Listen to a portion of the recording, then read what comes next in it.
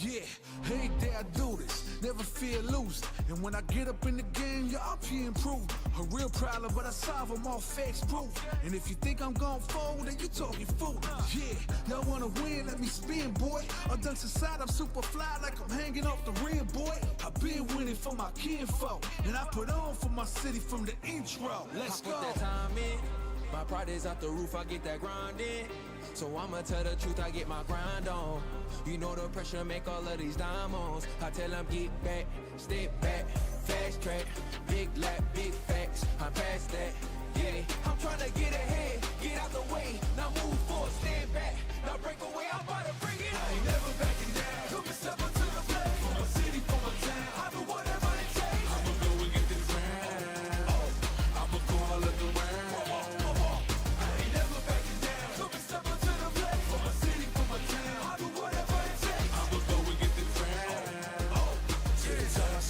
See the sights, yeah.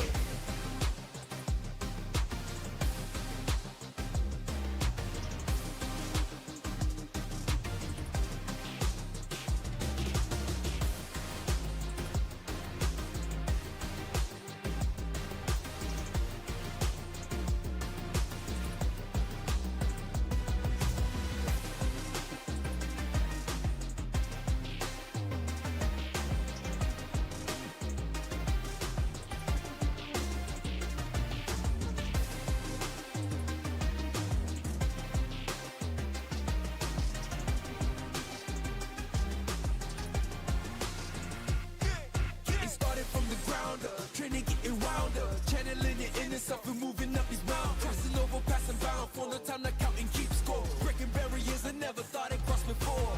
When I get tired on my knees, I gotta dig in the deep. I feel like I'm all alone, it really has got me. I stand by, actions out with the window. Goodbyes, and you just stood again. Yeah, let's go. How about it, I'm scheming, ride around and I'm dreaming. Once I get the feeling.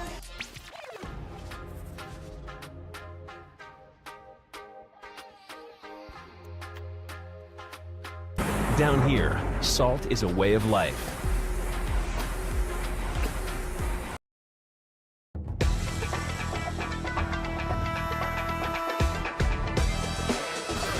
That is pretty much don't get hit moment. Oh my God, you got hit! Oh my God! Doesn't want any of it. Trying to drive push again, caught him jumping back, overhead, still going! Yeah, he can indeed just chip, but... Oh, no way! That's what I wanted to see!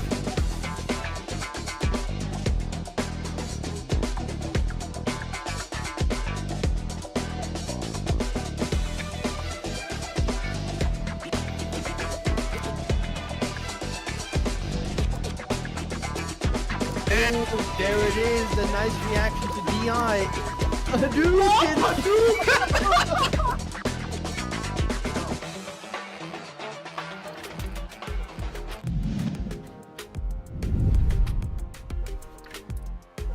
Ladies and gents, we're live.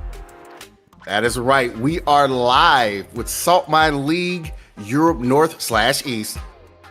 World Warrior number 3. My name is LOJB3, and I am joined here by the base, the greatest of bases, Jake Ryan. What's going on, man? It's going good, brother. I'm excited to get some more Street Fighter action across the pond. I know we've had World Warriors across the entirety of the world. I know you've got one on your side of things today, too, but we're starting off bright and early with some of the best action that we have to offer here with the EU Northeast. Yeah. Oh, let me fix that. Hold on. I love how right before we start, the mic starts acting up. Jack already fired for not preparing his stuff. Oh, give him a break. It's not his fault. It's technology, man. This is the Google. It's Skynet. Come on, man. Give him a break. I'll give him a mulligan on that one, Reedus. Yeah, it sounded perfectly fine before we started, and now we're back. I agree. Now it's fine. Yeah, that was wild. All right, well, now we're back into the action, and we're back into the EU Northeast once again. Last time we had Phenom come out on top. Surprise, surprise. One of the strongest players in the world. doing, I would say, considerably well at ECW. Not going as far as he would have liked with the Cammy and Ken as the 2 character choices. But Juicy Joe, Shady Imposter, nearing in on that leaderboard as well. So really excited to see who we have competing this week and who's going to be putting up that same performance. Because I would say the favorite for this World Warrior has to be Phenom, especially from the historical performance perspective. But any of these players can definitely aim for the head of the king. Yeah, absolutely. Like I feel like the current leaderboard right now is Juicy Joe and Phenom like right at each other at 90. But Juicy Joe, like he's been really showing out as like one of those new guys that you haven't seen a lot of. But I see him compete in Saltmine like on the regular tournaments like a lot over the past like couple of years. Like this game has been out, like so it's been a real big shock and big culture shock for me. And the way he's using JP is insane. But there's a lot of other people that's in here. Like you got Rickmas Barnett. He's been putting in shows like even in the CPT LCQs, like he's been putting in shows. He also got his brother Wonder Boy as well on the leaderboard, actually above him. Normally it's the other way around. And I'm real impressed with Wonder Boy putting in the work with Jamie. So it's a lot of different people. And then of course you got Veggy as well. So you got a lot of sick people. Such a wealth of talent for this region that we get to watch on display. And I mean, it only gets better and better as we get further into the World Warriors, as we continue to develop our skills in Season 2. We have, Terry on the horizon. Oh, yeah. We're going to be getting some more information on that character at PAX West. I know that another event, we're going to get to see some Terry Bogard. Dude, I'm so looking forward to that character. And really how he's going to shape up the meta for Street Fighter 6, because we saw what Bison did, right? Bison is a menace, right? Oh my goodness. So what is Terry gonna do? Like he's gonna bust up the tier list. He's gonna bust the wolf Terry on Gamescom next week. Oh yeah. Okay, well, Redis, we need the 411. We need the insider information. Yeah, I know you in a room. I dated myself with the 411. I can't believe I just said that. Nah, you're fine. Like you're talking to somebody else that's like probably I make so many dated references on this stream. It's ridiculous. But you know what, man? I'm excited for these matches that's gonna be coming up. We're gonna get our first one coming up here. And it's going to be Lil Fox versus JP Kitten. JP's Kitten. Oh, that's great. I love that name. JP's so we clearly we know the they're getting ready for 2XKO, I swear. You'll bet. The classic league names. It's like Darius's Kitten. And it's like, no, I hate this. And this is a matchup I would say it can go either way relatively quickly, and the willingness to DI from the side of Lil Fox, what I can see, is paying off, and also, the willingness to show defensive tendencies off of Drive Rush, really punishing JP's Kitten right here. No treats for you, no supers as well.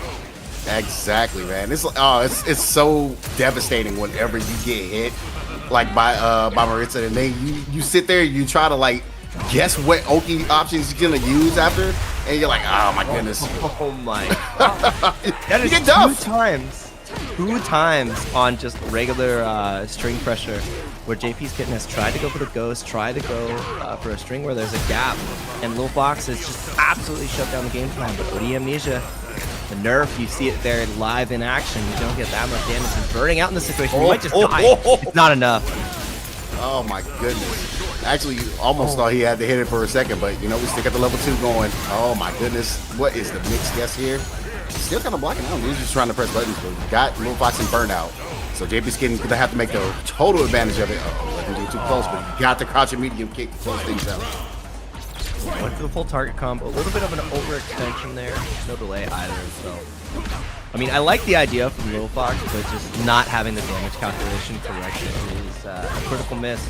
And you are one sequence away from burnout into death on the side of JP's Kitten. You gotta find a way to escape the corner, but the air-to-air is so consistent. The bait on level 1 again. Oh my god. Heal out game 1. That is all she wrote. Yo, Lil Fox is going fishing every single time he sees any kind of wake-up option from JP's Kitten. It's like JP's Kitten does not want to, they it's the willingness to not block just being very scared of like getting your second life bar just completely down to 0. It's like, oh man, especially against this character. She does so much drive damage. It's ridiculous. Yeah, you got to be willing to. The willingness to do nothing is so important in this matchup, especially fighting against JP. You have to fight the battle of attrition. Also, I feel there was a huge opportunity missed by JP's kitten. If you were JP's club, you'd have Fox and Hound, but it's so good. You got that completely correct, man. It's like one of the best like Disney movies. If you haven't seen that, make sure you watch it. But right now, Little Fox is like, yeah, we're gonna watch something else, and I wish I was beating up on the dog right now. Have my dog's best friend here. We need a better JP. We need Finding Nemo. Finding Nemo. Oh no. But right now, JP, every single time the whip punishes have been so apt from Little Fox. We're not seeing as many of the DIs anymore now, and I like this. JP's kitten is now playing a little bit more full screen. Trying to keep that drive cage preserved, but cannot escape. Where are you going? One more guess. Give me all of that. Oh my goodness. Yeah, right now he's got hit, but dropped the combo. That's gonna cost him everything. Didn't even have to spend a meter. Just too many drops. Yeah, too many drops. It's just too much unfortunate situations. Like every single guess, and I think it was because that drop is one of those things where like I'm second guessing myself, and I like trying to do a move. And I'm like, you know what? I don't believe in my buttons today. I don't believe in my options. I don't know what to do here, and you just throw something out, and it drops out on you. And you're like, well, it's so deflating. But I get it. It was some good ideas there. Just the execution. Hopefully, like they'll be able to short it up because you do have another chance, man. It is double elimination, so we got all day to correct things. Yeah, and that's one of the beauties of tournament, and those drops were really unfortunate because off of that forward heavy kick, I think we could have had a closeout round there, which would have let us, a round 3 final round for game 2, which would have given JP's kitten a chance to, take us to a final game.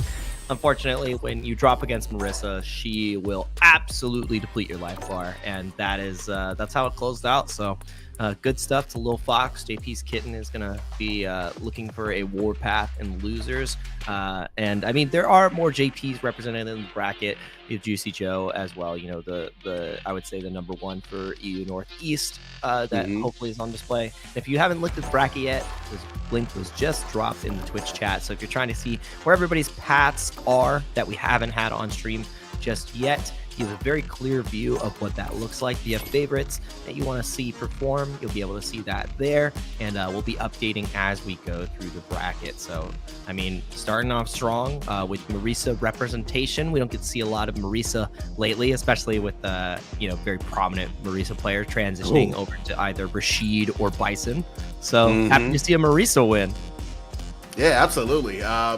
It's always good to see that character play, like especially in season 1. I was definitely afraid of that character out when they were coming out because I'm like, man, this character does a lot of damage, and she's a brawler character, not even like a command grab character. It's ridiculous how much damage she does, but it is what it is. But we're gonna get into our next match here, though. It's gonna be Neri going up against Muzzy.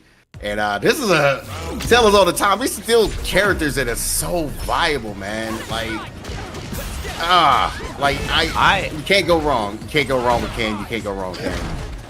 Yeah, I personally don't like this matchup for Ken just because of the difficulty that Spin Knuckle provides. How Cammy, her standing roundhouse can really deal and dissuade Ken from staying out. The dive kick is also pretty difficult to deal with. Obviously, you have a DP, so just DP it, but her stagger pressure is also incredible. But busting out immediately with the level 1. Right. A really good spend there because ODDP would have burnt you out, but now. Yeah, man, you are absolutely hooked here. That should be the first round for Muzzy. Off the level 2, the try that you anime classic killer right there. I love that move. I need the Killer Bee outfit though. Yes! And then, thank you! A man of culture. Give me what I want. Yeah. Oh my goodness. Not going for the crouching Dragon Lash loops, just going for a very simple confirm there off the drive rush. I like that. We got a little more corner carry, but we're already in the corner. We're Ken. Oh, trying to get the right spacing. I like the idea. And that's the kind of paradigm you need to really deal with Cammy. Instead of going for the dive kick at certain points, just be outside of the spacing to whip punish. But oh no, getting punished expeditiously. And the thing is, waking up ODDP is going to be so hard because you will burn out getting these strings to confirm again. Now it's a one-touch both sides. Oh my god. Oh my god, he just needs that one tap to get it. And it's going to be so difficult. Like you talked about it. That was a really good check of that spin knuckle right there. Oh, but the level 2, you're going to get it again? No way. Yeah, I'm like, don't feed him. Feed him the bear. And that's a big win for Neri. Like getting the round and also making you spend 2 meters instead of 1. Like that is so helpful when you're on the other side. You're like, man, that first round was rough. Now I'm getting the second round. I'll be able to steal that. And I steal some meter as well. Now look at that safe jump situation. Oh, where you going, baby? The hardest part is that we see the burnout there, a little bit of an overextension from an Henry and plus frames off of the hooligan, but the checks on the spin knuckle have been so consistent. I need to see Muzzy show a different look on the offensive string there, just keeping a little too linear after the jab sequence. It's funny you say that because they just go for it. And oh my god, you got crushed in the corner. And now you go close to level 3, you're going to spend it all. That is going to close it out. Without question, it just goes immediately to the level 3. Just go ahead and finish the food. Because to make you watch the entire sequence as well, man. Like, yeah, look at that back. Think about your life. Don't ever wake up on me again. You watch my movie. I don't want to watch your movie. I'm the one who has the controller. That's how it's working out. So Muzzy getting that first game on the board. Like I said, that last spin knuckle did end up working out. It was a little bit raw and neutral, but we've seen the consistency from an Henry to jab in those pressure sequences. So I want to see a little bit of a change there. Yes, it worked out at the end, but anything can change. And right now, the spacing, the smothering that Ken can do in the corner is just eating Muzzy alive, but taking the side switch and busting right out again. Does not care. Yeah, not at all. Also, I like the fact that he's calling out the miss space of the dive kick there. Yeah, when you get in there, you have an opportunity to challenge or you check it. So, gotta be a little more careful. Maybe getting your TK dive kicks just a little bit better. But right now, it doesn't really matter. Neri's like smelling blood and water on that set point, man. Like at least not set point. He's trying to get it tied back up here. Yep, locked down, taking extra plus frames. No check this time from Muzzy. Forced corner to corner. Even though you were able to OD cannon spike out, now you're locked down again. Great whip punish on the crouching strong. Not the easiest thing to do. Oh, triple crouch medium kick. Just completely shut out. And we're going to game 3 here. And Henry just not letting Cammy move forward. And I feel like we need to have a little bit of a button change press, you know. Challenging a little bit more with the standing heavy, like I said, the stand roundhouse. And then also, if you're seeing Ken in those positions where you have that, you know, the crouch medium kick so consistently, especially after these pressure strings, Cammy's got the best tool to deal with it. You literally just jump forward, Tiger D dive kick. You just have to be pretty consistent with it. But yeah, getting completely smoked. The spacing has been the treat to watch from Henry, and the bait there. Too many DIs, man. That is what Neri was looking for all day. Looking very close to a perfect right now. Yep, and there it is. I like it, man. I like the sequences he's doing, man. Things he's really pulling off. The checks of these of the spin knuckles. Oh, wake up option. That was he tried the last time, but no punny, no punny, no honey, man. You gotta get punished for that. Oh no. That leaves a lot to be desired there. When you leave that on the table, especially after blocking that level 1, you had an opportunity to absolutely explode Kenneth Masters. Oh my goodness. And now you got him in burnout. He is asking for anti-M, man, sitting in Kansas, and you gotta take advantage. You gotta take full advantage.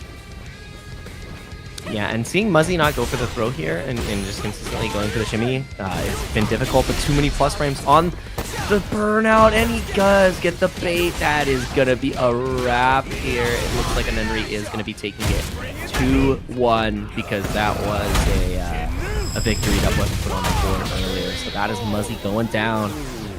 Real clean, I would say, just clean Ken play. The hit confirms were always on deck. You know, maybe not cashing out into the highest damage, but the willingness to go for level 1s on wake up. The light confirms were always there, whether it be off of crouching light punch and a stand light kick DP. We always got to see that. So it wasn't even about the corner carry. It was about just making every single opportunity where he did get the hit count. And really great Ken performance overall. Yeah, I'm very impressed with what Iniri was putting together, especially after taking that first game loss. Like, it just felt like he had the right ideas in that first game. It's just unfortunate bait timing there, the level 3 there to try to seal things off and steal the win. But completely cleaned it up and he showed why he was the better player in that set. So yeah, I'm excited to see where he decided to move forward with. And Muzzy, like I said, doesn't. Like, it's not completely out of the realm for them to come back. But man, we got a big banger coming up for you next, man. We got that purple man, Lord Venom. Oh yeah, gonna be going up against Short T. Yeah, that is gonna be a treat to watch Lord Venom. Always loving the purple stuff. TV classic. Exactly. Sugar, Cycle Power, and purple. Is that how they put it together? Exactly. Oh yeah. Oh, big time. It's like, it's a thing. It's crazy because like purple's my favorite color, but I clearly, as you can see in the background here, I'm a Chun-Li guy. So it's like whenever I see Bison, I round my face like this. But yeah, man, Lord Venom, he's been any psycho character or even like when it comes to the color of purple, like I've definitely seen a jury come out of Lord Venom as well. It's like he loves the purple stuff. I don't. That's all I'm gonna say about that. All the characters with the purple stuff in this game are all pretty strong too. You know, you got Jury, who is your Capcom Cup champion. You have you've got Bison, who is I think he's pretty top 5. Yes. Lord Venom in the chat says, "Hell no, I'm not playing Jury ever." Hell yeah, brother. Thank God. And then obviously JP, who they had to take away some of his fun, some of his tools, but incredibly strong prior. He's still super solid, and you can be even more supportive to these to these players and have them have a more solid bank account with those contribute codes. We still have 39 of the 50 match arena codes to utilize. So I believe we have it pinned right now in the Saltmine League. So if you check out the pin for the match arena, you can go ahead and utilize those codes completely free. All you have to do is to the claim code. So shout out to everybody who already has utilize them. Friction, Inuk, Christian, Hellrider. For Germany, we had a prize pool of $500 yesterday. Woo! Yeah, man. I was there for that, and you guys went insane. Can we do the same thing for Europe Northeast? Can we do the same thing or get close to it? I think it would be incredible. Let's see what we can do, chat. Also, shout outs to you guys, chat. 2 more characters with purple stuff that are incredibly strong. Ed and Aki, almost forgot. One of them, both of them are Shadaloo. One of them's like Alpha Edition Shadaloo. Ed's just trying to do his own thing, but it counts. It counts. Yeah, it kind of counts. He was there, and then he's like, I'm gonna name it a offshoot version of whatever the heck this guy was trying to do. So like, I'm my own man. Juicy Joe just made top 16 without playing a single game. Oh, that's a gamer move right there. That is the dream. Like, Ed Campos have dreams. Juicy Joe had a dream, and that was the path. Yeah, the war path stuff, man. Like Juicy Joe, man, that's the juiciest JP I've seen in this region. Like, that's why he's up there on top of the leaderboard. Okay. And now he's like, he's scaring people today. What's up with this? All these EQs, what are you doing? Well, actually, no. Juicy Joe he had to win one. He beat Grycan. So otherwise, we gotta take our wins when they were earned, when they're warranted. But I get it. I understand. I won one and I got top 16. Let's go, gamers. Man. Like, what was the timing on that too, man?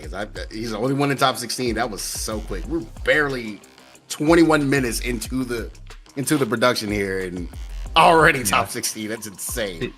It's cracking me up because I'm looking at how start.gg is set up, and I'll be like, dang, they really be running these matches at Saltmine League. Winners round 1, August 17th, 8 a.m. Pacific Standard Time. And then it shows winners quarterfinals, and it says August 17th, 8:01 a.m. And then winners semifinals at 8:02. Be like, you better be done with your match in a minute or you're fired. Rita said so. I don't Yeah, care. that's actually the start. We just let play the people every single round, unless it's on stream. It's just way faster this way than just doing a round waiting and then doing the next round. I know some people do it that way, but I think it's way slower. Nah, I think it's just funny. Play. Yeah. You need to have to set the timers, otherwise the big Q timer stuff doesn't work.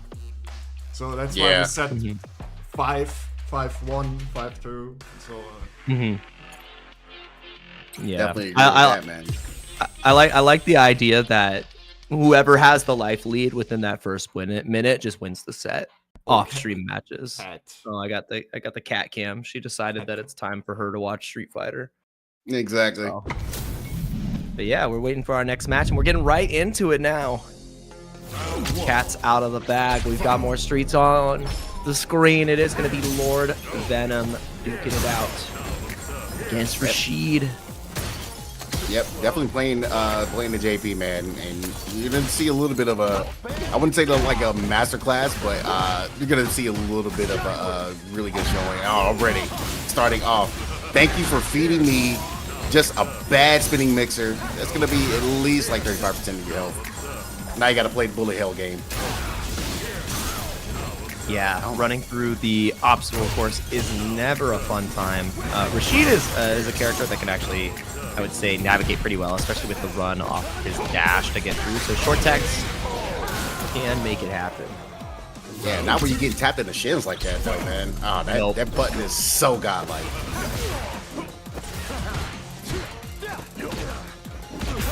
Yeah, just check down. That button is such a frustrating tool to deal with as well. Just because you have to, you want to enter JP's range, and then if he can just surgically place that, you're so stuck. Speaking of stuck, man, this is a really good attack with the drive meter there. Setting up double departure. Oh my god. Help. The day one harassed. The day one overhead in. Nah, and the thing is, I don't know if there's enough damage to actually kill here. You will build the level 1. You don't even need it. You're deader than that. Lord Venom. Jeez. That was painful. That was a Very lot. much so. Oh, and didn't get the full charge either. This is so rough right now for short text. Yeah, definitely want to see if short text can be able to figure out a way. That's a really good start. You know what? Even though you take the orbs, you're still able to at least get out of that situation, but you are in burnout though. Now you got to navigate with burnout, and that's pretty difficult to do for any character. I don't care if you're Rashid or not with that move. Yeah, even if you block everything, you get shaved off like 20 to 30% of your health anyways, and now it is just a battle of attrition forward. You don't even have the SR, you don't have level 2. And yeah, you don't really have many options. Going for the full screen whirlwind shot charge is just not working out. You need to play a little bit more proactive close game. And I feel like the biggest miss here from ShortX is he's just not, I don't think he's playing the right range you need to be in this matchup. This is exactly what JP wants. You can't just sit full screen and try to play the projectile game. It is a losing war, and now losing the defensive war as well. You cannot take the strike. You have to take these next couple throws or it's over. Pretty much. What a perfect parry. That should be able to actually close it out because it does have level 1. I decided not to, yep, scaling is really high, but still able to get enough for the perfect. Short X, man, he just could not withstand just the onslaught from Lord Venom, man. That is quick 2-0, and I mean, it felt like that first game was a fever dream, like insanely quick. With how fast that was, I want to put this in context for the chat. We did not see Rashid build a level 2. Like he didn't get. There was no tornado. There was no opportunity for the turbulent wind to whisper. It was nothing. It was not a good time to be Rashid. His streaming career is over after what JP did to him. He said, "Hey, the tax returns are back, man. Shadowloo's accountant has taken a toll on you, Mr. Rashid." Yeah, I'm like, you're not doing the right thing with these taxes. I have to punish you for it. It was rough, but like I said, man, Lord Venom is that strong of a player. There's a reason why he is number 4 in the standings. I I would not be surprised. Like again, like it feels like whenever you talk about these standings, you talk about who's on the leaderboard and try to get those all-inclusive points to make it out, because there's two opportunities in this region to make it to Capcom Cup. Whew. Yeah. All I'm gonna say is like, dude, like you got these strong players here, man. You got Juicy Joe, you got Venom, you got Shady Imposter, you got Veggy, you got Wonder Boy, Lord Venom. You just saw. You got Reapers Barnett. Mamas, like I've not seen a lot of Mamas, but like I've heard some things, and I'm very interested to see what just plays out, man. You got these strong players in here, man. It's gonna be very difficult to try to put together wins, especially when they're playing like almost at the top of the game right now. Exactly. And I mean, on the other side of things, in this same pool, once we get to top 16, we have Veggy, who we're going to be seeing a little bit later, who's going to have to be fighting against Mirkin, who we didn't even bring up. Mirkin, you know, a Capcom It's actually the Cup first time competitor. he's entered. Yeah. That's why I was Really? surprised. That was why I was surprised. I saw the name and I'm like, I remember that name. I commentated his matches during Street Fighter V as he qualified. So seeing Mirkin back into the bracket is a familiar and, you know, welcome face. Happy to see that. And then obviously, you know, gonna have to be if Mirkin wins their next match, they got to duke it out against Veggy. So that's a banger match. Lord Venom is gonna have to fight Censored X. So, you know, even more incredible stuff on the docket. Shady Imposter and Wynon are coming up as well. Graceful Leo, one away from top 16, going to be fighting Gurk Slurkin. That's no, how do I say that? Gurk Slukarn. That is a commentator. Really? For a Oh tag. my goodness. Yeah, What is that? I'm not even going. I'm looking at the screen like. I was like, is his name Whoa, Gurk Slurpin? I was like, wait a minute, this is wrong. I'm like, that's a wild name. Versus Infinite, thank you, appreciate the tag. Yeah, appreciate that. Thank you. Yeah, Phenom fighting goodness. against JNS. I believe we've got that coming up pretty soon. Mamas just took down Little Fox. So even though JP's kid couldn't do it, Mama came in, got the job done. Dr. Gulag, that's a game tag right there. Oh my goodness, that name. That is. And then a potential match that Dr. Gulag might have to fight Crazy Gamer. I love that. That makes my heart happy. Yes. Yes. Yes. Dark so Snarkin means cucumber muncher. It means what? Cucumber muncher. Someone said it in chat. Cucumber muncher. Cucumber muncher. That's crazy. You know what's hilarious about that? This is true though. That's crazy. Shout out. Okay, cucumber devourer. Damn. Yo, so shout outs to FTC meetups. My homies over there in the Midwest, man. When like sometimes some tournaments we actually have cucumbers that we give as prizes. So that is actually hilarious. That's ridiculous. That is yeah. Gurk's reminded me of that. Are you that cucumber TikToker that is like some days you just want to eat a whole cucumber? Is that you? It's like I watch your videos every day, man. You play JP, I gotta reevaluate my follow. But yeah, reevaluating the matchup as the changes have happened with the JP nerfs. I would say Guile has a better time navigating this matchup. Historically, this is one that gave Guile players a lot of trouble. Absolutely. It was one of the early matchups that NuckleDo actually picked up Cammy for and really started, developing that secondary. And now I feel Guile's a little secondary in this. JP's a little secondary in this matchup now. It's a lot more even. Very much so. Like even then, like back when season 1 was happening, like I feel like people were like looking at the Japanese meta and was like, okay, that's actually how Guile should be playing this matchup. Because they seem to have figured it out, especially when you had like one of the best JPs on the planet over there. Just Kaguru, like just getting beat out by like all these prominent Guile players over there. It's like, okay, y'all figured something out. So like it seems like progressively as the meta and the system mechanics and everything like have gone along, like Guile seems to like really beat himself up in this matchup. I think it ties back into like the first thing that we're able to develop incredibly well is offense, and defense takes a lot more time. And JP has so many different offensive avenues that early on it seems so dang impossible. But people were coming up with ways to beat the previous JP, and that's the way to beat DI if I've ever seen one. Great reaction, and the biggest part is that Dirk has been put into burnout, which means that it's going to be game 1 here from Infinite.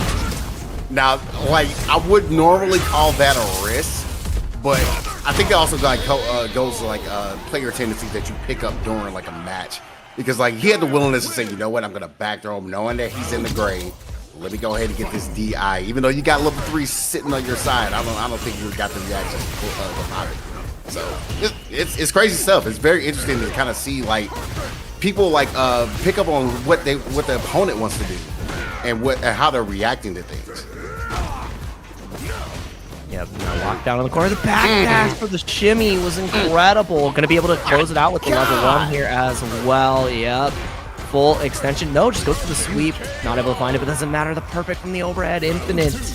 I see your greed. I see your greed there, Infinite. He's like, you know, again, this is what I talked about. Like picking up on player tendencies. Like you don't have the willingness to not stop this burst and get a hit on me. Oh my goodness, good conversion there.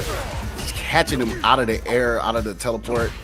And yeah, man, I still can't say the name. I have no idea. Like Cucumber. It's Cucumber is getting. No, it's Gurk Sukan. Gurk Sukan. Like, I got you. I got it. Yeah, you're gonna have to do it for me, because saying it 5 times fast is gonna be very difficult. Ooh. Nice. Yeah, trying to find this jump in game, not really working out too much so far. And right now, Infinite is just that one touch away. That's I like it. Yeah, so smart. Burning yourself out is such a rough position to be in. Yeah, you just have to do it because it's like, okay, yeah, I don't want to. If I'm gonna burn somebody out, it's gonna be me. And I kind of like the option because look at where you're at. You get the I said that, and I was about to curse you. I legit was gonna give you all the props for making actually what could have been a really smart play. And in hindsight, it just didn't work out. But my goodness, man, that was so smart to use the fast version of the baby booms to get it down there as quick as possible. And I mean, that's what you have to deal with as well with JP, right? Like in that burnout position, you can't really OD through them. We did see that we had the level 3 available, so potentially could have gone in level 3 through the projectiles. It just did not work out. And so really great awareness from Infinite on how to close that out by using level 2, which only had, a fraction of the time left. Navigating the matchup incredibly well. Also, just in the chat, it's funny. I just wanted to call out, being more even does not mean that the matchup is even. It's just that it got more favorable, and you'll become a more favorable tournament player if you start heading over to the future UK and Ireland tournaments that we have coming up. September 21st is September 21st is going to be the next one right there. Signups are still available, so make sure you get over to UK and Ireland. Yeah. Yeah, when they open up, you guys better be able to sign up, man. Especially even in Germany, man. I want to see more of those Maturito cash prizes, man. September 22nd, at the usual 5 p.m. CEST time, man. That is, as readers will always like to say, man, the best reason. So make sure you guys sign up for that one whenever signups are live for that. And then we got EU West number 3 coming up tomorrow, man. We got a lot of those great players over there on the west side as well. Coming up tomorrow at 5 p.m. CEST. So make sure you guys, those signups are actually still open, I believe. So make sure you guys go check that out. Get those signups in if you're trying to compete.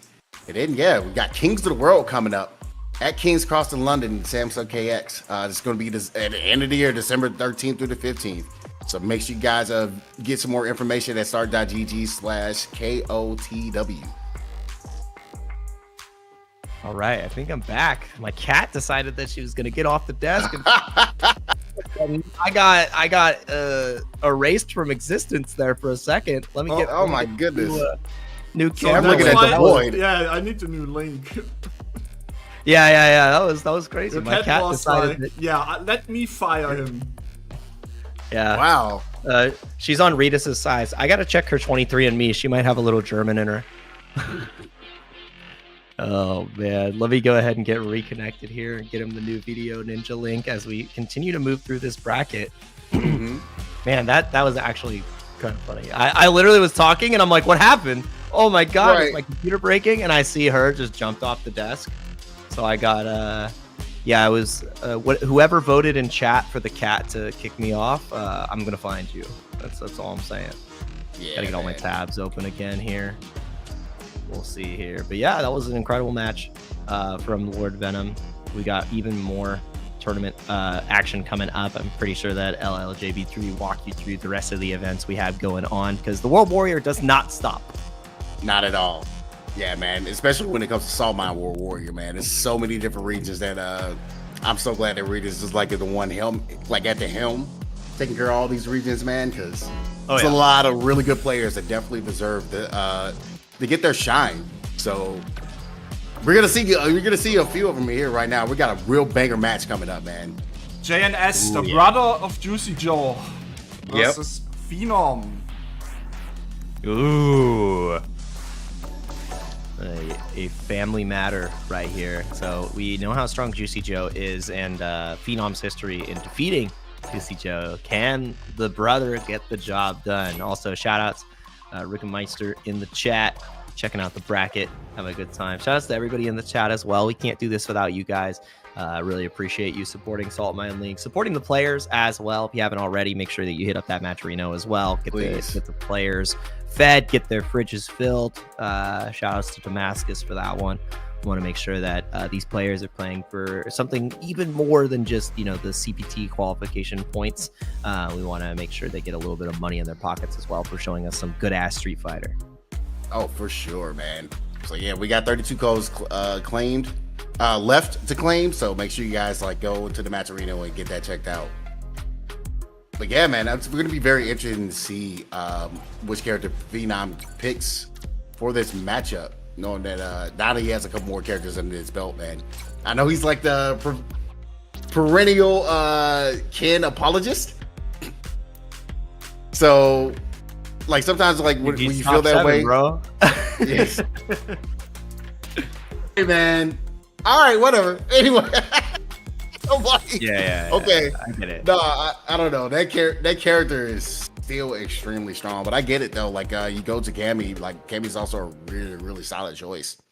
And I feel like the reason why those characters are so strong is they're pretty easy to pick up on the competitive side. And like I said, JNS, we got the Sim on there as well. And I think I like the pick. Yeah, this can be a matchup that can get pretty interesting here really quickly. It really depends on how Ken can operate with spacing, utilizing that crouching medium punch that we just saw here from Phenom. Contesting against the limbs, whether it be, old school punishes with, just deep, light DPing the limbs. But we're not going to see any of that. It's actually going to be more than enough here. No, didn't get the full confirm. He could have finished it, but punish the slide. The spacing, immaculate from Phenom. And all it takes is Ken getting on top of you once. And the perfect parry. And we're about to see it once again, man. Already again in the corner.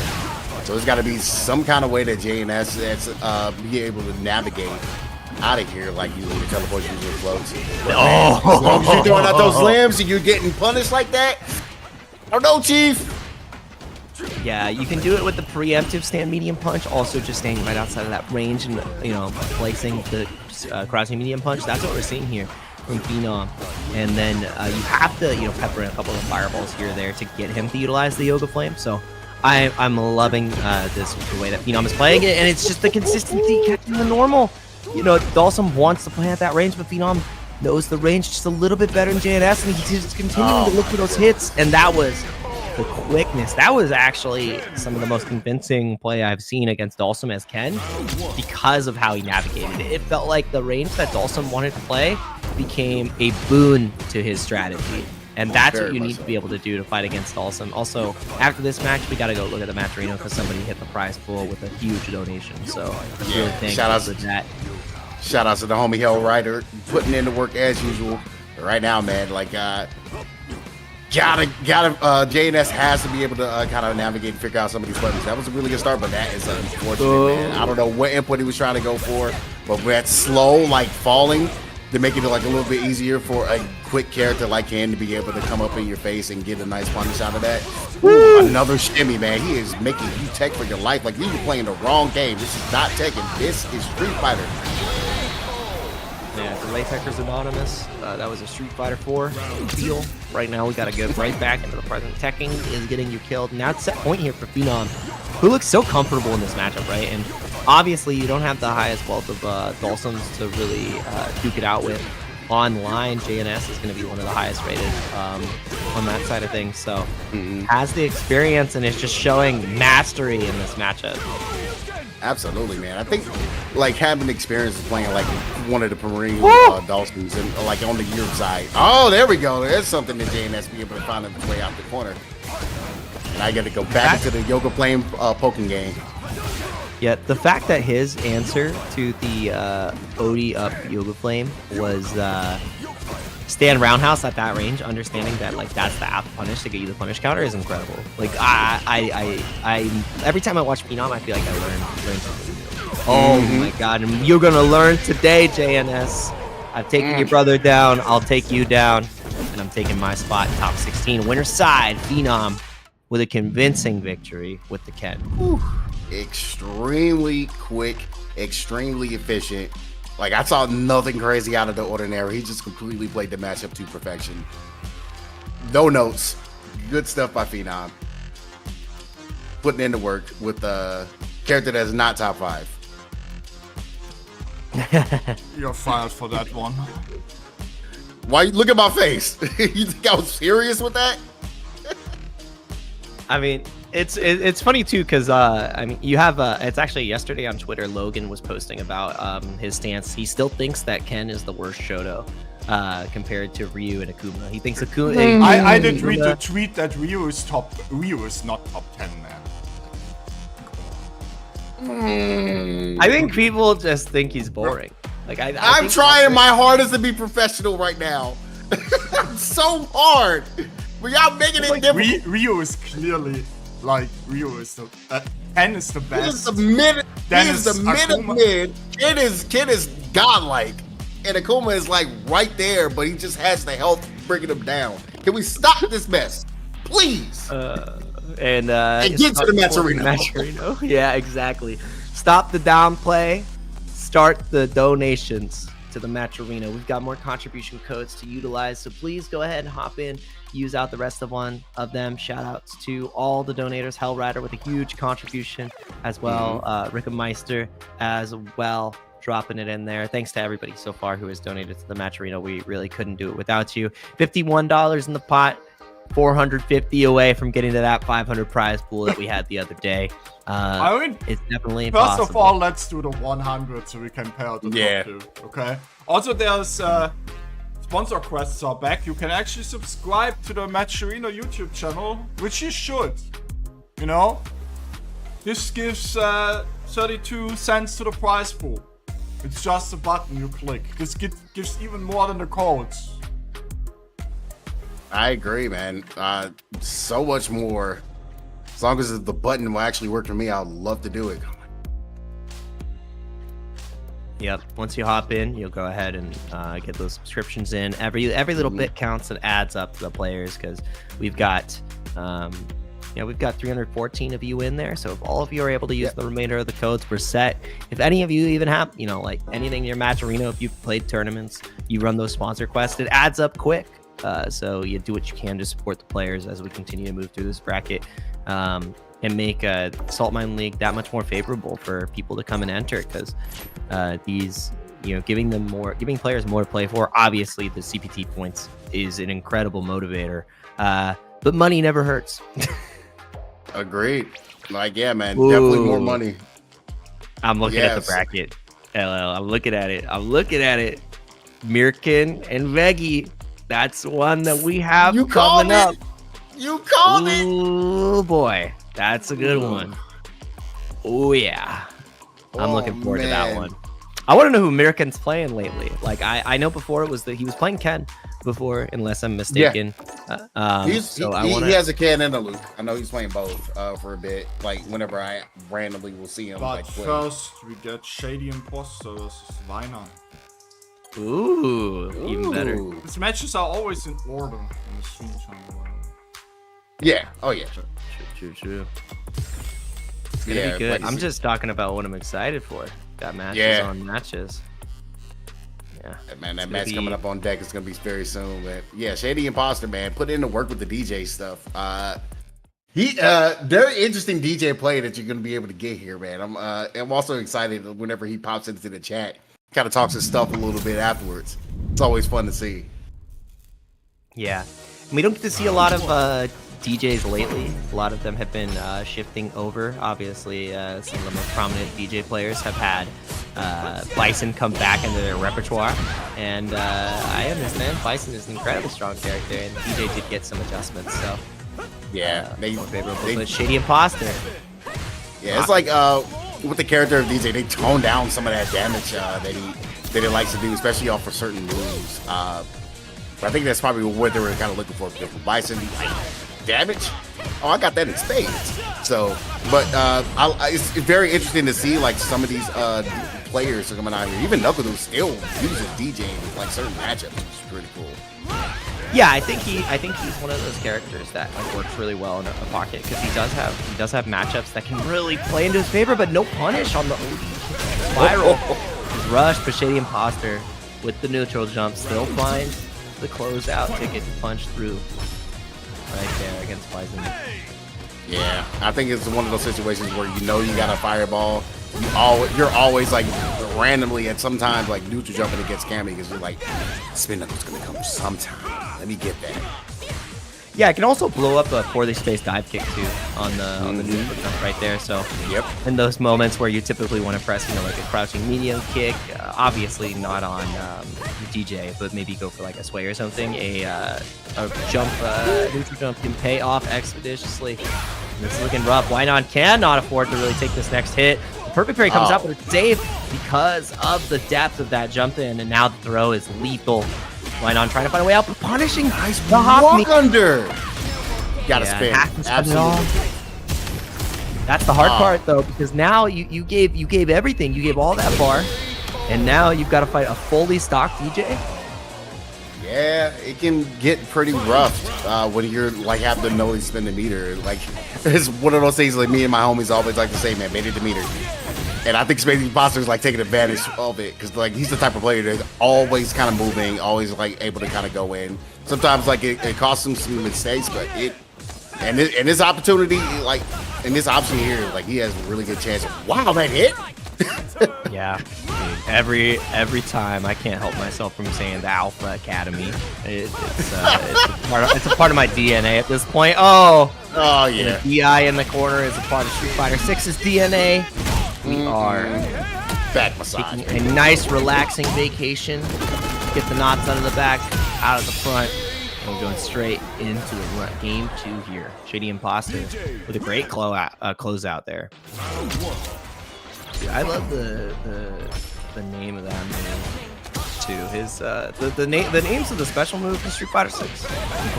Yeah. I tell you, because having a super called Weekend Pleasure is it's something. It's so fitting. It's so fitting. It really is. I'm like, oh, that is the greatest name you can actually come up for that. Oh, spin up will punish the sway right there. Really smart spacing from Wynon. Push down into the corner. We do have a lot of meter on the side of Shady Imposter, though, so if you do not keep this strung up, then Shady Imposter can find a way to bust out. Watch out. No up kicks just yet. I think he got caught on a jump there because we didn't see a counter hit. Yeah, he wasn't able to jump out, but what I'm liking right now from Wailing, he's able to really like keep him in the corner, make sure like the anti-airs are coming out. Nice shimmy as well, man. He's starting to like use kind of some of the movement options against Shady Imposter, and it's really kind of working out in his favor right now, at least for that round.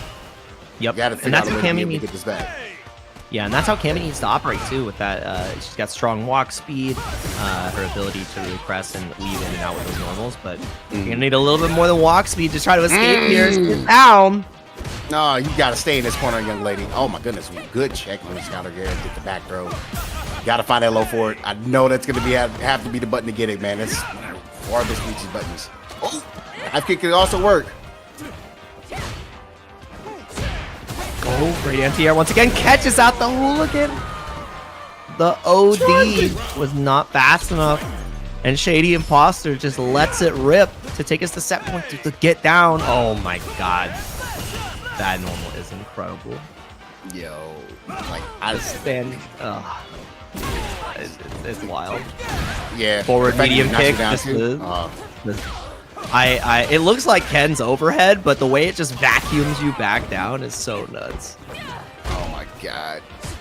Shady Imposter, please don't die off of this, because man, that was a hit you needed. Now you're in a corner locked in. You gotta figure out a way to get yourself out. Oh my goodness. I mean, not in the worst position though, because I mean, Shady Imposter does have a healthy drive gauge, has level 3. So many options in the level 3 comes up point on as an anti-air. It shouldn't be enough to kill, but now it's a one guess situation. Do you wake up OD up kicks to stay in the winner's side? You're still gonna stay in winner's side here. There's another match, but why not? Can't take the hit either. Drive impact comes through, and actually, we saw the drive impact come from Shady. He just didn't have the health. Yep, exactly. That was really good. Know where the spacing was and test your opponent's reaction. Be like, you have the right option. Oh my goodness. That was clean. Shady Imposter getting put on the back burner here. Wynon with such a great decision, and the block on the up kicks is massive here. Not gonna get a full confirm. Challenging out. It's the sweep, and then check out the drive rush again. It's not easy being green, LLJ. No, it's not, man. Like I always like to say, man, when you see the green going between. If Wynon wins this will be an upset. Oh, absolutely. Big time. Nothing to be upset about here, man. Oh my goodness. Knock down the corner, huge counter hit. Oh yeah, you feeling that momentum, baby. Yeah, spending all that baby to get that. I love it. I love the option that he's doing. He still has a lot of life, even though he's going to get very close to burnout. He's still checking. Get him mixed. He's definitely dead here with the level 3 built in just in time to be able to close this out. And we got that upset, man. Already, Shady Imposter on level 3. That is crazy. Wynon, that's the sponsorship curse right there. You get the Wolves sponsorship, you're going straight to losers. That's what happens. Yo, the sponsor is not new though. Yeah, no, I mean for me it's new. No, I'm playing, but yeah, that's how it goes. I mean, in that matchup, I think Cammy can have a pretty dang good time. Obviously, with her changes in the patch, made it a lot easier for her to press her stand roundhouse. Her crouching strong is one of the best in the games, while Luke had his a lot of the power taken away from his. Cammy still has hers. Hers is incredibly good. We saw the stagger pressure and the checks on the drive rush so dang consistent, and Shady Imposter wasn't able to vary it up with Sway enough. So man, oh man, Wynon putting on a hell of a performance, an upset to be upheld, and yeah, good stuff, Wynon. Yeah, man, you're gonna be going up against Infinite to try to make it into that top 8, that glory, that hefty point count, and it's gonna be a really good show. Like, be able to get there. I'm not sure where you're at on the standings. Actually, you're 16th. You got 10 points, so you continue that momentum, be able to get some more points out of here, man. That's what's the most important part of it. There's also another important part that I do want to talk about. I want to make sure that Matcherino gets down to that 0 before we reach top 16 is fully out there. We got 20 codes left, so if you guys can hit that Matcherino while we're talking over here, man, I'd be very appreciated.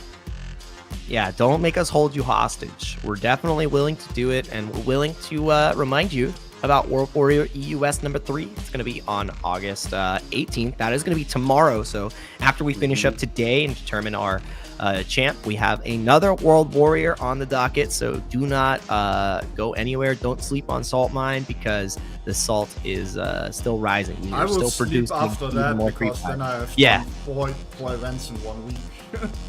Yep. Yeah, I think you're gonna need that's it. The one person who's allowed to sleep on their throne of salt is Redis after that event. Yeah, man, but hopefully you're not sleeping at the end of the year, man, because December 13th to the 15th, man, we got Kings of the World at Samsung KX in King's Cross, London. So make sure you guys check that out. If you need some more information, check out start.gg/KOTW for more information. Again, it is another one of those Capcom Cup qualifiers, and you want to go in, you win that tournament, you are in.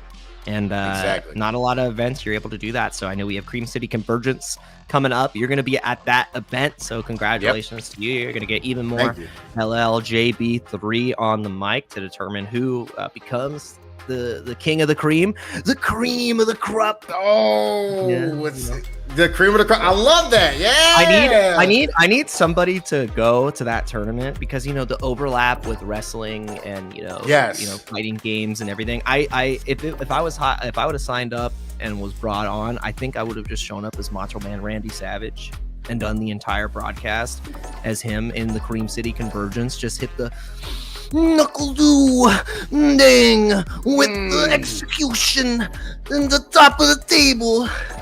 He's like, when I'm at 80% drive gauge and 100% power, I'm 180% man. Just hit the whole Macho Man execution. But yeah, I need somebody to show up with the Macho Man Randy Savage outfit. The tribal sorry. As much as I love Cammy, but if everybody says Cammy's not top tier, you're wrong. Yeah, I gotta agree because Ritas is Ritas is one of Cammy's #1 fans, and Cammy is top 5. I think she's top 5. No, I don't think. I think she's slightly out of top 5, but close. I think she's top 5. It's hard. It's like whenever you talk about top 10 guaranteed. She's top 10 guaranteed. Yeah, for sure. Also, I love the semantics of it. It's like, oh, she's like top 8, she's top 7, tournament winning character. You know what this game really is? That character won Evo. I tell you something. You know what this game really is? It's really well balanced because we have like 16 characters in top 5. This is correct. That's what it is. This is correct. Man, we're gonna get another match coming up for you with one of those top 5 characters, potential characters coming out. Yeah, man. Seeing the Kimberly over here in this region. Yeah, okay. Now I can confidently say Kimberly is not a top 10 character. Exactly. Now, not chat. at all. Yeah, man. Yeah, we're getting back into it though. Chat is saying she won Evo, but Evo is a small tournament. That's the craziest sentence. Who said that? Who said that? I'm glad that I got the chat engaged in this way. As we get engaged in our next match, it is going to be Kimberly duking it out against Cammy. I know. Geographic test. Which country is Deverlane from? Deverlane. Actually, I don't know that flag. Where is that flag from? Please give me the history lesson. It has the same name as the state of the United States. Really? Yes. Oh, it's a terrible thing. I'm not a geography guy, and I like. It's Georgia. Georgia. Yeah, I mean, you say Georgia. Georgia? Oh, okay, that makes sense. Georgia. All right. Well, Deverlane is Georgian. Get back to Georgia with a perfect from Fang. Yeah, go Fang. Let's go. And here's the thing about Kimberly. Like, oh my God, that's one of the things I was just about to mention. The ability to go into level 3 at any time because it's always so beneficial. You get that power buff, but what's more importantly, you get the speed buff. At first, she was the fastest character in the game. Now she's second fast character, but now she turned into the fastest character in the game, man. I like to call her Wildlina West whenever she goes into this mode. She is just completely in the speed force. Yeah, the fact that she gets to contest with Akuma after she gets this activation is incredible. It also really enables her ability to up the shimmy game, which is so important. I think spending the level 3 on Kimberly early and often is one of the most important parts of her kit, which, is frustrating because you want to keep that meter as a defensive tool, but in order to capitalize more on her offense, I feel like you got to use it. And right now, Deverlane Trying to find a way to the corner, but they can't stop this. Oh, Everything man. was going different lanes way, and it just, oh my god, just these options. And also, like, really good stuff by Fang, like, to really navigate everything, especially going through the level 3, and to be able to start getting that momentum off, knowing that it's so important to this matchup, honestly. Yeah. You want to get this character burned out as quick as possible, and I kind of think different lane is like going back to what was kind of working before. Oh, okay, here we go. Getting cooked in the corner, though. Got to go for the neck breaker. Yep, punish on the drive reversal, though. A little bit too overzealous on utilizing the defensive option. Kimberly doesn't have a lot left, but the elbow drop. To walk back. This is where it can get scary. We saw a couple baited. Wow, the anti-air. God, that was so good. Can you kill with level 2 here? Potentially. Yes, off of the OD Azuna drop. You yes, should. You can. No, it doesn't matter. That was a scary reset, though. I really legit thought, like, hey, man, sometimes you just got to take that round. But guess what? That paid off their persistence. Be able to get the level 3. Nice punish counter. Be able to get that throw. And now, anytime they want to, and I think they're going to use it to go for the kill. What happened? Oh, the freeze frame. The guy in the back is stoked. He's like, dude, Kimberly can fly? I'm taking a picture.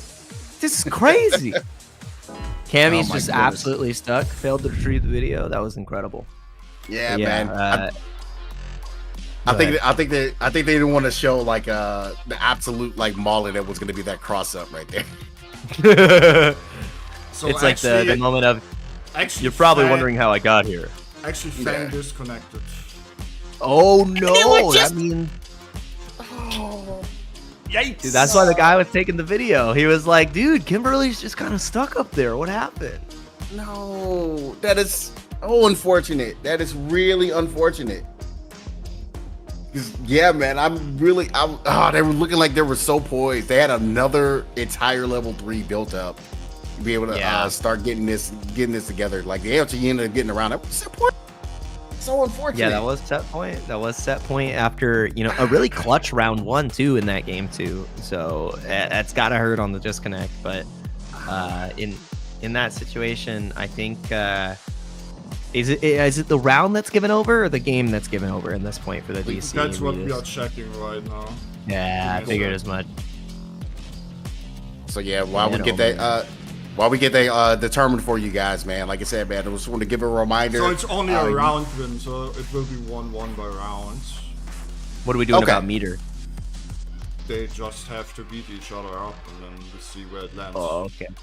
All right. I think there's not much you can do about meter, though. Yeah, because both were at level 3, which is crazy. Man, it was definitely looking really good. But that's really unfortunate.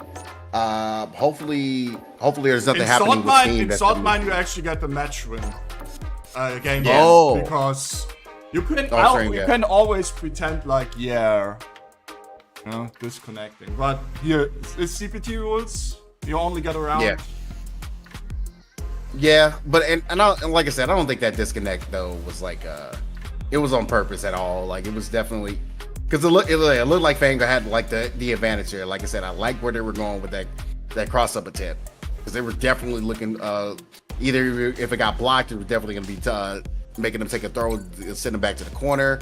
Or if they got hit, man, that's an instant level 3. Let's go into it like immediately. Yeah, he had a lot of meter as well to kind of get that together. Kimberly may not have all the damage, but she still does work. Like still has the ability to cash out in those moments, especially with it was like almost full drive gauge, 3 bars. You were going to to explode. But yeah. Once again, shout outs to everybody in chat. What's good, Kyobi? Yes, it is me. Hope you're doing well, brother. Hope your Japanese lessons have been fruitful. Ooh. Hope everybody else in the chat is having a good time. I know we were having a heated discussion about tier list, but none of it matters. The only players that are good and characters that are good are the ones that are winning these huge majors. So currently Xiaohai is the best player in the world. Bison's the best. Ken is also incredible. Mirkin says my Akuma is so ass. I hope we don't get to hear about how that went. Nihongo Jozu, that's Rikameister. That is like the ultimate BM, you could say. That's like what Japanese people say to you if you're Japanese, it's just kind of all right. They hit you with the Nihongo Jozu, and you're like, no, Jozu Janai.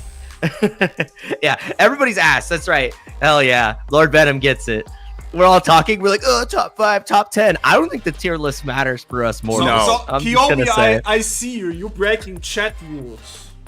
I unmod you. Chat is English only. How dare you? No. Oh no. Oh no. He said, I can't read the. Yeah, whatever. It doesn't matter. We're getting right back into the match. And they need to Here. beat each other up first. Yeah, Yeah. they gotta hit each other. So yeah, we were talking about the mauling. Let them walk forward. Yeah. Give me a toss. It's gonna be kind of difficult because how do you really beat each other up and get back to the meter game that you guys had? It's so difficult in this game, man. Just keep throwing. Yeah. Keep Throw tossing. I loops, like it. man. The throw loops. Oh my gosh. Look They at really need this. to change this. There's no option. This is at crazy. Oh my Oh god. damn, perfect. With throws only. That was incredible. love it. Wait a It's funny minute. 'cause Oh, you- he's doing it mid-screen throw loops from Cammy. Top That one is character. insane. Look at this. Fang can't escape. Oh my There's no option. She doesn't have a DP. Cammy She's is barely so walking slow. forward. Dude, she's barely walking. There's no back tech. They took back tech out. This new patch is crazy. Oh my god. Guys, Yep. they're just going to the next game. They're just going to the next game. This is You know what's crazy? We actually got the meter right. This is just to get the final round. This Yeah, is just that's to get why the final they round. Now we're slow actually each in the other. set. Nah, Oh, here we go. Chat, Now- you don't know what you're talking about. There is no back roll. It's all footy. It's just back row. Yeah, I wish there were back row. It's kidding. Oh boy. And you spending a level 3 this time, man. Both players, like I said, both players had the option. It was just unfortunate that disconnect. Because now Fang is in burnout to give Devlin a chance to be able to tie this game back up. So she got it locked in the corner, but do not test reactions though. I would not DI. Just go ahead and close it out. Finish the food. Yeah, one more guess. Ugh. You know, the part where they took throws for the first 2 rounds might have made a different story, but I think the key determining factor in that last round there, which is the round that really mattered, was Fang getting put into burnout so early just because the offensive sequence didn't work out. And that's one of the fears of, overextending on your pressure. Oh my god! Guys, we were done giving the rounds away. Deverlane, oh my god, wakes up with a level 1. Oh no. Oh, okay. Now we're back in the burnout again, which is after taking It looks a 3 little bit bullets like- down a throw. It looks a little bit like that disconnect actually put Fang out of concept a little bit. Yeah, the Oh, concentration, my the lock-in looks gone because Deverlane is just running over Fang now. Don't you hate when And momentum is that's just rough. completely robbed? Okay, neck breaker. Let's see, hands up. Oh, got the catch with the OD air Tatsu. Not able to get the meaty to stop the jump though. Back throw instant. Back to the corner we go. DI does come through. Gonna have to spend meter to kill here though. That's the problem. Oh no, might it's not. OD Tatsu does it. That's again. did. Final game. You Final spent some round. meter. You spent tried meters. And you spent all of it. You can get that round there. Alright, teleports in. Level 3? What's Yep. Instant. Here we go, man. Speed Force activated. You gotta love it. And he's coming off that perfect as well. And actually working on a second here. Trying to push the P. Oh, reacted in reaction. time off the jab. Had a little bit of extra time there. I think we just go for the side switch, and now Very it's smart. up to Fang to try to find a way to escape. Finds the jab. A little bit of a spacing error from the likes of Deverlane. Anti-air does come Oh, through. the mix. Breaks the ankles, and it doesn't matter that it was looking dire for Fang, because even with the disconnect, even with getting blown up and put at set point, Fang closes it out with the Kimberly. Great movement, great utilization of the run stop, and showcasing how strong Kimberly can be once she has that install. Absolutely. Yeah, and like I said, the install goes. It makes so much of a difference. Cause you still get that mix up whenever you get that great anti-air of hers, but it just feels like, okay, which way do I really gotta guess? Cause now I gotta really think, oh, okay, is he gonna run and then step back a little bit because I have to move it to do that in order to really get the proper mix up? Oh, it makes things so difficult to deal with. So good stuff by Fang. So like I said, we have one more top 32 winner's side match. Ninjas in Pyjamas. Veggy yeah, versus Mirken. And here we go. Mirken coming back. Yep. And then just a couple of updates on the loser side of things as we've been going to top 16. Shady Imposter has taken down the Cucumber. So Gurk Slukarn is no longer in the bracket. Shady Imposter has sliced him up. So shout outs to you, brother. And then looking at the rest of the pools here, obviously we're waiting for American and Veggy to play. Deborah Lane is going to have to fight it out against Muzzy. Muzzy was saying in chat earlier they were thinking about DQing, and this might be one of their best Saltmine League runs yet and for World Warrior. So really happy that you decided to perform. JNS has taken down Little Fox. So even though the brother was not able to take down Phenom, they still made it in the top 16. Dr. Gulag has taken down Song Mantle to make top 16. So loser side continuing to heat up in that regards. And then looking at pool 4, which is the last one I needed to cover, we have Censored X, who just took down Barbados to get top 16. And then the loser of Mirkin and Veggy will be duking it out against Sonra, a Lily player, to make it into top 16. So lots of great matches coming up, and seeing how these players have been able to, thrive on the loser side as well, even once getting knocked down, has been a treat.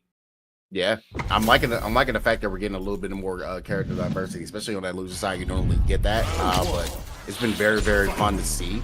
But here we go, man. Got Merkin. We talked about it earlier in the chat, man. He has Akuma going up against Veggy, and it's interesting because like Zangief is a character that's always done well against like Shotos, even though like canon wise he hates fireballs. He hates Shotos with a passion. It's like those fireballs and those DPs, they're cheating. I feel like I'm gonna say another thing that's gonna make chat go crazy and all the players tell me I'm wrong, but I've had Dr. Danny Pham tell me this. I think that one of Ken's worst matchups is actually. So you can take that however you want. That is how I feel. You're not gonna be able to convince me otherwise. But Akuma able to put the hurt on Veggy. A little bit of a stronger fireball, has the adamant flame, which is a little bit safer than Jinrai to utilize. The OSDP as well to really deal with dry burst pressure. And really rip you apart real quick. And the scariest thing is Akuma can't take too many of those SPDs. He cannot. Also, that like if he gets put into burnout, this is such a scary position to be in. And Veggy is one of the best to do it on Geef for a long time. The jump splash. Oh, why did that do so much damage? Oh my God! Help him. He's just an old man. He's been here for like 70 years, man. Let him breathe, Veggy. Wait, no, kill this character now because he does way too much damage. And here we go. Like man, I love it because like Merkin was talking about. Power.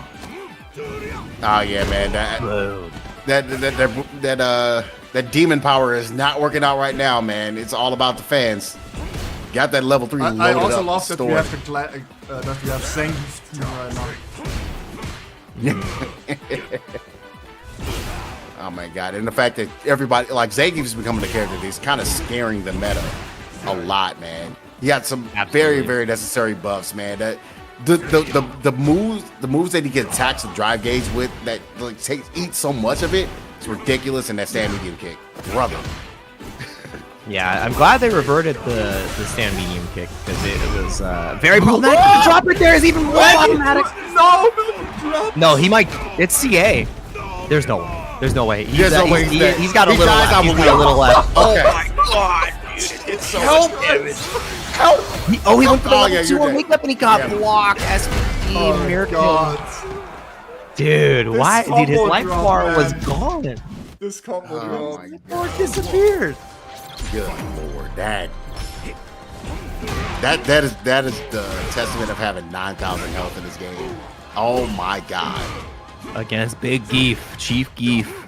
I don't know why. Oh my God. Guess again. If you hit by the OD SPD here, you die. Great perfect parry.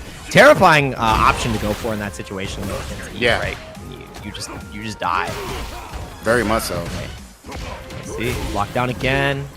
Okay, yeah, stringing together some hits. Well, actually, counter hit probably could convert it a little bit more out of that, but you know what Merkin I does? just checked Merkin's Does have the game. Is corner he here. really playing on a PSP pad? That's incredible. You know, like On the considering SPD, that's more than enough. considering where these guys like started with over in the region when I remember first like commentated them, like when they were getting into the Capcom Cup, like keyboards and just random Xbox pads. Like man, like these guys they coming out of nowhere with these peripherals and stuff they're using. Yeah, play whatever PlayStation will work for you. Portable. It's PSP. Yeah. Yep. That'd be an All right, incredible controller to utilize. This is the scariest part here because Veggy. Oh no!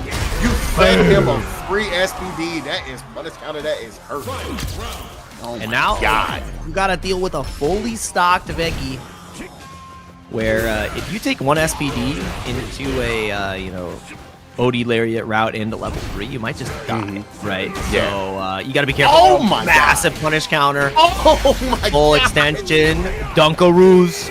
Look at the health. Look at the health. Oh my. 50% off if you buy now. Capcom Summer Sale coming to an end. Let's see what happens. Throwing those fireballs becomes that much more precarious. You can see Veggy buffering, and that's exactly why we're not seeing Mirkin throw as many of them here. Because you will see the muscle power. You will see the Cyclone come out. Yeah. Still buffering, still holding it. Yeah, man. I love that. One of the final six. Okay, now you really can't throw a fireball. We're gonna see that jackhammer, bro. You gotta be careful, man.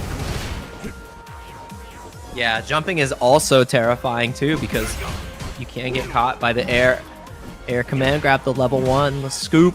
And this is And I where like scary. how- If you block anything in the drive rush, it's over with the dash forward into the SPD. Gets the job done. Veggy sending Mirkin to losers. Yeah, That was terrifying. I love the button uses that he was using at the end of that round, man. Just stand medium kick, the stand fierce. Wasn't even charging it, so you can give an opportunity for Merkin taking the options there, man. He's just really harassing because he knew where his spacing was. As long as you're at that right space, I can stick out that buttons. I can say both of those buttons, it's like at free will, especially since you know, like you die in one tap. But you know what else needs to die in one tap? It's these Maturino codes, man. We need to see those at 0. We only have 14 left, and I actually like the pace that we're moving to get down to that illustrious 0. Now 13, man. So if you guys have 2 seconds, it's 361 of you Yo, guys in Knuckle here right now, man. Dudang with the $5 donation.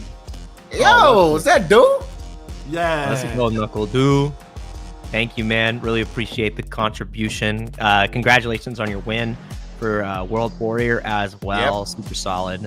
Always a treat watching you, man. And thanks for the contribution, always giving back as well. So big shout outs to you. Everyone else utilizing the coupons. You guys are the best. Dude, the running 801 Strider Pepe is so good. I love the 801 Strider emote. It's Bison. Oh my goodness, I love it. And you know he spent bits for that, so thanks for the bits as well. Hell yeah. That's so good. That's so good. Oh my goodness, man. But yeah, man, 10 more clothes left. Do we hold it here until, because this is 10 codes, man. What you got? Yeah, what you got to get down to 0? All the bosses, get these 10 codes out. Get that number down. Get those codes out of my face and get those registrations into place, because actually registration's closed for this one. I'm almost certain. But yeah, tomorrow we have World Warrior EU West number 3. Even more World Warrior action after this is one. After this one is done, Ritas can take a nice, well-deserved rest on his mine of salt, as we see who gets even more points here for EU West, because we've got events back to back at Saltmine League and another shot at the Capcom Cup qualification here as well. Kings of the World is going to be in King's Cross, London from the 13th to the 15th. Give yourself an early Christmas present and have a chance to qualify for Capcom Cup. Cammy on the cover. I wonder why. I feel like there's a guy who really likes Cammy in this Discord call that is very approving That's of not this on poster. me. I'm not doing. I didn't do that. Cammy is there because it's the event is in UK. That's probably. Yeah. But you're That's just where happy she's from. about it. Yeah, it's true. It works out. Yeah. No, I know where she's from, of course. But I'm just saying, there's someone who's happy about the poster. Yeah, well, I would be too. I need more Ken posters, bro. I love Ken Masters. That's my goat. Oh man. Yeah, man. Yeah, we're showing you guys the bracket. Sneak peek, guys. You can go to start.gg now and see where we're at. Ooh. No, I'm kidding. Yeah, man. But yeah, I'm liking 16 winners side, ladies and gents. Talk to us. Talk to us. Juicy Joe versus Fang, Veggy versus Lord Venom, Phenom versus Maumas, and Weinan versus Infinite. I'm actually looking forward to that Weinan and Infinite match a lot. I definitely want to see the new blood and trying to break into the top 8. So I believe it'll be the way things are standing from what their standings are. It's gonna be the first time one of them is gonna break that top 8 for World Warriors. So it's gonna be very exciting to see who comes out of that. Oh, and I just realized. So JNS was JNS is it Juicy Joe or Shady Imposter's brother, right? JNS is Juicy Joe's brother. So here's And the thing. Fired because I already said it earlier today. I was just verifying for my next statement. Totally fine.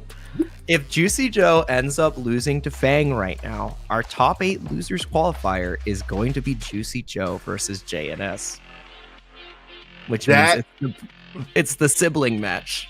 We had this in it's Uso versus Uso. I think we had this in Bret Hart versus Owen Hart somewhere.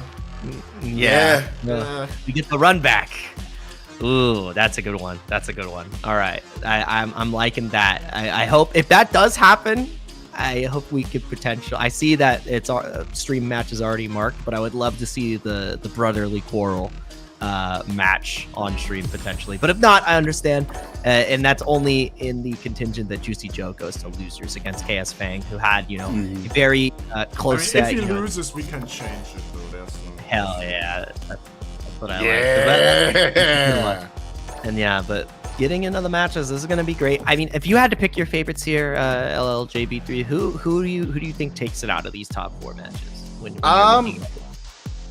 yeah, man, it's pretty hard. I am liking like the new blood that's up there on the winner side, but it's very difficult to not go for either Juicy Joe or Phenom. Definitely my 2 picks right now, but I am liking the way that Veggy is playing. Showing the dominance of Geef in those wide range of buffs that he has gotten this season is really working out and scaring the meta. But yeah, right now, as I'm kind of looking to do things, man, I really like where Juicy Joe and Phenom are at to potentially, like, hopefully repeat, man. I feel like when you're in a position to potentially take a second World Warrior, when you're in a super region and the #1 spot gets you automatically into Capcom Cup, wins are important here. They all add up, man, and we're gonna see it right now. Juicy Joe is on that path for that #1 headband, trying to get that and get to that all-inclusive Capcom Cup spot. That's right. Only one person can go for the headband, and then everybody else is going to be going for the #2. It's actually, it's so on point for the super regions. Yes. The Afro Samurai reference, because that's literally it. Because #1, you're in. Everybody's going to be chasing after you, but you got to get the #2 headband to go to Capcom Cup and try to take their headband. That's the only way. Every other region, they only get the one. So, that's good. If you haven't watched that, it's a classic. Give it a shot. Ninja's the GOAT. All right, let's see how this goes. Oh my goodness, Juicy Joe absolutely obliterating Fang so far.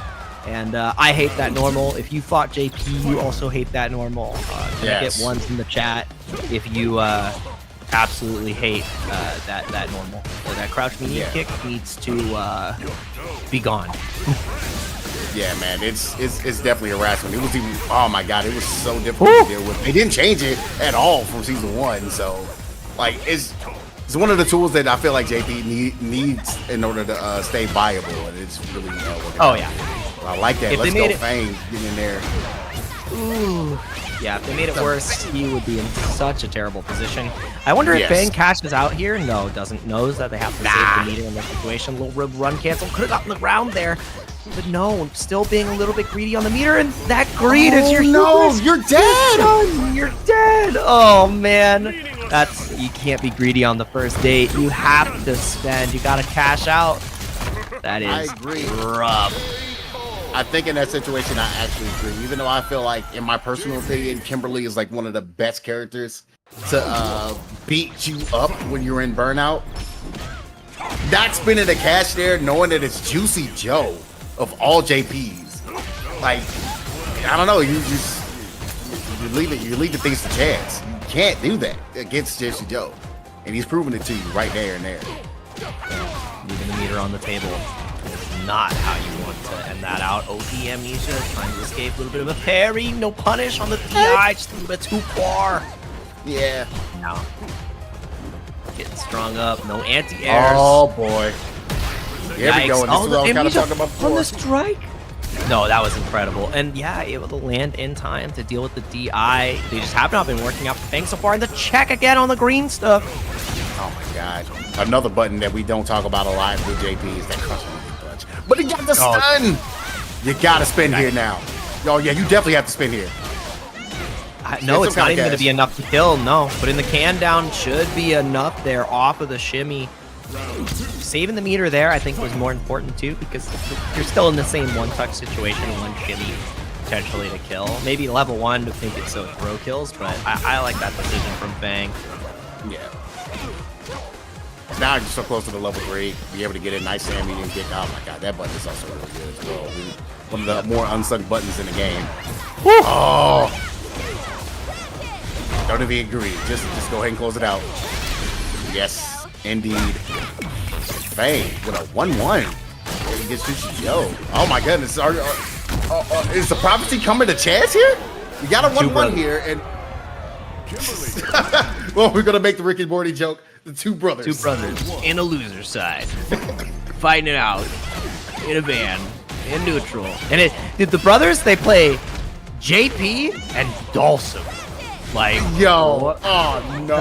And that matchup, that is like one of JP's problem matchups. So yes, that'll be itchy. And Fang is starting to run away with this. Looking like an upset currently.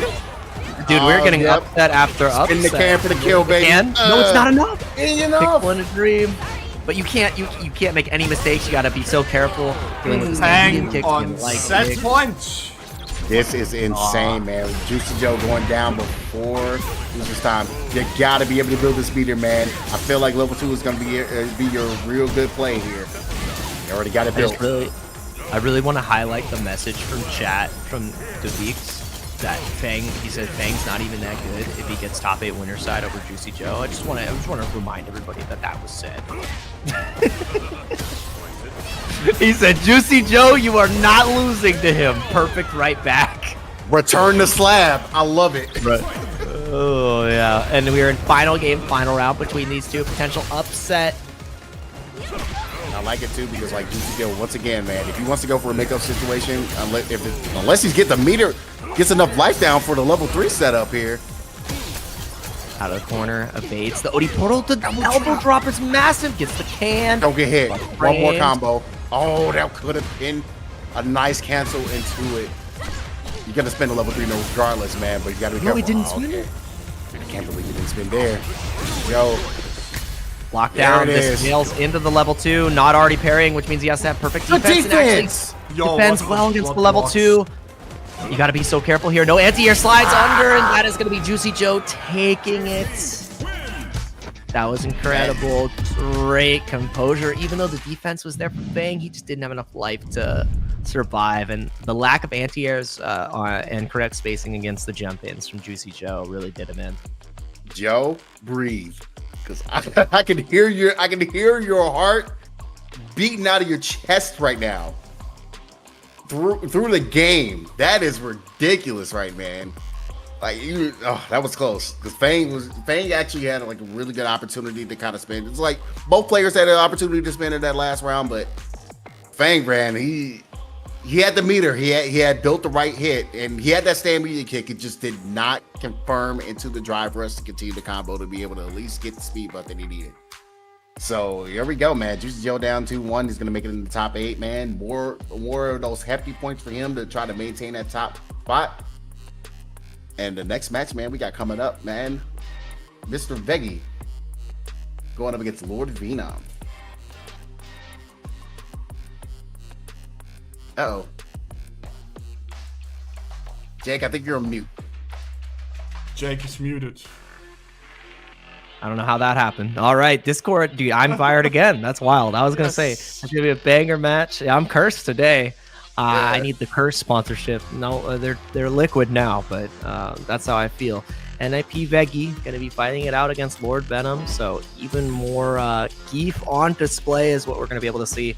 And yeah, I don't know. I would love to see how this matchup has historically gone to speak on it further. We're gonna get it coming here pretty soon, but talk to me. How do you think this is gonna shape up, especially with leaderboard implications? Because I personally want to see Veggy get further up on the leaderboard, because definitely one of the stronger region representatives, and watching them in 5 was a treat. So seeing them succeed in 6 would also be I wouldn't complain.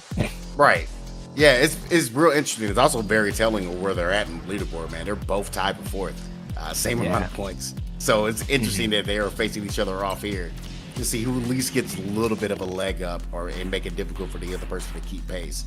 So considering how Geef has gotten so completely strong, I still feel like JP is still a viable pick for Lord Venom. But if he decides to go any of the other purple routes, I can understand why, because like I said, on Bison you got the more of a damage buff that you get out of it, more damage, especially with the mine. Oh yeah, that mine does ridiculous amounts of damage, and I've seen some things.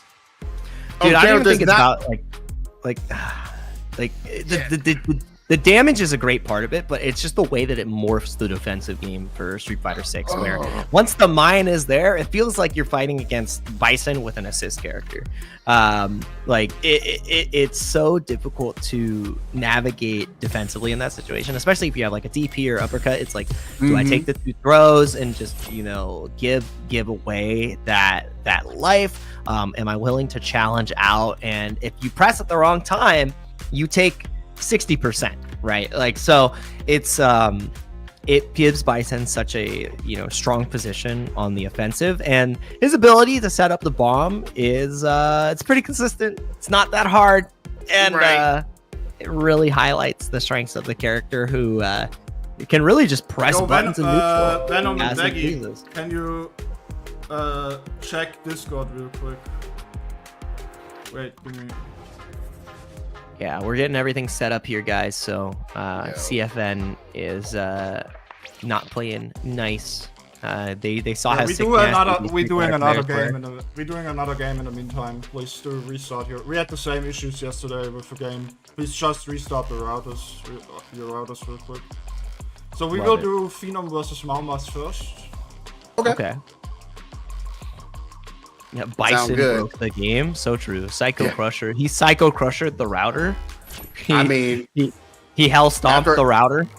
After I've seen like Bison do like 70 to 75% of like a spinning mix on Rashid, and I'm done. That character's top 5 heads down, might even be top 1 for me now. He does way too much damage, bro. Yeah, Bison. So yeah, he broke the game. He broke the game. If they gave him a DP, he would be the best character, hands down. Nobody else could even really contest. I'd be like, okay, you know what? Even I'll join it. Like, purple's my favorite color already. I'll just join them. I'm in Shadow League now.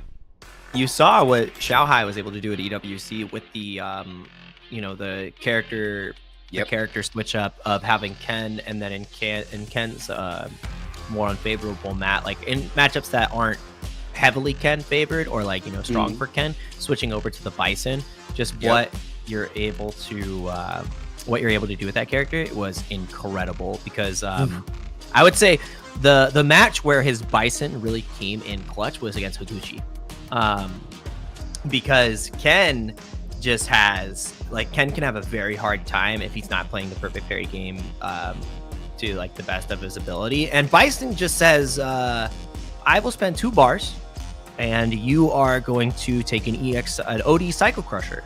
whenever you throw booms. And if you try to jump, I have this cute little thing called Hell Attack, which puts you into a hellish situation. And it makes it really hard for Guile to guile. So I love that. Crazy. Yeah. I feel like that's a crazy statement. Like, considering the history between Street Fighter games, what that matchup has always been like. And now in this game, because how Bison is built and like the way his moves are now, like his specials, like with like Psycho Rise and going into like all the different options that you have out of there, and then going in the fact that OD Psycho Crusher is just ridiculous of a tool. Scissors Kick is always going to be Scissors Kick, but man, like, yeah, you get the finals in this game. Now it's emotion input though. That's the other scary part, because they're like, Scissor Kick is always Scissor Kick. No, now it's Scissor Kick, but better, right? It's just like, it's like, what if we made him just juiced across the board? Like that is the part that becomes really hard to deal with, and that's why I really like the pocket character Bison for Xiaohai, and seeing how strong to be. And we're going right into it. It is Mamas versus Phenom. Can I give a shout out? Can I give a shout out while we're getting this out here, man? JMV11, man, with the 8750 contribution. We got all the colors yourself. We got the top 3 payout. So now y'all paying for points and for top 3 payout here. Incredible stuff. Always loving the Match Arena supporters here. Cannot do without you guys. And it's time to enjoy some more Street Fighter. That was an incredible whip punish from Phenom as well. Just continuing to space. Ooh. That was ambiguous as hell. I thought he was going to cross up. Same. I definitely got hit. I was like, yo, wait, what side you on? Phenom is tricky. Phenom is tricky as well. That was nuts. Shredding on him in the corner. Okay, give me that toss. Right now, I've really just been loving the way that Phenom is playing. Like I said, I called him out early before. Man, that was like, he's definitely one of those players. Like, I feel like, man, he's so poised to take not only this tournament today, man, but getting a second win, especially the second win in a row. I feel like if you get 3 if you feel like you get 3 out of the 5, like you're pretty much set. I mean, the thing is, for the super regions, though, is all 5 points matter for the auto qualification. So, like, correct. But once you win 3, as long, I think, if you get second in the other 2, nobody can catch you. So exactly. That's what I need to see from Phenom, and obviously that's the standard he's trying to create for himself. I don't want to have to play in another bracket to potentially get myself there. I'll just be good enough to do it outright, and definitely a player of that caliber, one of the best Kens in the world. And, yo, Devil Lane! It's the 10 gift subs. Wow! Yeah, man, I missed. Deverlane, you missed me and LLJ. Like, what happened? did we not have the targets on our back? Oh, but the target has been locked. Punish the Blanca ball. Catching the shimmy. Actually, it was a punish counter right there. Mama's fighting back. Yeah, man, Mamas has to put it together right now. This Phenom is certainly setting up a game, but there's that perfect pair we kind of talked about. The perfect pair game you kind of need, especially against this character, Blanca, man. Oh, yeah, that's going to be a punish off the slide. You are definitely cooked this round. We are going to set point for Phenom, trying to make that top 8 and keep pace with Juicy Joe. Yeah, he is. He's just playing the spacing game so well, understanding the pressure that Mamas is trying to put on, and now in the corner. Oh boy. With the up back ball. I'm surprised that actually stuffed the crouching medium punch. Just didn't get out in time. Nice Oki situation again. A little bit of a stagger walk forward. Oh my god, he busted out, but Mamas needs to try to survive. And now you're going to be put into burnout here with the level 3. And the only option you have, you can wake up level 1, you can wake up level 3. And you're not in burnout, actually. You have one more chance. Do you DI? Do you try to perfect parry? You just take the hit. Hit on purpose. What a genius! You actually took the hit so you could be able to get out of there and jumped out of the DI. You knew what was coming, but now you still have to navigate. You have a lot of work to do. He is not going to get completely tricked out of that situation. You still got to survive. One more tap. Anything, you sneeze.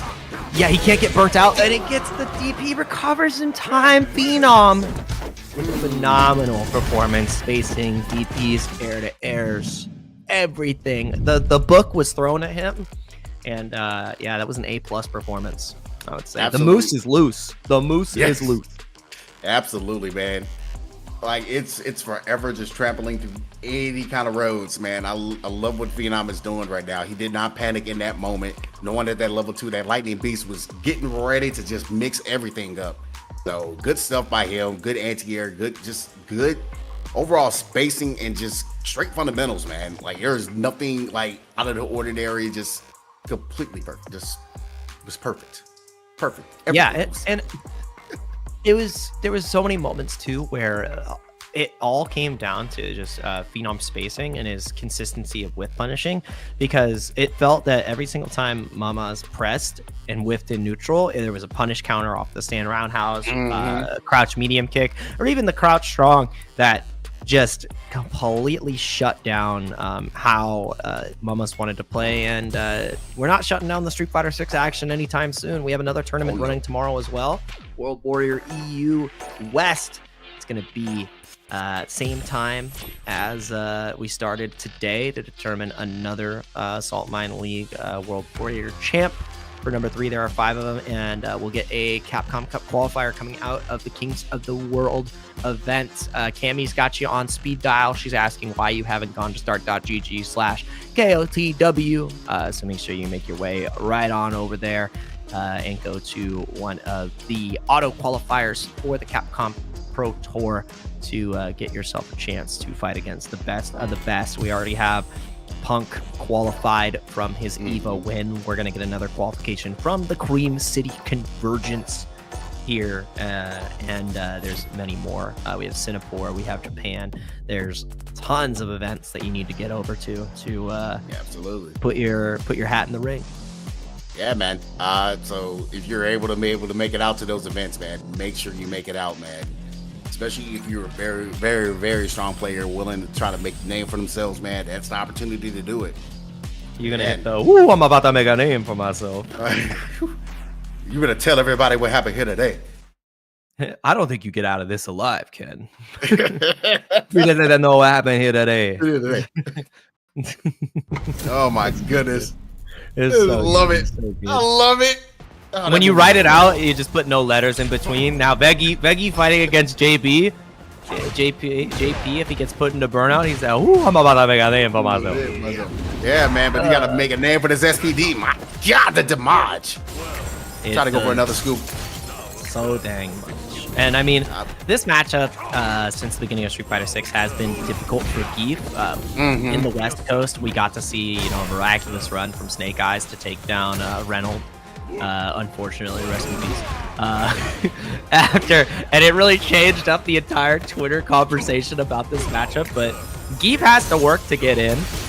But one of the things that really aids him, especially after the nerfs for JP, is his jumping normals could be the perfect angle where JP can't really consistently anti-air with his crouching heavy punch. He has to just take a trade at best, and Guile loves that, but he does not love walking through the spikes. Oh my goodness, man. That was an interesting option to try to beat out the teleport. I'm not sure what Lord Venom was trying to do outside of the teleport there, but since unfortunately Veggy wasn't able to fully follow up, that could have actually been a robbery round. Here we go, man. Lord Venom right now, he smelled the blood in the water. He kind of sometimes you need luck to be able to get through things, get through some of these matches, and that was real important. It's right now, Lord Venom is yeah, I gotta take the high ground, Anakin, man. I get damage, not letting you get any momentum whatsoever. Yeah, and no, not gonna opt for the level 3 there from Lord Venom. Wants to keep the resource in the pocket for when it would be a guaranteed kill. Yeah, you gotta walk and block, get through all the spikes. With the portal shenanigans, knocked down into guest, but no, it's not pressed on that wake up, and that is gonna be Lord Venom taking the first game against Veggy. Yeah, man. Let me go ahead and just grab your face. You're in ruin, sir. And already, how does it end? What? How does it end? In ruin. Oh my goodness. But I built this ground for my loyal fans. Gotta get in there, Veggy. Give me some scoops. Loyal fans. Yeah. I need to go to Baskin Robbins. I need my flavors. Exactly. That was sick. OD Amnesia utilizing the info to make that happen. No. Veggy with the matchup expertise. That was incredible. Write that down. That was incredible. Also, And I love it. As soon as Veggy starts playing, all the Heath players start appearing in chat.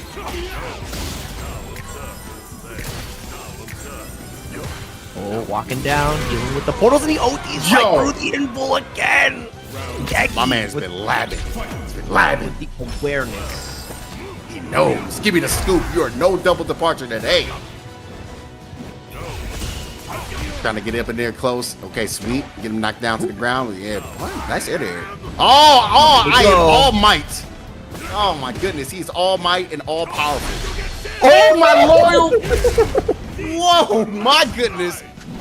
Yeah, that is return fire, sir. Give me all that KO, man. I love it. Veggy is 1-1 tying us up, trying to make that top 8 spot, man. After the connection issues, after the problems with the lobby and the router, but man, it does not matter. Like, Veggy is ready and willing to play. I did like that first game for Lord Venom, but right now he has to get through some momentum, man. Because you know how geeks are, man, when they ride that wave.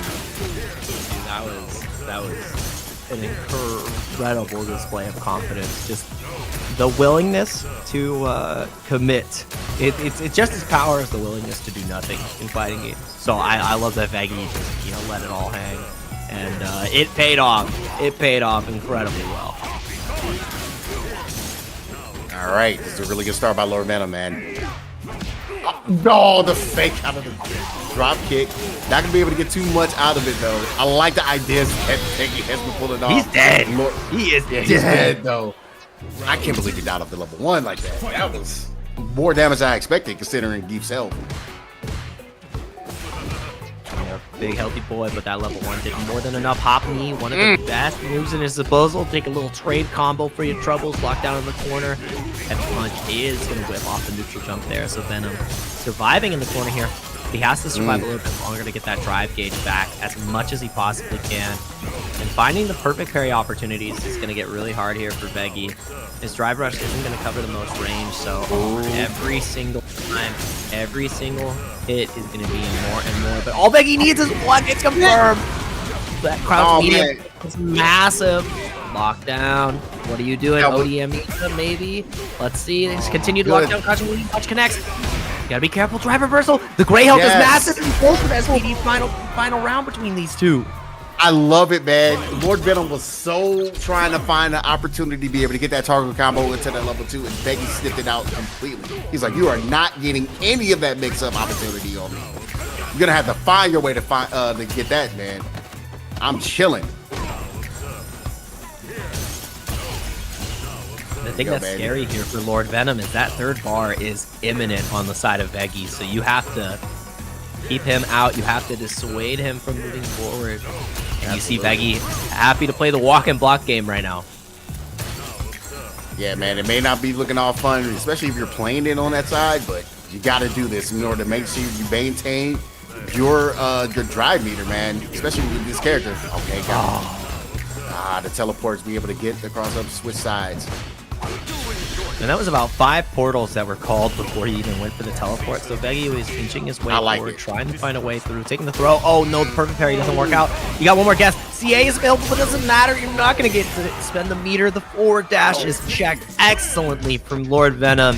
And Veggy is sent down to the loser's side. It is one hell of a hard fight to do. I think he was trying to go for like a dash level 3 in that situation, but got stuffed right in the dash frames. It's how it goes, and that's the hard part about JP, right? Like you're trying to thread the needle. You have to get through all the portals, like to figure out exactly when he's trying to teleport while also representing perfect parry, all of which are susceptible to JP baiting those out. So Veggy was fighting the good fight, but it's going to be a good fight in loser's side for Veggy now as we have a look at the bracket. And does that mean that we have Shady Imposter versus Veggy in loser side for top 8? One of those guys is not getting top 8. That is nuts to me. Oh man. But before we get there, we got Wine On versus Infinite, I believe, coming up next on the winner side. And then Mirkin is still alive, took out Deborah Lane. Deborah Lane dropped the 10 gift subs. Want to thank you once again for that. Waiting for the loser of Wine On versus Infinite. Obviously, Fang actually took down JNS. So yeah, that's insane. Only one brother. We got that. Only just one brother gets through. Yeah, man, we're not gonna see any sim Sim Shenanigans in top 8. Instead, we are getting Kimberly going up in there. So I love to see that. But yeah, man, I'm definitely interested. Again, like I talked about this before, like seeing who's going to make their first top 8 in a World Warrior between Winan and Infinite. To be able to get those points. Because like I said, man, down on the leaderboard, man, I know Winan has 10 and I'm trying to look up right now that I actually think Infinite is not on the list at all. Yeah, they're not on the list at all. So they're already doing nice pretty good in the top 16. Yeah, but yeah, nice little breakout performance for them. Let's go. Like to see it. So yeah, man. We saw Winan earlier, like in there. Don't remember seeing Infinite at all. If we had him on stream or not. No, we did not. So actually, I'll take that back. We did. You're fired, my man. I am totally fired. Totally for that. We have a fire tracker, don't worry. Yeah. Up them numbers. If you don't get fired at least 3 times in a Saltmine broadcast, then Regis doesn't he doesn't like you. Oh. You gotta get fired. Oh, of course. Like sometimes I fire myself. Rosu actually holds the record with 20 times. 20 times? Yeah. Yes, in one sitting. I was there for that. That's wild. Who's been fired? Who is there a commentator on the Saltmine League that has not been fired during the broadcast? Has somebody evaded their fired? No. Nobody. Dang, nobody's safe. Nobody's safe. I fired Justin Wong yesterday, so that's one more on the list. Hey, what did Justin do? How did he get fired? I don't know. You don't even remember. I can't remember anymore. Hope you're ready. He deserved it though. It was justified. And we're getting Justin right was back fired into this.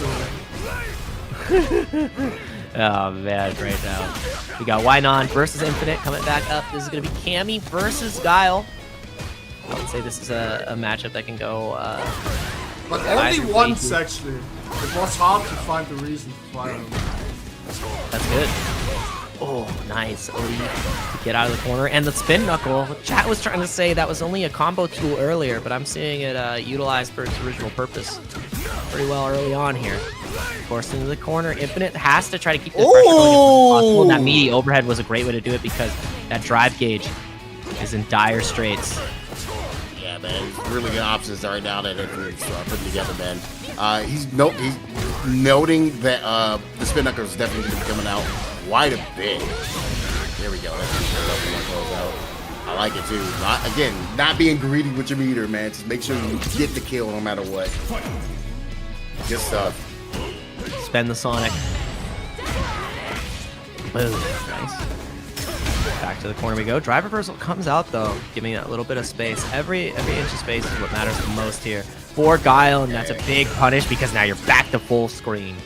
Yeah, man, you definitely don't. Infinite closes the gap anyways. That was actually pretty funny. I'm just like, that was pretty good. All right, buddy. You want to play close and personal? Understood. Exactly. Don't want to be going too crazy with your buttons and like in miss opportunities here, man. Infinite looks like he's ready to make you pay. He has the opportunities there. Nice side switch. Give me the low. So I have news from the loser side. Maumas just eliminated censored X row and it's not top 8 losers. Wow. And Winan getting beaten down by the baby booms. Now it's gonna have to figure this out. And I wanted to call out because we're seeing Infinite continue to like push forward and be at this kind of like, you know, round start range instead of staying at that distance, because he's already gotten punished once by the spin knuckle trying to set up the boom game and understands that he can really contest with the button economy that he has over Cammy, right? So utilizing that crouching strong, crouching medium kick as well, upside down kick. So a lot of ways that he can really navigate against Cammy. Instead of relying on the booms, he's utilizing the strength of his buttons in order to capitalize on those matchups. So both ways you can play Guile and showing why he's great at this range as well. Very much so. And looks like Winan's like not going to go too crazy into the night, man. He's trying to get a couple of rounds here to kind of get things tied up. I kind of like the approach that he kind of switched up.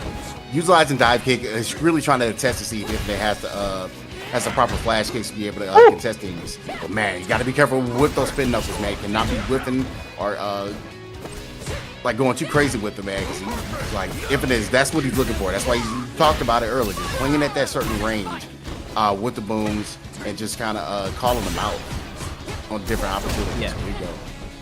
And I'm seeing a lot from Infinite. He's going for these perfect parry attempt anti-airs instead of going for flash kick, instead of going for crouch heavy punch. Maybe that's something to catch on the side of Wynon, but the level 3 to beat the drive rush. I don't think there was anything he could have done there. Burnout is not there. Yep. Lines up with the stand roundhouse, and now Wynon is the one who's in a great position. Watch out for cannon spike. Watch out for spiral. And that's why he went for the neutral jump. The CA is going to be massive here. He's still in burnout, which means he has to try to survive. He can't take any special moves. Maybe an OD cannon spike, maybe an OD spiral AO. He went for the spin knuckle. And no, you can't hold on. He survived. But he survived. No, he had the block. He finally had the meter come back to him. It was so unfortunate that he took the throw there. Here we go, man. 1-1. Okay, good punish counter. Trying to get that punish there. And man, that perfect parry though. That was pretty sick. Yeah, jumps out of the corner. Wynon in such a bad position drive gauge wise though, and that's why you start to see this offense come out. As long as you're the one pressing the initiative, you're going to be able to get that gauge back. Finally, there we go. The charge was present. Yeah, man, you got an ABC every single time when Cammy's in play, man. Just not. He hasn't. Wynon has been showing it too much, but you gotta be ready for those dive kicks. Be able to challenge those and just kind of put it in the head that he's not gonna be able to get what he needs to get. That DI, get him crushed in the corner. Set point here for Wynon. Yeah, man. That's where you thought he was kind of out because Infinite's been playing a very, very solid game. But Wynon's really trying to make sure he adds to his point total. Ooh. Spacing is actually really good there from Infinite. Again, but the challenge out with the stand light kick. And dude, the fact that stand roundhouse is -3 at close range is so silly, but it doesn't matter that you didn't get the punish here. Blade set up, overhead block, and able to close it out. Final game, final round between these two to see who gets it into top 8 winner's side. Fully stocked on the side of Wynon. So throwing booms is terrifying because you could get just raw level 3. Okay, be careful. All right, there's a throw. Gotta be careful. You really gotta be. Yeah, you just talked about it, man. That level 3 can come out at any moment. All right, just the back row. And Infinite. Just trying to find some, like, there it is. That's what he was looking for. Just some kind of error, some kind of whip button, or just pressing in the wrong different block screen. Just to find a hit, be able to get that. And returning fire, gotta spin level 3 as well. Get some of your meter back. Oh man, we're going down to the wire, man. This is like a definite boxing match. Yeah, this is almost dead even. Still a slight lead for the likes of Infinite. Both of them will die with one solid hit confirm. And that's why you see them playing so patient. Can't cancel that out. The drive rush crosscut comes through. Massive opportunity. Hooligan gets answered by the OD flash. Oh my goodness. And he goes with the drive. That is enough. Oh man, not even on the mental stack, not even on your mind. And that is why Infinite is minding his time in top 8 winners side. Have fun in losers, buddy. What a drive impact at the end. That was good. That was GG's for sure. Yeah, because like I think that Wynon was not expecting the DI at all, thinking like, okay, maybe I can, like if he does DI, maybe I can survive it. I'm not near the wall. Instead, he got crushed in the corner, and that'll cause it. It's very unfortunate, man. But yeah, but yo, I'm liking it. I'm liking how Infinite is played, man. That's gonna be not only his first top 8 in this World Warrior, man. This is gonna be your first set of points. It's gonna be some real big hefty set of points. Because even if you don't make it number 1, you still want to at least get to that opportunity to get into that top 8 situation. Yeah, guaranteed top 5 at this point too, because you've gotten into that point. So even if we lose the next 2, that is a lot of points on the line to potentially get you into that running for the final tournament after the dust has settled. I mean, getting to that first place spot is the aspiration, but getting into that qualifying position is definitely a goal as well. As we look at the bracket and see how everything's shaping up, we have one more bracket match that we're actually going to be looking at, as Wynon is going to be fighting Mirkin and loser side, and we're going to be starting Veggy and Shady Imposter here. So, you know, banger after banger. And it's shocking to say that, you know, one of these two players, Veggy or Shady Imposter, aren't going to make it into the top 8 this time. But that's how strong this region is. That's how stacked it is. So you have to always take that into consideration. Absolutely agree with that, man. So, yeah, like it's unfortunate. Like, you're still getting 9th. It still gets you a decent amount of points. Not the end of the world, but you absolutely want to always make it in that top 8 situation. Because those points definitely add up. Like we talked about it earlier, that, you know, where you're going for the number 1, you got to your first 5, all 5 of your scores are tabulated. So all those results. Well, when it comes to the top 8, they're only really looking at 3. So you got to be able to make as well of a showing in all 5. That's why it's so important for you to enter all of these. But if you have an off day like this, like for one of those players that are going to be coming up here, you still have 2 more opportunities to be able to kind of get through and see if we can have a bit of a better showing. But yeah, man, it's always best to just get it out the way now. Yeah. Better to control your own fate than to leave anything up to chance. It's hard. It's hard, you know, easier said than done, especially with how volatile this game is at the highest level. So I want to, you know, attest to the players, their skill once again. And, you know, we're going to test their might right now. We're getting into this next game. It's going to be Shady Imposter versus Veggy. Oh, boy. This one's going to be a match. Yeah. It's definitely going to be a match of all time. Like when it comes to like characters that have like ended up on different ends of the spectrum when it comes to the buffs and nerfs. Oh man, this is like night and day right now to me. They're like, what if we gave Guile all the fun tools and then DJ we took away? We gave him, made his level 1 better. Yeah. That's a buff. Oh, give me the wheel kick. Wheel kick to catch him out the air. It's like you are not allowed in these Russian airspace. Shouts to yikes. Yeah, that is air traffic control right there. Not a great position to be in. Knocking him down like Maverick. Oh man, yeah, you gotta be careful, man. Like, yeah, just like if Shady Imposter just stays grounded, he won't end up like Goose. Oh my God, with the knockdown. Not Goose. Not Goose. Brother. Don't think, just do. Just do. Yeah, I think that's kind of what Shady Imposter like normally plays at. He doesn't think. He just see. Come on. The thing is, Veggy was looking for that backdash again, which got him the first SPD of the game, and then transitioning into that second backdash, we see the Sobot come through from Shady Imposter, so the adjustment was already made. Love that. Yeah, man. He like I said, it was one of those opportunities that he really wasn't even thinking about it. He just knew. He remembered it and just did it. He was like, yeah, I'm calling it out regardless. I'm just going to go in your face. Yep. It's kind of the player now, the thing that's terrifying is Shady Imposter, he has no bar here, right? He's running low on drive gauge. He's not going to build the level 2 if Veggy continues this offense, but this is where it becomes a little bit safer. I don't know. We're kind of saying that, but he might be close to it. If he finds one hit, he might actually build to it. Yeah, that's why as long as this match goes long, he should be able to build the level 2 now. CA is available. Can't really take much more. Veggy can't take another throw. What? Yeah. Swinging for the fences?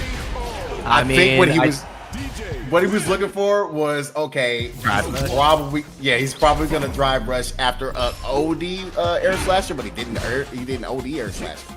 So yeah, Veggy definitely took a big guess and big gamble there. Yeah, a little bit of an overextension. I mean, I like the idea. It just didn't culminate the way that Veggy would have wanted. And that's how it goes. Oh, the tick throw into the running bear grab. The RBG. Yes. Ooh, Shady Imposter though. Hit him with another baby. Closing out. Doesn't have to spin any meters. Does spin for the level 1. Yeah. Yeah. Better safe than sorry. Better safe. Yeah, Well, we just got done talking about it. You're completely right.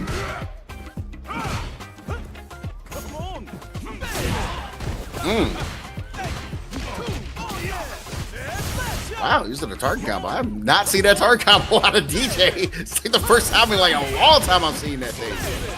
Gotta go deep into the wheelhouse. Use all the tools. Lock down again. This is where it becomes so hard for Veggy trying to find a way to escape. Jumping goes through, no anti-air. Just did not have it in time. Oh, there no. he is. No. Massive opportunity here. And he's going to go to level 2. Can go for a potentially cheeky reset. I think he's just going to get damage. Yeah, he is. He's so close to burnout. Why not? Wake up level 2. And it He actually got is him. going to be a punish. The jackhammer knocks him down with the side switch. Back throw right back in you go. And that is going to be it. The meaty. Gets the counter hit to close that out. Shady Imposter. DJ making moves. Yeah, making $1 million moves. That puts him in the top 8. Let me double check and see who he's going to be facing over in that top 8 situation. From what I understand is cool. But I believe he's going to be against Fang. No? Yeah? We'll find out in a second. Yeah, we'll get to the top 8 here in just a second. We're still waiting for the result of, I believe, Wynot and Mirkin. And we're waiting for the final codes to be used for the match. Actually, we have used all the codes. Want to shout out once again JNB11 top 3 getting paid out, so love that comment. Knuckle as well, Hell Rider earlier for the donation. So each and every one of you utilizing the codes, giving those donations over is amazing. We very much appreciate the support here at the Saltmine League to make the players get that much more. If you haven't already, if you subscribe to Matcherino right there with the little sponsorship quest, you can add even more to the prize pool and some for Saltmine League as well.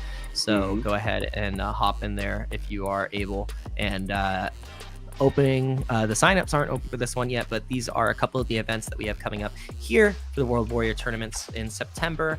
On the 21st, we have UK and Ireland coming up, so please make sure that you sign up and get in on the action. After that, we've got even more Saltmine League action because we got tournament after tournament. The best region that Ritas likes to enjoy, and I feel like if you haven't been watching Germany, it is a treat to watch. So make sure you tune into Germany the day after, September 22nd, and then October 27th is going to be the final date. That actually is I might be a dad at that time, so I'll be enjoying some good Street Fighter. Oh wow!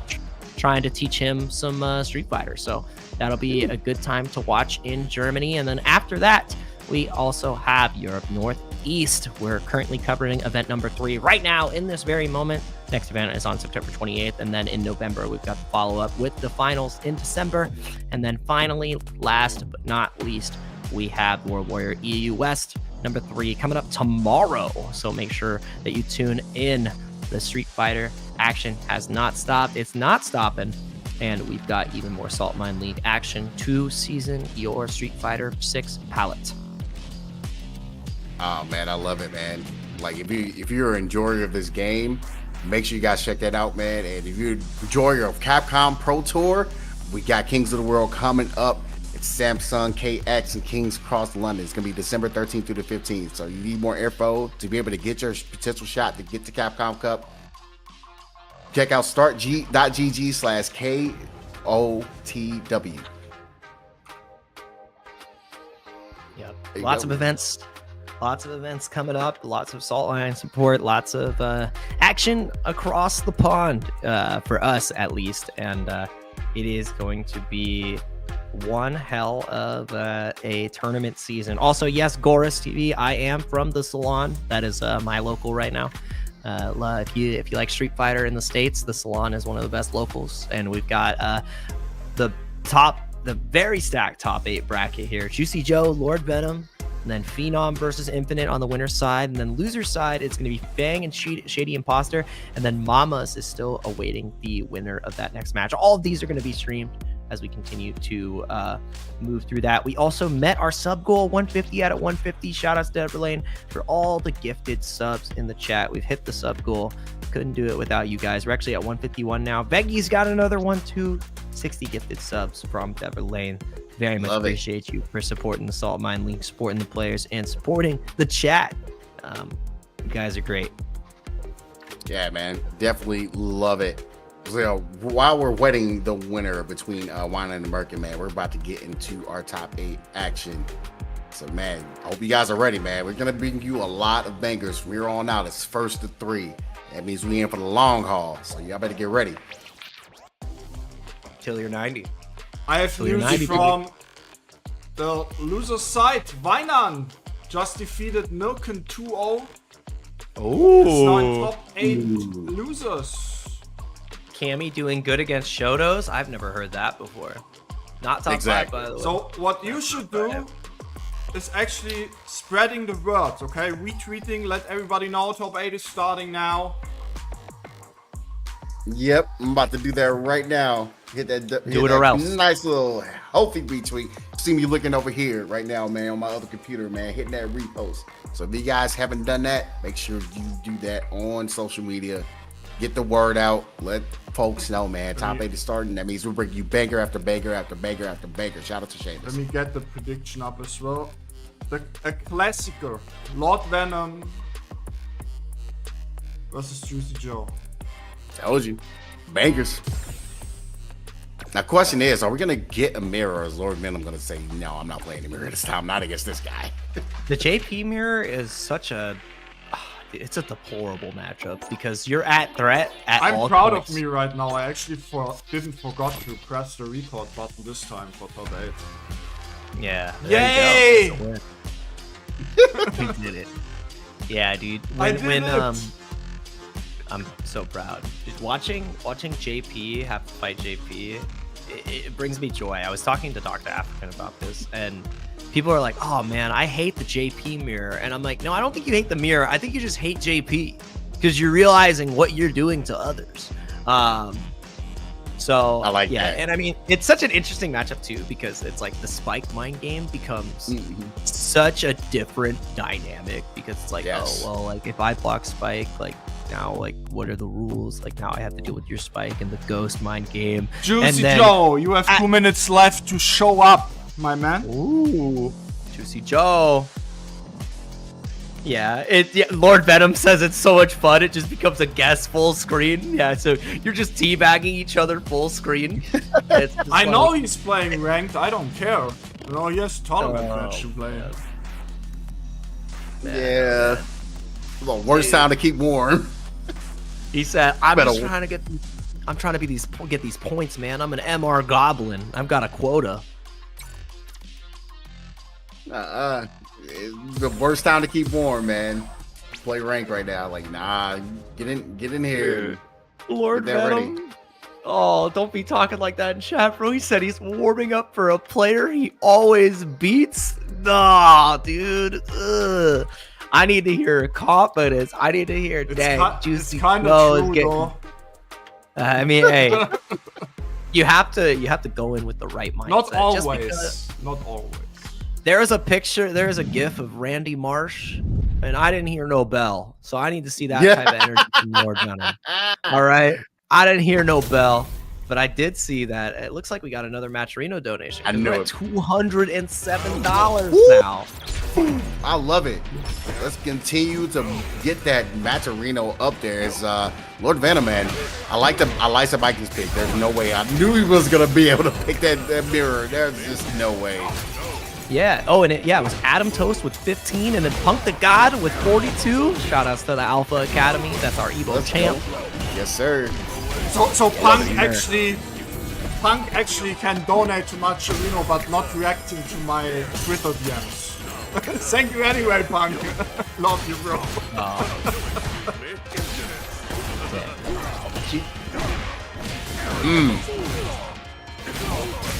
All right, plant the mine. This is kind of what we were talking about before with Bison.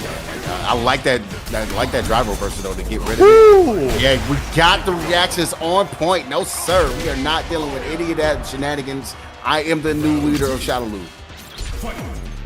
Exactly. He said, I'm keeping my job. I'm keeping it.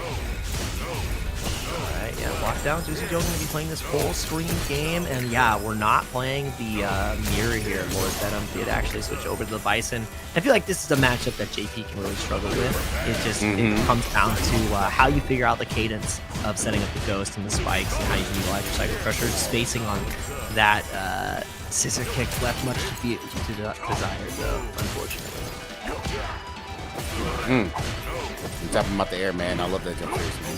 So good. There you go, but Juicy Joe, like, doing a really good job of like making sure, like, I said that, and his meter is completely gone, but I like the back dash as well, getting away from the grab. Speaking of getting close to burnout, snap it. Ooh, sit down. Let's see. The thing is, CA is available, which means this next strike will kill. Oh, but no, not jailing in the DI. You gotta keep it a little bit tighter to get that DI through. Now, drive gauge is gonna be back, and it does not matter. Lord Venom gonna get that first round on board to take us to the final round in game 1. Nah, that was close, man, because Lord Venom definitely had opportunities to kind of giving Juicy Joe that first game there. Okay, that's the stuff. That was a nice counter hit. Be able to get that mine. Oh, that would have been the damage. Yeah, he would have exploded. OD Amnesia is going to get him out of dodge just for a second. Oh, what a tap. OD's Cycle Crusher. Yeah, that was massive. I think it's so close to burnout here. That's what's the scariest for Lord Venom. Yep, one touch will do it. And yeah, it takes the hit, but no, it wasn't worth it. It wasn't worth it, LLJ. No, it that was full not. gauge, though. Yeah, man, he's going to have to hold this. No, he's not dead yet. He's not able to build that bar, but he gets that forward throw. He's going to be able to get the game for him. And Juicy Joe, man, he's keeping pace to making Lord Venom a wise man. You got to believe in yourself, though. Maybe get the anti-air. Wow, that was a far anti-air, too, man. I was expecting that teleport to be able to clip that. Yep. Oh, again, and this is Lord Venom. I've already like identified the bad habit. He just likes to consistently try to go for these anti-airs with the parry, and Juicy Joe has seen that too, where you're seeing a lot of these punish counters just depleting the drive gauge and making it really hard for Lord Venom to thrive in this matchup. Juicy Joe just throwing himself out though. Oh, but the Cycle Crusher getting right on through. I don't know if that's worth it, man. I don't know. No. Oh, no. I don't think that was worth it at all. You put some of the burnout, you might actually die without having to spend any meter. Oh my goodness, Juicy Joe. You are in trouble on that round, Lord Venom, man. You gotta believe in yourself. You gotta parappa to rap at this thing. Exactly. You need to spend those bars and make them worthwhile. Oh my goodness. I like the uses that he's been doing, like his OD Cycle Crusher though. Yep. He's definitely called out a couple of things here, but good stuff I just get away and get that perfect parry. Wow! Wow! You got a full combo. That was reverse. Are you kidding me? JP still Good got it, Lord. man. He just juggle points. Makes that happen. Man. Like both are old men, but like JP is apparently the future, I guess. Good Lord.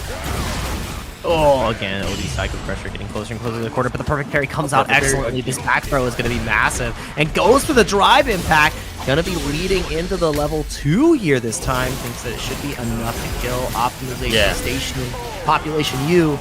It's going to be Juicy Joe, 1 round away from a 2-0 lead over Lord Venom. Yeah, man. I definitely have to use it just going for the level 2, man. Just be able to make sure that you still have a bar on deck because, man, Lord Venom is just, man, you let it all hang out. Level 3, that's getting GTO close to burnout and a hefty life lead for it. 50% off for your trouble. Veggy, do me a favor and check the Discord real quick. Lockdown, Rival Person comes out, and I like that because Juicy Joe was put into burnout. It's going to be safe no matter what because of the -2. Well, we got level 2 now. Yeah, trying to deal in, goes in ultimately with the Devil's Reverse and jump baits the level 1. Oh, what a good decision from Lord Venom. 1-1 on the board. Oh man, you talking about you didn't believe in yourself. Now you're tied up with Juicy Joe. Still got more work, and I really think, yeah, it was a really good idea to make sure you picked up Bison, man. Out of context, that sentence you just said is crazy. Tied up with Juicy Joe. Hello? Yeah. I'm sorry. OD Psycho Crusher is live. I mean, out of context, bro. You're right. Somebody clip that. How joyful he said. Tied up with Juicy Joe. Oh man, now Juicy Joe gets around on the board. Oh man, not wrong. You are not wrong at all. I'm bad for that. Don't put that evil on me. All right, Ricky Bobby. Ricky Bobby. This is El Diablo and the Magic Man. That's who's fighting right now. What does that mean? I think it's the crazy chicken. That's fighting. Oh yeah, burnt out, Juicy Joe. Again. Oh no, he actually was barely off of it. I got tricked by the gauge. Oh my goodness. There he is. There he goes. Finding the hits, level 3. Yep. And man, that was a quick game 3. Just, man, we're over here just having fun, being joyous, and Juicy Joe was like, nah, I gotta go to work. Yep, there's still Joseph. one more to go. Yeah, man. Yeah, just his first of 3. Got work to do. Yeah, man, I got numbers to calculate. I'm accounting for a reason. Oh, nice catch of the back dash. Full extension with the Amnesia. Not the most damage anymore. Gets the OD portal set up. Able to block the high. And finding the drive reversal to get that, advantageous bust out from the Ghost Call. But getting the perfect carry as well. Stopping Lord Venom from continuing this onslaught. And the slide went through. Oh my god. DMs are open. Completely open, my friend. Oh, and the weave. And got parry twice. Thank you for the free damage. Lord Venom, he's trying to keep pace. Right down again. Drive rush into the crouch medium kick. Lord Venom wants to take us to a game 5. Go distance in our first winners match. Which would be a treat. Like once you get to 3 out of 5, you really get to see the developments that these players get to offer. Spacing excellent from Juicy Joe. Consistently looking for that crouch medium punch, but just getting check. Oh yeah, big time check. So that's why he just went for the eye. He had to. And now the bomb set up though. Drive reversal gets him out for 3. I mean, that's actually massive because now the burnout and this is gonna be 50% just right off the top. Oh, that is so much. He doesn't have a lot left to work with. Don't get greedy, man. Juicy Joe's been known to hold up forward. The teleport to get out of the way. Nice slide. You can take one more throw. And that's why he's going to take the plus range. And now, he jumps and baits the throw. We're going to game 5, LL. Oh my god. Yo, the options were kind of insane. I don't think Juicy Joe was even ready for those stomps. Like the Stagger Rises and the stomp, but he wasn't ready for any of that. Yeah, and I mean, in Burnout, after blocking the OD Cycle Crusher, it's +1 at that point, which gives you so much more agency. And yeah, utilizing the Hell Stomp OD. The fact that it's plus is criminal. It burns him out this time. This is where it becomes such a advantageous position for Lord Venom. Gets the Cycle Crusher anti-air. Continue to lock out, brother. He says medium, overhead. Yes. Oh god. You had to make this man amnesia. No, you stay in that corner. You locked in. He got it back in time. That was insane. Yo, what timing? Juicy Joe was ready. And mix it up time. Let's go. Yeah, the hit him with the big Venom. On defense, he goes for the command grab. Tournament winner. And locked out with the level 2. Do you hold parry? He went out with the Cycle Crusher and he jumped out. Finds the counter hit. Neutral jump to escape. Catches the overhead attempt. He gets the Cycle Crusher. You're burnt out. You're chipped out. More Venom on set point. Remember, he said, this is the guy I always lose to. Technically the truth. But we can change our past, change our future. I don't know if we changing the future there with that drive reversal, man. Let's see. Juicy Joe's trying to be able to get something going here. Be able to get this knocked out. Come on, get it closed out. Got him in the corner. Knocked out with that departure. Oh, got him cooked. Is he trying to get this a perfect? Oh, yeah, he's trying to go for perfect. Got to get the grab. Still has it. And there it is. Final game, final round between these two. That's what I want to see, baby. 3 bars available for the side of Lord Venom as well, so we're not going to be able to see a level 2 setup here pretty early. Yeah. With the perfect parry, and this is where it becomes hard for Lord Venom. Oh, good check. All right, back dashes. Try to anti-air, not able to get it. Oh, man, that trade. Oh, they scrap it. Yeah. Yeah, they squabbling. Yeah, let me get more of that. Anti-air finally comes out, doesn't go for the perfect parry this time. Stomp to get the plus frames, taking a little bit more off the top of the drive gauge. Caught by the street body as well. Locked down, the Devil's Reverse does reach. And the thing is, he's so close.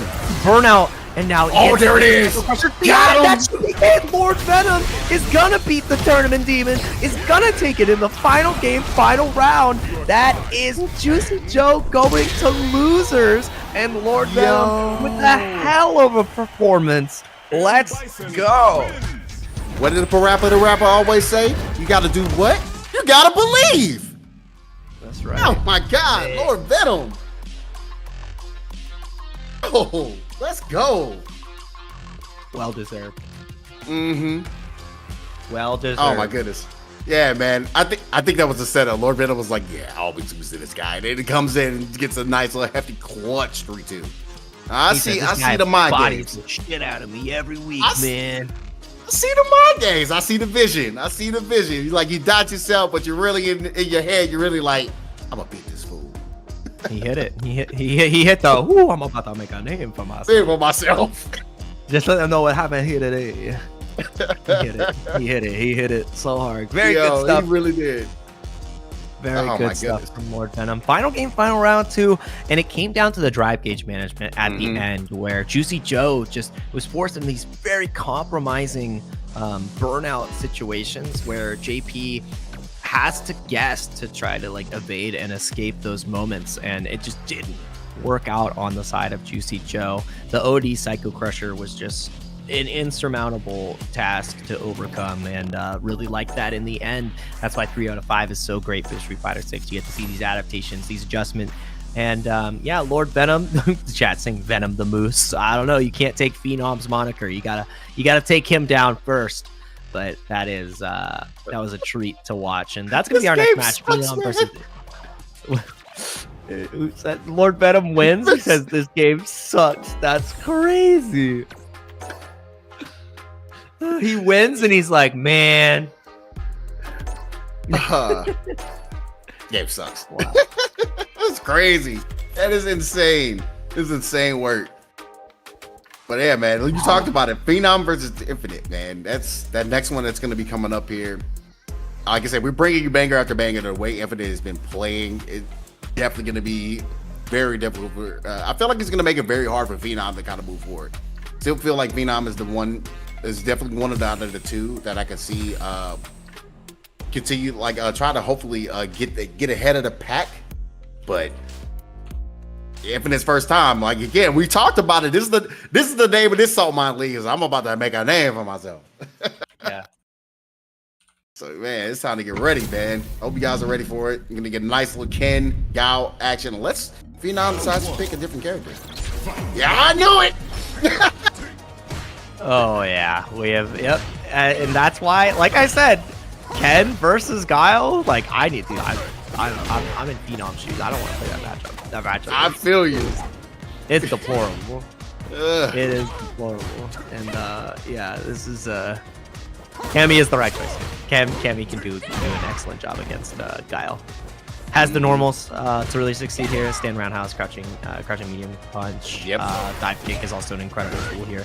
The deal with what Guile wants to do, and spin knuckle makes it harder for him to throw his boobs. So just a lot going on. Very much so, but right. Oh, button Infinite. He definitely had the right read, just the wrong button, and that's also another option that's going to cost him that drive reversal. Putting things on the board for Phenom already starting off, man. That was just two unfortunate situations that Infinite wasn't really ready for. And I think usually what happens is like when you're in the aura of playing like a renowned player is Phenom. Like sometimes you make the right reads and the options don't go your way. You start to stagnate and start like a snowfall. But hopefully that doesn't get too ahead of Infinite, man. He still has a hefty life lead that he has to try to battle back in.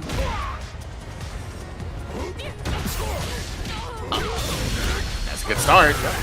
Yep, that's how you want to be able to spend the meter here in this situation too. But the facing and movement from Phenom is clean as ever.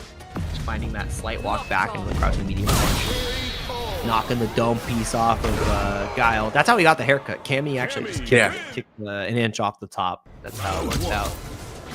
You're like, yo, can you take a little bit off the top, please? It's like, lock on. Can you line me up? Can you line me up, Miss White? It's like, yes, sir.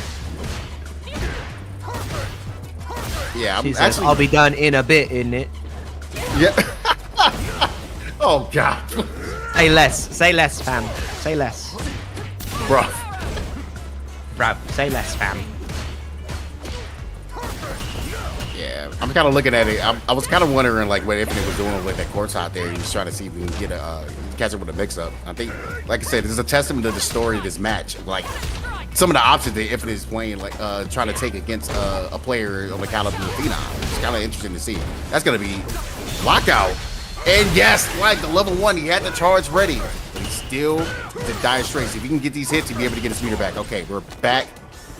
We're back where we want to be, and now getting close to burnout and Phenom. And he puts himself there trying to parry. Yeah, he wanted the perfect parry because it would have changed the tempo there. Obviously, you know, swing and a miss. Mm-hmm. And it's hard, you know, damned if you do, damned if you don't. Right.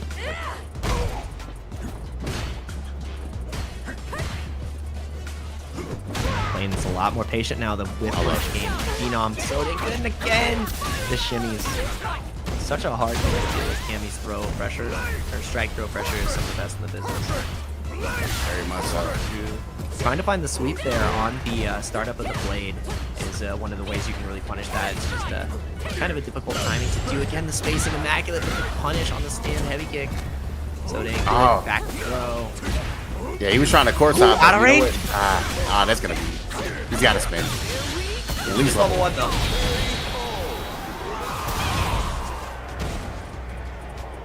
All right. Yeah, Phenom's not gonna make it easy for you. You thought you fought a Cammy before, man. This is a totally different breed. It's a thoroughbred camp. Exactly.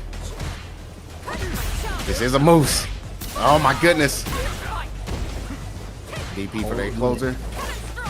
Yeah, if you get caught with the wrong starter here, you actually die. That's the scariest part of Infinite. You can't take another crouch strong. You cannot take a crouch medium kick. It will be lights out, so no whipping. Ooh, what a soul buy! And the level 1. Yeah. Force out? Yeah, that's how I definitely agree. Now he's close to the corner, but that perfect parry. Not gonna spin here because that definitely wouldn't have killed. Yeah. Yeah, ended it early. Had that crouch medium kick, just didn't believe he did. That was the problem. And there's the whiff punish. Once again, just not finding the spacing for throws. The block speed being put on excellent display for Cammy, and Phenom is really coming into form with this character, showing how strong she can be. And you know what? I think it's just the threat of some of the options that they get around the shenanigans that Guile wants to do. That Phenom is pulling off. When really he's just beating you with low forward and crouch strong. Yeah, and a lot of it is too is like on any of the upside down kicks, we're seeing sweep punishes as well, and just really great spacing from Phenom. So make it so the buttons where Infinite wants to press and be a little bit safer at those ranges are getting smoked almost every time. Yeah, man, it's definitely a different beast, and that's something that Infinite's getting the experience of dealing with. Whew. Oh my goodness, and another low forward. Doing the job, don't have to even spend any meter. Yeah, like I said, it's that threat of any of the other options to get around the booms, deal with the air approach. Yeah, he saw. I think it was a testament because he probably also saw. You did see some dive kicks come out the Phenom side, especially TK dive kicks, but Infinite, he knows that Infinite usually wasn't ready for the anti-airs in that situation. So yeah, like I said, he's playing. I love the range he's playing at. I love everything that Phenom's been like going through. He's really making this just a tactical play. What a perfect parry! Yeah, Oh and it's goodness. not only the spacing; it's also just his awareness on how to fight and duke it out against the boom game as well. To make the most out of his jumps. He's playing so well grounded, which allows him to go to the sky, allows him to open up these huge opportunities, and the level 3 is gonna be enough to make Phenom go through with a 3-0 performance. Yeah, man. Just again, the entire tournament has been nothing but just straight fundamentals. Completely solid work by Phenom. No notes again. Straight as the Ives would say, straight bus ass from Phenom, because he hasn't dropped the game yet. By the way, he has not dropped the game yet in the bracket, and he's in winners finals. So 2-0, 2-0, 2-0, and a 3-0 right there. So yeah, if Lord Venom wants to become the Moose, he's gonna have to take down Phenom. And that is going to be one hell of a fight. Curious to see if we see more Bison from Lord Venom. Maybe we get the JP coming back out, but that is going to be one hell of a fight where Phenom is definitely the favorite of the run so far. But we're going to get into winners finals a little bit later in the day because we have to make our way through losers now, where the Sharks are hanging out. Fang, Shady, Mamas, and Wynon are the ones who are currently coming up to bat. And it's a bloodbath down there. Yo, yeah, man. You got also other names lurking, and we also got more World Warrior action coming to you tomorrow, August 18th, 5 p.m. Make sure you guys check out. I believe sign-ups are actually still going until leading up until the bracket opens. So if you guys have not signed up yet, make sure you guys get in there if you're on the west side of Europe. And after that, we got Kings of the World as well, an auto qualifier for the Capcom Cup, December 13th to 15th. If you haven't already, go to start.gg/KOTW, King of the World, for a chance to qualify for the Capcom Pro Tour. It's going to be, again, one of the auto qualifiers. If you're able to win this event, you will be going to the Capcom Cup. And if you're from the US and from any of the regions that are listed, this also qualifies you for Street Fighter League participation. Yeah. So another fun piece there. I know we're running the Street Fighter League US Combine, so just a little bit of a plug there, where every player that qualifies for the Capcom Cup has an opportunity to also be in SFL US, which includes, I believe it also still includes Asia. So dang, I was thinking about it because I qualified. I'm like, dang, who are they gonna pick, Chris Wong or Jake Ryan? And I'm just like, I don't know. There's a Wong choice there, and I think it's me. I think I'm the wrong choice. But I was like, dang, that's crazy.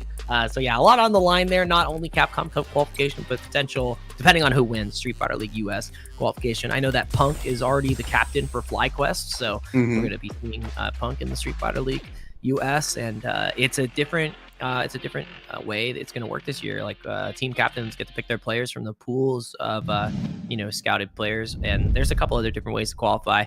But we're back on the UK side of things, and it is going to be Shady Imposter, who is no longer legend as this tournament has been going on. I just wanted just playing ranked, no longer legend, fighting it out against Fang. I saw it. I gotta call it out. Yep. I've been there, man. I love LEGEND. When I see those 6 letters, I'm stoked. As soon as they go away, I become a different demon. A ranked goblin. Exactly, man. Donating the points. It's probably, I think I probably woke up. He's in anger now. Look at this. Look at it. Look at this complete just decimation in the corner. I like the level 1 by Fang though. Does not spend the K. Also very smart. Do not want to give up your resources that early. You know you got the life deficit. Double dash into the throw. Drive reversal does actually come out from Fang, and the anti-air is the classic slide on in. Lockdown plus frames in the shimmy. Shady Imposter getting a convincing first round on the board. All right. Man, once again going low on the hits. Trying to go for the neck breaker, and Shady Imposter said, no, thank you. I do not want any piece of that. All right, there. Oh, wow, just opted to go for the button. Definitely didn't want to risk any moment of trying to take the time, even though it was nerfed to parry. There we go. Give me that continuation.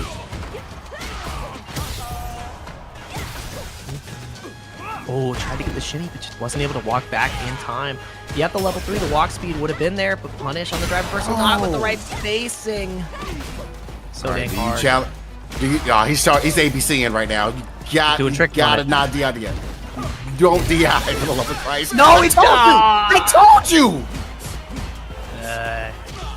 Try to go for the chip. Doesn't matter. Finds the jabs at the end of the day. That got a little scary. That got a little hairy. Yeah, it really did. It's kind of unfortunate, like, because I believe he could have, Shady Apostle could have gotten something off that Greatest Soul Bot level 1, but nothing unfortunate coming out of it. But you know what, Fang is like, hey, I got level 3, I gotta spend it now, man. It's time to go Walita West to be the Speed Force.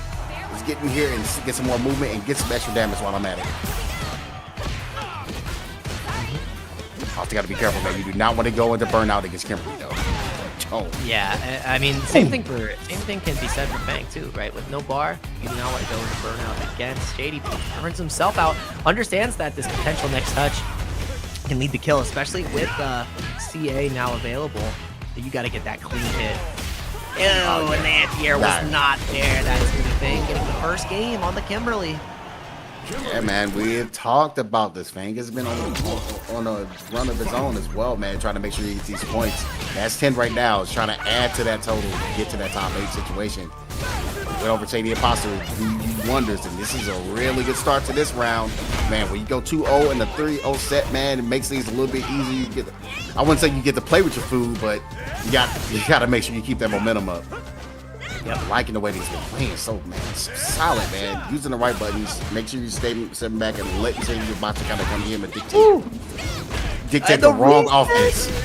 Nah, dude. And the thing that Fang has been doing so well is, like, he's backing up, he's giving Shady Imposter space when he has this lead. He says, you're the one who's gonna have to approach me. I don't have to go and put myself in harm's way at this point anymore. And I feel like that's how you can really succeed. Your can gets busted out from the OD up kicks. And yeah, we're back to the corner. It's hard. Oh, burnout is not where you want to be. We do have a level 3 to try to escape here. But when do you opt for it? I think you just hold on. Yeah. Got your losses. Go find your way out of the corner, but the walk back, evading the throw is massive.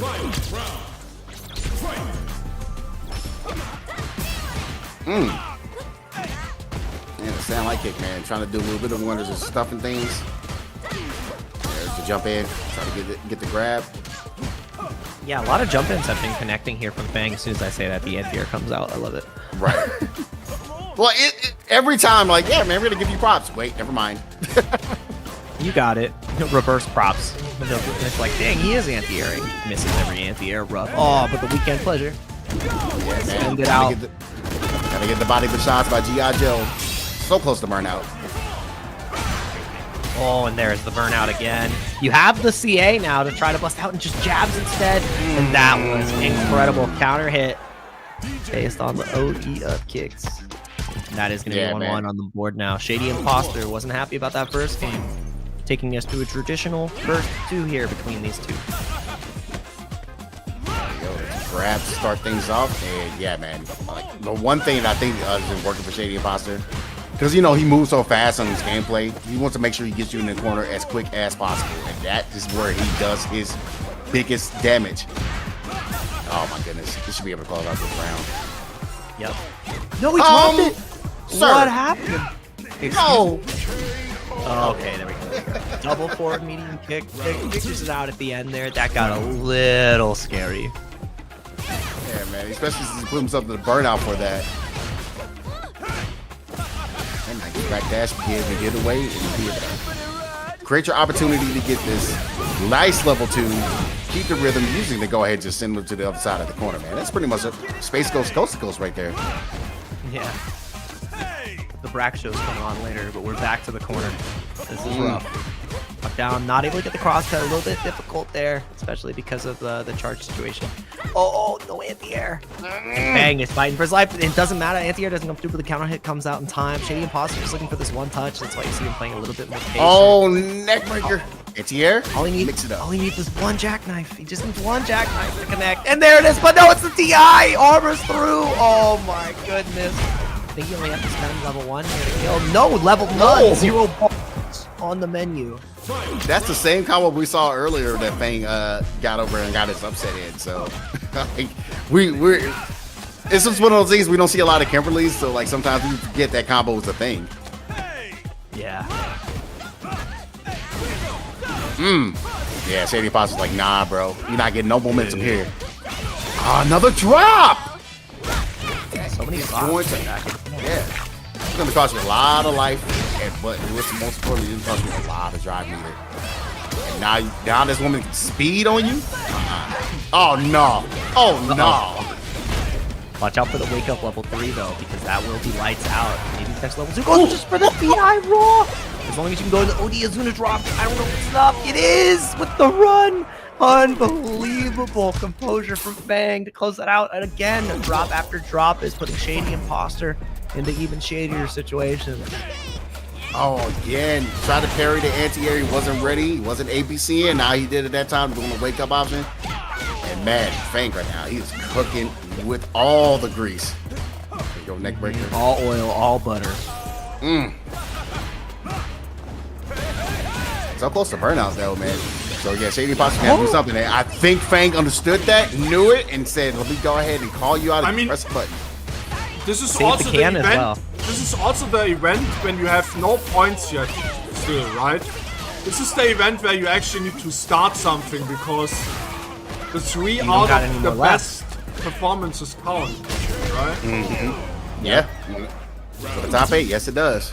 Exactly. So you have to do it's do or die now from the points perspective, and right now it's looking all die. For the likes of Shady Imposter, not able to get the drive rush punish afterwards, but it doesn't matter. Gets Codlow trying to walk back there in that situation. Overhead perfect parry. Excellent composure from the likes of Shady Imposter, and now Fang. Oh, the level 1 again! Oh man. Saving the can again. I like it because he's saving the resources, even though getting knocked in the corner. He's knocked down. Shady Imposter's trying to put him in the burnout, and now it's time to go ahead and fight for your life. Anti-air, get out the corner. He faked him. The level 2 should do it. I think it's going to be so close. It might be enough. We're going to decide it right now, and it is. That is Fang with the 3-1 over Shady Imposter. Sending Shady Imposter out of the bracket. Incredible performance from Fang. I would say that's is that an upset, Ritas? That looks like an upset. Yeah, oh yeah. I mean, yeah. Oh yeah. Looks like an upset to me. Oh. Ooh. Sir, guess what we're getting? We're getting a run back for that next match. You lose this quarterfinal. Oh yeah. I love this. I love this. Yeah. This is good. This has been a great tournament so far, and it's only getting better as we continue to move through. Obviously, we gotta finish up our. Not a single person betted on Fang in the predictions. Not a single person. Everybody lost. Everybody lost points. That's crazy. And no points were gained for that. I could have. Man. Yeah. Fang has been playing extremely solid. Yeah. That tells you that was an upset. Absolutely. Yeah. Yes. So Fang gonna have another chance to duke it out. Here oh yes, the Swedes also can't bet because of their gacha rules or gambling rules. They don't have the option. Yeah, they can't even do predictions on Twitch. Like what? Like I mean, oh dude, it's so bad to make Rita say scammy. Like that's what you're banned from using your points. You're fired, bro. That's fire. That's wild. I mean, it's if I had 65k points, you can't make. They can't make you do it. Swedish people can never make you say that on stream. Yeah, unless they use VPN, right? Yeah, they gotta boot up the VPN. Someone starts using VPN just to gamble on Saltmine League. That'd be hilarious. They're just like, oh that'd be great. I wanted to make Rita say something, so I had to download and pay for a service to use my fake internet points. Incredible. Incredible. I love it. I live, laugh, love that for us. Yeah, this has been a great bracket so far, man. I'm loving how things have been shaping up, man. We're getting some first timers coming up in here for the top 8s. We're getting some banger matches. We got another one coming up for you that I'm very interested to see, man. Timothy Mama's going up against Wayne, and man, Wayne has been really wailing on his opponents. I love how things have been really kind of working out for him. He did get sent over to the loser side before getting into the top 8, but definitely worked his way up on a couple of upsets that I like to see, man. And I'm also loving what you guys did with the match Rito today. Currently at 207. Notice I used the keyword of currently. You can definitely make that Maturino go a little bit higher. Appreciate everybody that's contributed so far. Punk, Adam Toast, JNV, putting in all the work, man, and all the other contributions. And we got all the codes claimed. Yep, all the codes have been claimed at this point, so it's just contributions moving forward here. So really appreciate everybody who has supported the match arena. We're at 207, which means we have top 3 that are getting paid out, and that's a nice payout for our competitors so far, but we can make it even better. Sorry, my cat is attacking my camera. She's decided that it's time to be back on the desk and chill for more Street Fighter. She's like, "Oh, it's getting good. I'm here."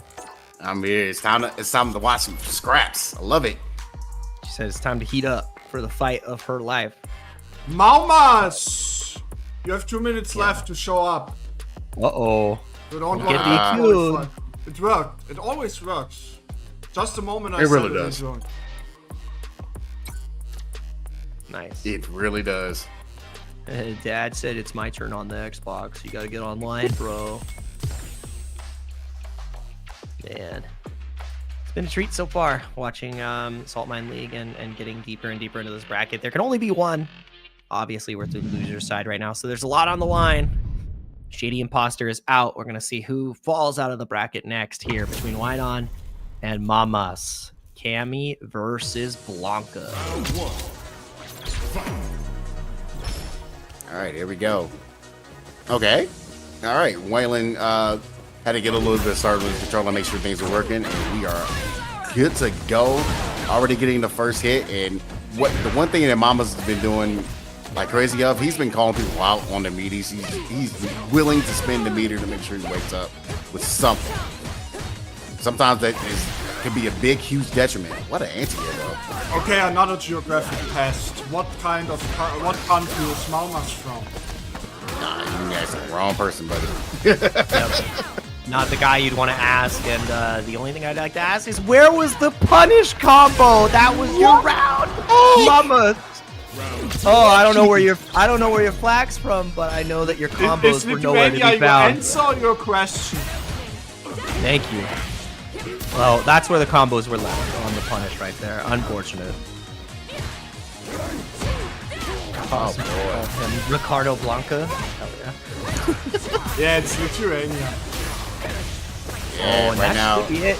What should have been a 1-1 round situation has turned into a game 1 for Wynon because of that drop. Oh, dude. I mean, that was a hefty drop too. Like they snowball from there with the air Blanca ball as well. Just like everything was just gone bad. Yeah, from bad to worse. In an instant. Gotta confirm though, man. Mama's waking up a little bit, but yeah, what you say? Yeah, you know what? You reversal on me last game. I don't like that. I'm gonna reversal back on you. How you like it?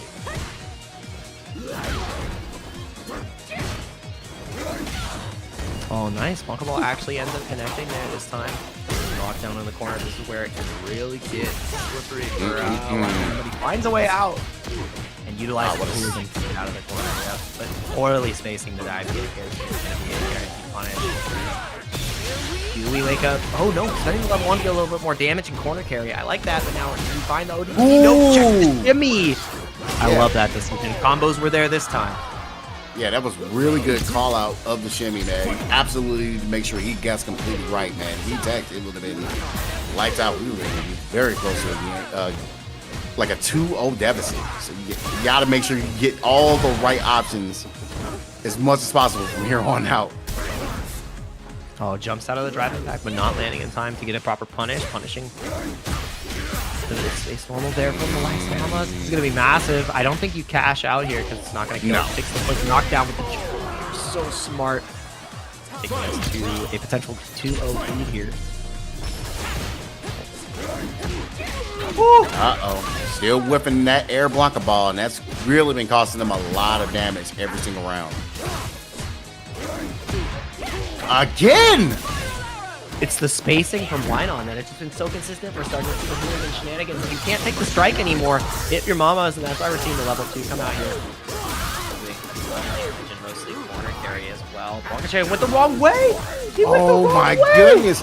I've never seen that. Dude, Blanca said he 360 no scope little guy. And he's gone too. He's gone. Little man is nowhere to be found. No anti-air as Oh, well. man. Lost At least his you're gonna be. translation. Wow, still calling out shimmies though, man. He's making sure he's not ever getting shimmied again, man. He did that, got once, and that's never happened. DI so close to the stun. Anti-air is on point. We're waiting. It's scary. Watch for the last DI. There's another gauge here. Do we opt for it? Mamas is just chilling. Oh, but the counter hit.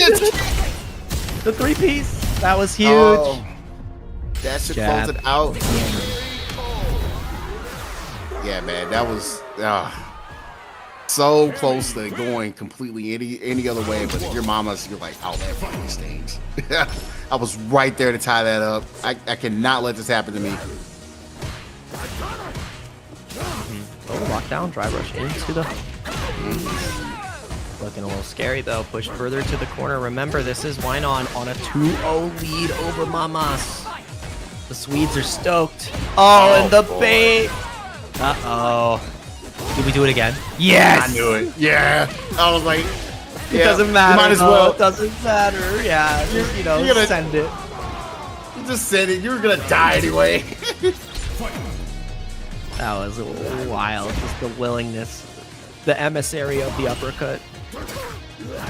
I do not choose. I am compelled by the uppercut to let it rock. What a tiger knee dive kick. The OD comes out. Get that done. Anti-air finally stops the dive kick here, but it's a trade, and Mamas can't afford to take these trades right now with the life deficit we're seeing here. That's that level 2 stored up. They gotta find a perfect hit, and I think that's why Wainin is like making sure that he's not make the raw option. He did right there in the shimmy. So Mama's the one thing he's been consistent on is calling out shimmies. Oh, that's gonna be a punish. Yep. And you get... Oh, he went the wrong way. Dude, something's going on. Are you doing it too early? I think so. I think the Blanca-chan throw has been getting put at the wrong time, and you're not allowed to try to parry there. One more throw will do it, but if you get hit by a crouch medium kick, it's lights out, and we saw the jump back get punished. Mama staying alive. Absolutely. You need to make sure you get this round, man. You cannot afford it. I know you don't have no meter, but you'll be able to build something here that's level 1. Got no bar, mister. I need help. Life Oh, alert. the punish again. Yeah, falling. Okay, here we go, guys. Yeah, he's squabbling now. Yeah, let me get all that. Oh, that could have been horrible. But Uh-oh. Back throw is massive here. And now you have to contend with the potential stand roundhouse. That's why he's so scared, just standing and holding that ground. Jump back, answered excellently. Locked down again, trying to catch the shimmy. That crouching medium kick, not finding a way. Anti-air not there this time, just a little bit too much muscle stack. Taking block string, you can't take this next strike, and now burnout. Oh no, where's the DI? There it is, and that is gonna be all she wrote. Why not? Closing it out with a 3-0 over Mama. he definitely missed the opportunity to go into level 2 off that block string at least. Sometimes you just got to go into it even if it's on block. Like you'd be able to start setting up some more options for yourself to get out of the corner. Yeah, man. Like I said, Mamas does go home with some points today in the top 8. So it does definitely help your cause in trying to making it to the top 8 regional finals. But yeah, man, that is just great stuff by Wayne, and like he's been completely on point, man. Like on one of his first ones in the top 8 here. Like I said, that trying to get more of those points on the Zen. Good stuff. But now we got our losers quarterfinal side set up. It's gonna be Infinite going up against Fang, and then Juicy Joe going up against Wayne. Yeah, it's gonna be another incredible match that we have, and incredible support for the match arena we've had so far. I want to shout out Sorg Mental for the Swedish support right there. Gave Wynon the power he needed to overcome there. Patrick as well for another donation, which puts it at 227.32. So thank you for using all the codes. If you haven't done the subscription, the sponsor quest, go ahead and follow that as well. Another way to support. And yeah, we've got a little bit more tournament left to do so we can get that prize pool even higher. Really appreciate everybody who's taking the time to do that, and get your new predictions in as well. Fang versus Infinite. Nobody bet on Fang last time. Right. 1,000 points with his name on it. So if anybody wants to pay me, I appreciate it. Yeah, you know what? I got 4K. I'm gonna go ahead and just spend it all. See what you guys got. Yeah. Spend my salt, my Morton. Yeah, get your Morton in. We got predictions open, so I don't see anything on Infinite yet. Let's make this prediction battle something to be remembered. As you can see, this is the bracket shaped up. We have our top 6 now, which is Venom and Phenom in winner's side. And then loser side, we have Infinite and KS Fang, and Juicy Joe versus Wynon to close us out. So get your predictions in. Currently, nobody is banking on Infinite, which is wild. Yeah. I remember how this went last time, where nobody bet on the other guy, and then they won. So if you want to have the dark horse winner, you've got a couple more seconds to get your prediction in. It might work out for you if you do that. So you guys better get on it with those predictions. There we go. Yeah. Hell yeah. We've gaslit them. Thank you for your points, guys. Appreciate it. Exactly. No. Yeah. Infinite with We'll the see. sad Isaac. The Bible thump is like, please. Infinite, Please. instead of posting emotes in the chat, you could actually join the lobby. How about that? Oh. Ooh, someone's in trouble. Oh no. That's a rough one. Ooh, you got in trouble. He's fired. Players can get fired too. That's the part you didn't know. I've seen it. He said, get the hell out of my bracket. You done messed up. Aaron, Infinite. Done messed up. Gonna go to Shaq Reedus. You don't want to go there. Oh shit. Shaq Reedus' office. Dude, you don't want to go to Reedus' office. He gives you he hazes you with salt. Infinite, I'm telling you again. Can you? Dude, join the lobby. What are you doing?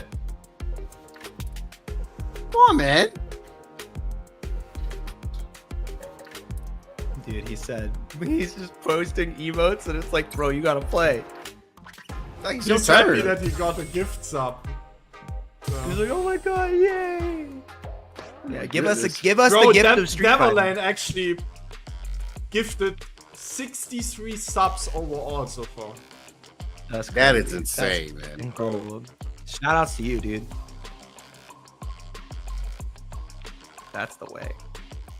God, all right, let's see. Is he in the lobby yet, Reedus? Are we still waiting? There he is. Finally. All right. An infinite amount of time. And we're getting into it. It is going to be Guile versus Kimberly, Infinite versus Fang. I think, this matchup can be serviceable for Kimberly. Yeah. You got to tell her she can change her jump arc. It really comes down to her ability to perfect parry and navigate here, but she has a lot of ways to really mix up Guile as well. So I want to see exactly how this boils down. Seen this matchup played a lot by Shine. Seen it played. Actually, get to see it played a lot in Seattle too. A Kimberly player that actually likes fighting against the Guile matchup. So sample size is there. Absolutely agree with that. Right now, Fang, he's been put on the clinic this entire bracket. But right now, it's textbook stun, textbook block strings, textbook ability to put into the burnout. This is just really good stuff by Fang so far. Already starting off. This is where you want to have that momentum to get in that first round, getting everything out of it, especially when it's in a matchup like this. Now getting battered in the corner, but checks with the cross medium kick. The lock back has been pretty consistent, but no anti-air. That was one of the weaknesses we saw earlier. It was the perfect carry anti-air attempts instead of like the cross heavy punch, the medium kick, or even the flash kick. So I like that we're seeing Fang throw those guys early in offense. Okay. You get the toe bot. And yeah, you kind of talked about it. There's a teleport, kind of get things checked. Give you a forward throw. It's pretty much like one guess. Doesn't matter. You could be a stand medium kick into a drive rush. Or anything like that. There it is. A nice little shimmy into that stand medium kick. Does wonders. Oh Also, shout outs to an anonymous gifter for the 5 gift subs as well. I'm curious, what if the anonymous gifter is also Devilade and they're tripping? Imagine the anonymous gifter is also Devilade. That'd be insane. I'd be like, bro, how much money do you have, my man? Surprise. It was me. But yeah, lockdown drive impact beats the overhead. We'll update this. It goes for the reset. Fang, what the hell? He's already dead, bro. Guaranteeing the kill. Oh, no! Guaranteed. Be upset with Flash out with level 1. I like that. I mean, might as well. You're in burnout. You don't really have that many other options. It will lose to Boom, but that's not what we see. And it's also already a 1-0 lead for Fang. We'll get the scoreboard updated here in just a moment. Might be at a potential 2-0, but the drive first will block. Yep. So Lear call out. He gets the set up. Uh-oh! Too early, not getting the cross cut on that. This is looking dire. Kind of hit, start getting into here. Baby Boom, go level 1.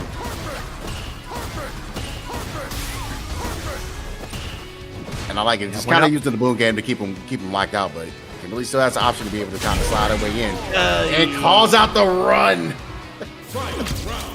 Infinite. Yeah, wasn't counter hit either, so I mean, maybe had a chance to recover with too big of a normal there. Didn't jail into the OS up kick. Worked out. No spin. I got the burnout. That's kind of where you need to have it. You got to be careful though. Oh, the shimmy. If I do, I actually spend a level 1 to keep him locked in. I mean, level 3 to lock him in into that burnout state. It stops the timer on that.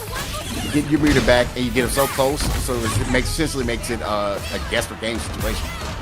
Yep. Careful there. And that's why we see the drive impact not coming out here because of the fear from the CA. That finally comes out on the jump in. No chance to react in time. That was so clean. A 2-0 lead for Fang. Oh my goodness. Fang is just on point this tournament, man. We the parry, and there we go. Delayed it just in time to get that reversal that he needs to be able to get away from that pressure. Jumping. Oh yeah. Had to make him spin some meter to reversal that. Anti-gear trade up. Yep. Goes for a little reset instead of the knockdown. Uses the run again, just continuing to. Oh my god, he that finds the medium kick. I had to make him bust out. Here we go. But he put himself in the burnout. Worked out. That's the bad part. Level 1 is available, so if you go for a DI, simple again. Yeah. Oh, and that is going to be set point here for Fang now. As long as it closes it out, just going to spend the level 1. Yep. Oh, that scaling definitely got to spend the meter. But hey, you got to when you're in this situation where you potentially close out 3-0, move on to lose the semifinals, or play like top 4 guaranteed points like that. It's important, man. Oh, the neck breaker again! Brother. Do it again. And he went for the DI this time, but the second hit of the plastic actually saved him the up Tatsu. And I think you're actually just dead here. Dead. You're Oh, dead. Level 2. The Zuna drop into the level 1 with the can will do it. Yep. And not even needing the can out. Kimberly. The Lord. Nothing you can do. That was brutal. Fang is cooking. Yo. Yeah, man. I don't know what Infinite could have done there, man. But you saw the holes in the gameplay in some of the other matches is really coming into fruition here. The inability to really get your flash gate anti-airs is really what hurt him a lot. And it's a lot of different jump ins that Fang would be able to get in and get away with that sometimes too. So yeah, and the consistency that Fang was able to represent with their anti-airs was also the telltale sign, and it was with the air, like the Tatsus to get the anti-airs as well as the crouching heavy punch. So it was so much coming out strong for Fang, while those same strengths were weaknesses on the likes of Infinite. So we know exactly what we need to work on from that set. It's really easy to identify that for next time for the World Warrior. Still some points in your pocket. Have to be happy about that one. And you know, having losses like that and having identifiable things that are like very clear that made you lose the match is better than nuanced information, right? Where But it's you like, know, congrats to Infinite making his first sub World Warrior. Good yeah, performance. incredible performance. Yeah, incredible. Yeah. Fifth place points, nothing to sniff at all. Definitely goes a long way. But here we go, man. Speaking of potential fifth place like showing here, man, winning has a chance to make our tied leaderboard person than Juicy Joe go down in fifth today. That would be insane. And already a good start with the step back low forward. Let me catch myself a little bit here. Yeah, to blow up Shout outs to the 130 viewers right now on YouTube. Yeah, thank you guys for supporting all of the content streams here and Saltmine League. Make sure if you're not already subscribed there, you go ahead and do so as we continue to enjoy more Street Fighter action. Burnt out for Wynon. And yeah, that is rocking a hard place. Bill Murray from B's Ghost. That was That was rough. Not at all, man. We need some different ghosts to be able to get away from that, man. Get even Redman out. Rewrite the story. Oh my goodness. What a drive rush to be able to get in on that. Essentially was a whip punish, essentially. So close to it. So you have an option to be able to kind of get in. Punish kind of get. Another one. Another whip punish. Has the ability, Josie Joe has the ability to be able to try to get in, and I think that's what Wayne understands. He's trying to find that target combo to be able to get things started too. Yeah, lockdown going for the shim. Oh, the neutral jump gets the burnout. You have to be so careful of a wake up super. You can just go for chip, and I mean going for the trade right there. I like the decision. Just a little overextension from Juicy Joe. 3 bars on the stock for both of these players. Yeah, man, it's definitely one of the matchups that JP has always historically like struggled in, like since the beginning of this game's life. So, yeah, I know Juicy Joe is like, bro, I gotta deal with Cammy now. Why did I lose? Level 3. I'm gonna need some of my meter back, please. Thank you. Post haste. Oh, does this catch? It was the faint ghost, and it does not. That's why Juicy Joe put out the fake. Smoke and mirrors, baby. Yeah. That's a testament to knowing where your spacing is, man. I know my ranges, man. I'm sitting back. I'm chilling. I got nothing to worry about. Ain't worry about nothing.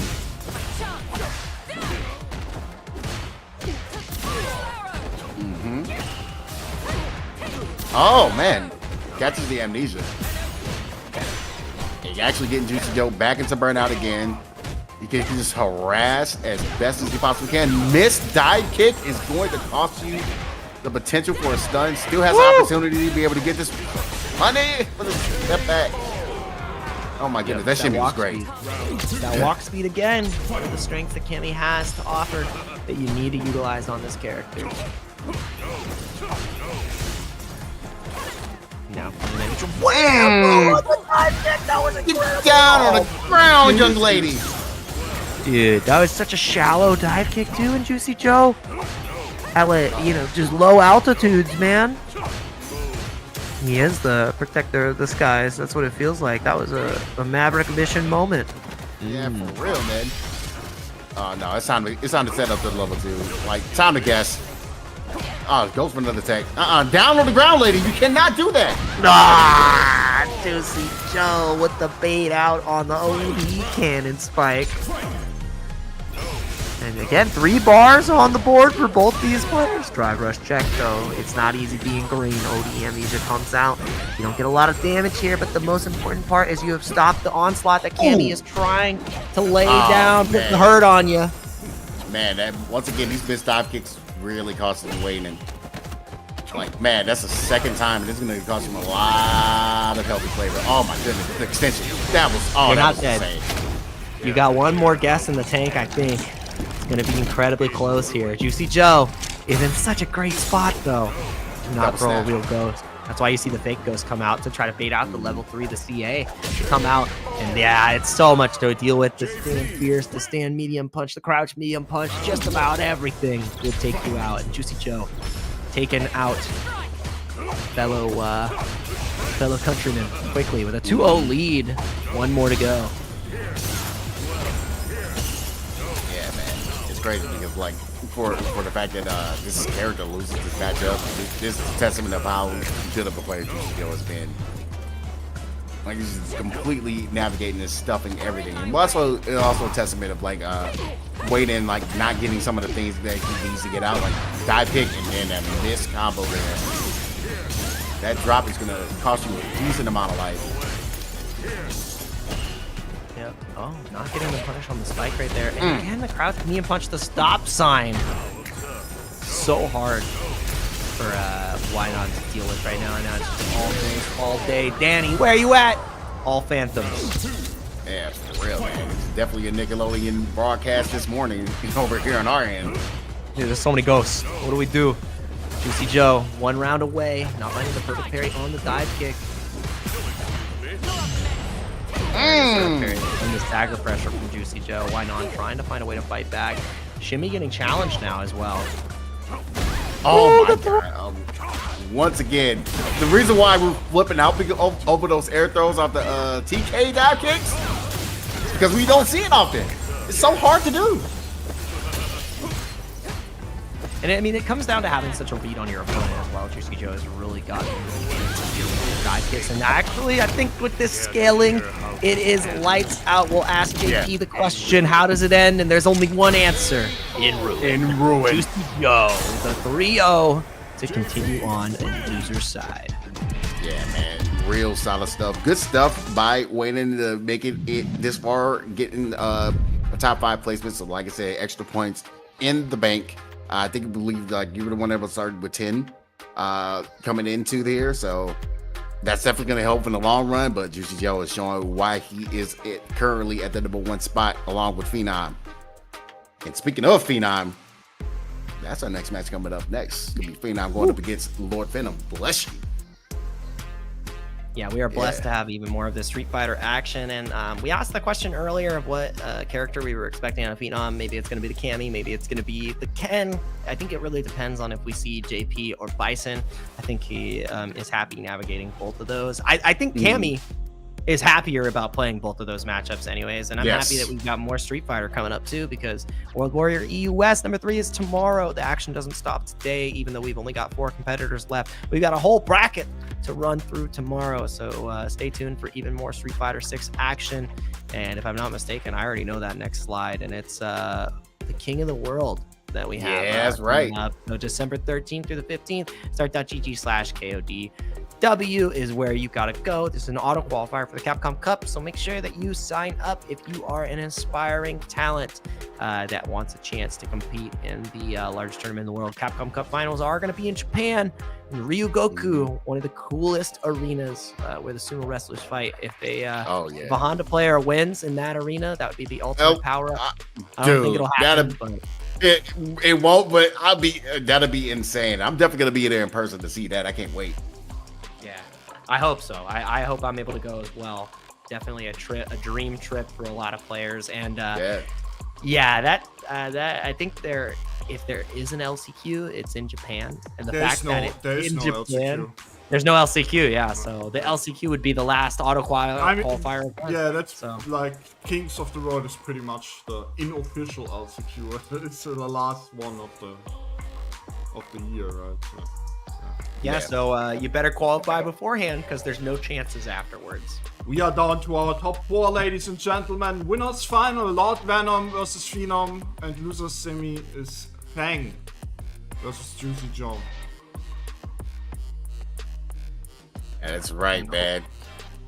Like I'm like looking forward. Like we already talked about like the 2 players that I mentioned that are gonna try to maintain that top spot, and I believe it's gonna be one of those 2 players that will be able to take it. But out of these 4, man, the way that Lord Venom was doubting himself and kind of talking down on himself, but coming in and getting that winners final, guaranteed top 3 placement.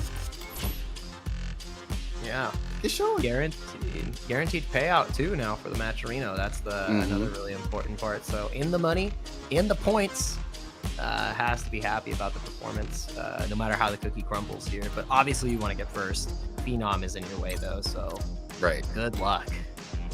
Yeah, because the way Phenom is playing, just straight fundamentals, all solidness, nothing crazy out of the ordinary. Haven't really gone into his bag of tricks that sometimes we see out of him when it comes to like some of these brackets that he's been participating in. Winners finals: Lord Venom versus Phenom. Hey, we are about to see if he's gonna be able to bring out something crazy. And the pick, Lord Venom, and I think that was the guess, because I think Phenom was figured like, yeah, I can take both matchups, but Lord Venom was like, man, maybe this wasn't the right pick. And already showing Phenom is like, yeah, thank you, you just fed me a game. We'll find out though. Lord Venom still can be able to have some fight left in him here. Yeah, seeing how GT just took on winning. Yeah. Yeah, had a feeling we were gonna get the Cammy here, so glad that I was on the correct wavelength. As we go in, Cammy definitely feels better against Bison and JP, and that's how we're going to be navigating against Lord Venom. There we go. But yeah, it's going to be continued pressure. Gets out with the stand roundhouse. And we're dead even here. So the whip punish game is becoming a little bit harder here. Obviously, we saw how well Phenom was able to space himself before. Not having that same success against Lord Venom's JP. Oh, what a challenge in defense by Phenom, but still has a lot of work to do in his life lead. That's a good start with the walk-up throw. And I will say that Lord Venom has been making real good use of this crossing medium kick, man. Uh-oh. Is this a robbery round? Nah. Not a robbery. The backbreaker. You're not dead yet. You got one more guess. Is it going to be a throw? We don't know. I mean, Phenom's burnout. And he got locked down. No level 1, though. That's what's so scary. And it is a robbery prevention. Stop the bleeding. Stop the problem. Exactly, man. Right now, we got to see if Phenom has a fan in here. He has a friend in Devlin, man. Just rooting for him in the chat. Right, just solid stuff off Phenom. Still, the one thing that Phenom is doing, he's spending a lot of meter to try to make sure he gets all these different life leads, and I think that's something that Venom is like taking advantage of. Man. So that's a level 2. He's able to set it up, put him in burnout, so he has to completely hold this mix. Doesn't completely capitalize on it, but he does get a throw. Still has him in burnout. And the stun.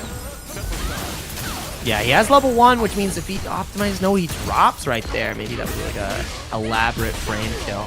He's gonna spend to get the CA.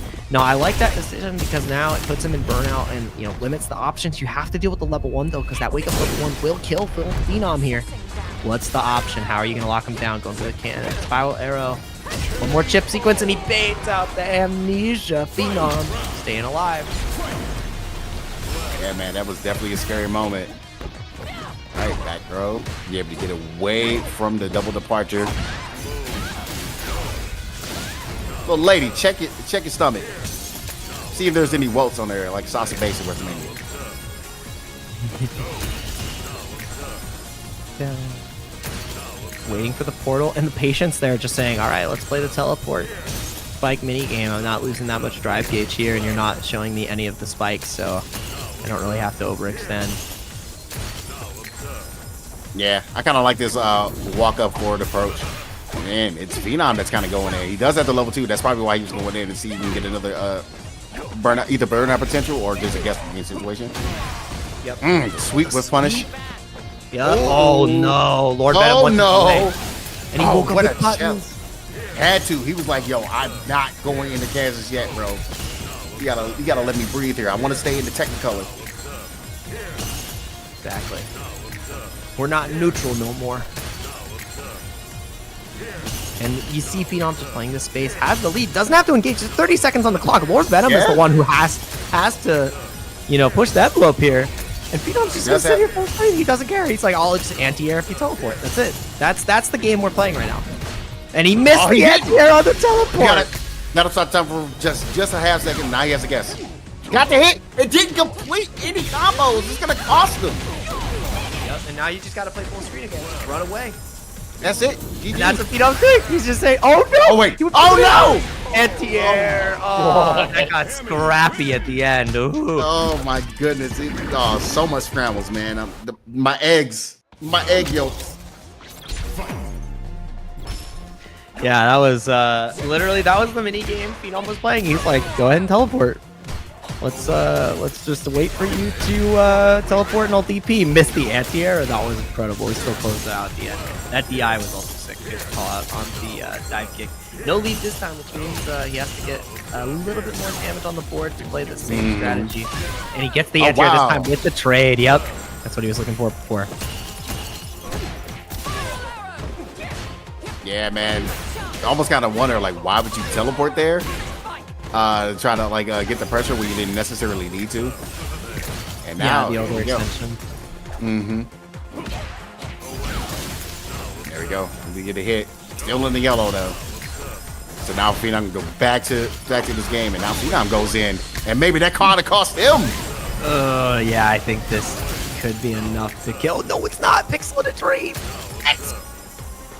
How are y'all not dying today? Oh, but the juggle, he was still airborne.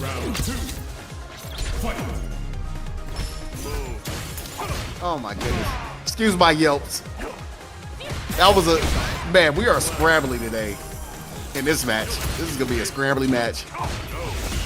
About to burn out on the likes of Lord Venom too, and that's why you see Phenom trying to be a little bit more, approach heavy here, but miss the sweep, misses the spiral arrow as well, and the spike placement has been really good this time around, really dissuading Phenom from approaching, and that's what Lord Venom wants.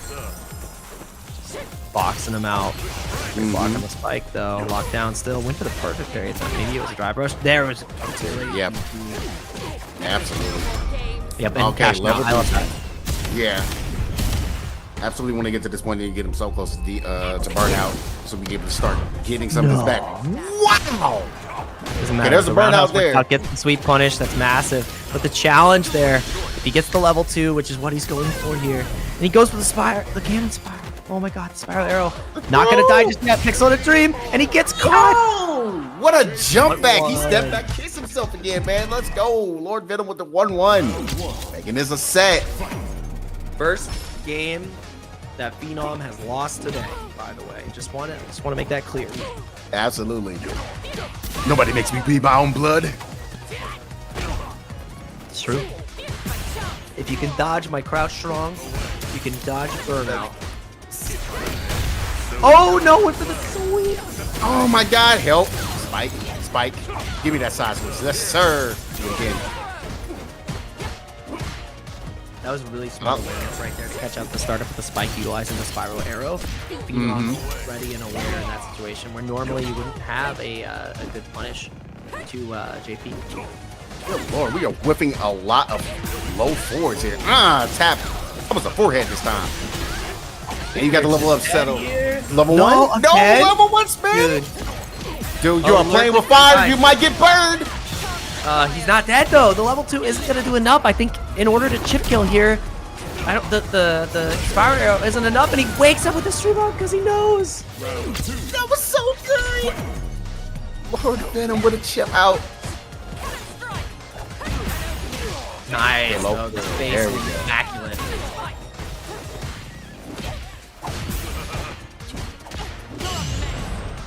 Perfect parry. Yep. Drops the combo afterwards. Not what you want. Oh, that's so unfortunate. All right.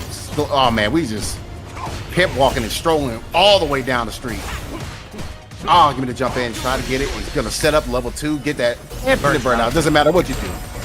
But you get the block because he went for the burnout string instead. Didn't get the unblock once the burnout was there. So exactly where Lord Venom wants Phenom to be. Cage is coming back. Oh yeah, it's gonna come back very quick. And he knew it. That's why he decided to go in and just get some damage on the board there out of that sequence. Oh my goodness! What a dive kick, OD style. One more guess for the situation. He's gonna spend it all. Give me that. Yeah. 100% agree there. You do not want to leave that next interaction up to chance because a level 2 combo would have given Lord Venom a 2-1 lead. 2 bars to none though. It's one hell of a hill to climb. You don't. Oh, sweep. It's just a little too slow. Oh no, he's baiting now. That's why he's throwing out the strip balls like that. Nice. Give me that toss. Another throw here. No, not yet. There he is. Here we go. It's the Yeah. Take the extra damage. That's fine. You're likely that you're at. Still got another bar. Could actually potentially build another level 2. That was crazy. Again. At the startup of the dive kick. It's time. Dude, that's the second right level 2 this round. Oh, Yes. no, you There can't. he goes. There he goes. He got it this time. He's not letting anything go to chance this time. Here we go. 2-1 on Lord Venom's side. He's really listening to. Nah. If he switches. Nah, I didn't believe the switch. Nah. He may be down 2-1, but I just feel like. What? That's 4. Out of 4. Medium, There are. here. Oh, there are 4 lights. Shout out to Patrick Stewart.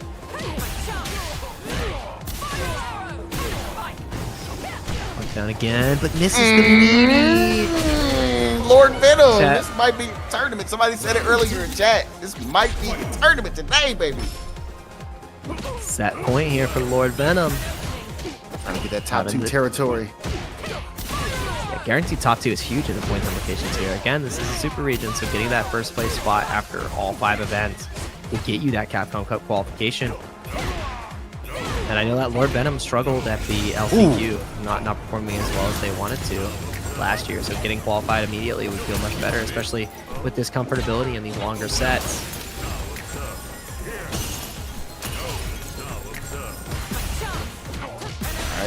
That could be it.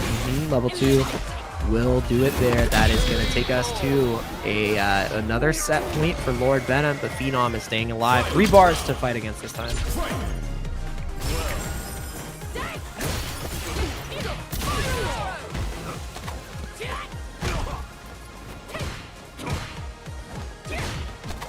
Juicy Joe actually won the first one and Phenom won the second one. Correct. That's why they're tied in points. Exactly 90. And this is so important. Okay, we got a hit. I think you just keep your meter. He goes for the level 3. I like that. Build the drive gauge back a little bit more, which lets you send Right. lets you potentially drive rush. That's why we're going for this here, and to really equalize the life lead, right? He does spend it to give double departure, but that's just keep Phenom out of the situation. What an air-to-air. He just needs really one more tap. Yeah. Oh, but the throw is massive. Misses the roundhouse, trying to get that burnout. Oh, one touch both sides. He didn't get Oh, he called it. He doesn't kill. He doesn't kill. He doesn't kill. Just kill. Oh No my anti-air. goodness, you're right. He gets the throw tech, and he checks him. That is going to be Lord Venom moving on. Winner's side over Phenom. Phenom not able to close it out. He could have gone for the chip as soon as he was burnt out with the CA. He ran up in his have the face. reaction time. He Press ran the up in issue. his face. He's like, nah, bro, I'm getting Damn. this dub. And watch Lord Phenom just come in here and be like, ah, man, game's trash. Yeah. Yeah. That's the tech. I get the tech. I understand the tech now, what you're doing here. Lord Yeah, Venom. there he Yo.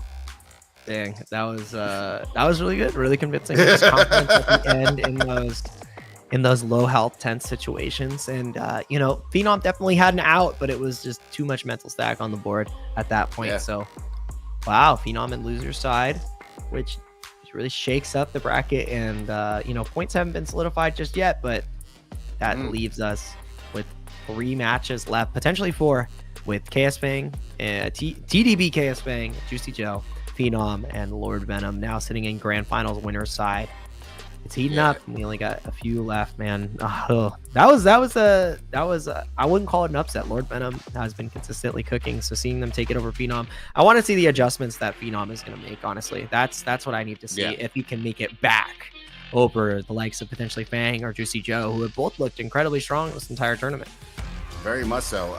And like I said, If you- the point separation is definitely. If you gonna switch up. post Go ahead. something like exclamation mark game sucks in the chat, then I have a question for you. Why you are even here and watching this? True. I think they were. Yeah, I think they were memeing. They were doing the eye-on meme, thinking that to work here. That doesn't work here. We don't do that. Nah. It does not work here. But yeah, Lord Venom sitting in grand finals side and is going to be awaiting the victor of our next matches. It's going to be a good ass time here for some even better Street Fighter. And man, I have no idea how it's going to go now. I didn't have Lord Venom as my pick. I had him as going far, but taking down Phenom in that fashion 3-1 is it's no small feat. Not at all, man. And like I said, man, it's been complete insanity when it comes to this top 8. Heck, this top 16. Heck, the top 32. Like earlier today, man. It's been crazy all the way around, man. We got some more matches coming up for you, man. Fang versus Juicy Joe coming up very shortly. As long as Juicy Joe isn't randomly playing ranked. But yeah, man. Dude, like, the point separation is crazy because we already know that Lord Venom is like now guaranteed 40. He's guaranteed at least 40 points and give him 95. So he's definitely already in that third place spot considering where Shady Imposter ended up today. Yeah. With their placement at 7. So it's gonna be very telling if you can keep that momentum up, because if Fang is able to like actually win out and make it to grand final, he might. Lord Venom ends up actually taking it. That could actually really spell disaster for everybody to get sacrificed. So yeah, like the math is going to be insane. The rankings are never live updated, so you can check out the rankings, but it doesn't show this event included. Exactly. Yep. So You yeah, just gotta. We're just doing some math, some quick math, napkin math, keeping it up top, and we got our next match coming up top right now. It is going to be Fang versus Juicy Joe. Kim has been on a tear this run. This has been Fang's tournament, and the loser's side just absolutely putting on a clinic on just about everybody with the Kim. And yeah, JP is another potential. It's good. Imagine you have to fight JP into JP, and that's how you fall out of your bracket. You feel like you got into a time machine. But Fang's got other ideas. Yeah, man. This is definitely one of the JPs you need to take a look for, though. So you got to be a little careful, and that's why Fang is like not taking anything a chance. Oh no! We'll punish off the special. Not gonna be able to get what he needs. Try to go for the air throw. I know he tried to go for that. Oh, that's gonna be a punish though. Off the drive reversal. He closes out. Spike. Here. It's over. It's over. Check with the crouching medium kick again. This could be a pretty difficult matchup for Kimberly as well, as long as Juicy can play the keep away game, and we've seen him successfully do that prior. So down, Joe though, getting challenged out by Fang. Oh, and the ODMs are faded. Man, my man's going fishing. He's like, yeah, man. I see a red snapper. I need to go ahead and get that hefty payout off the level 3. Speed force tap in and the burnout. Now this is where the game that Kimberly really wants to play. He doesn't care who you are. But the CA does not come out in that situation from Juicy Joe. He needs one more hit to do it, and he actually gets it. The crumple off of the second hit from the street bug and wakes up with a mash and works out. Juicy Joe, by the skin of his teeth, survives. Game 1. There we go. Going right back into it. I feel like that's been a thing all day. It's like, oh yeah, I gotta survive. Good Lord. You gotta figure it out. Just figure it out. Pitter patter. And back to the corner we go. Oh, parry on the DI this time. Not getting the perfect parry though, which is exactly what we're looking for. And that preseason would have gotten through his anti-air, but they took away the head invul. Thank goodness.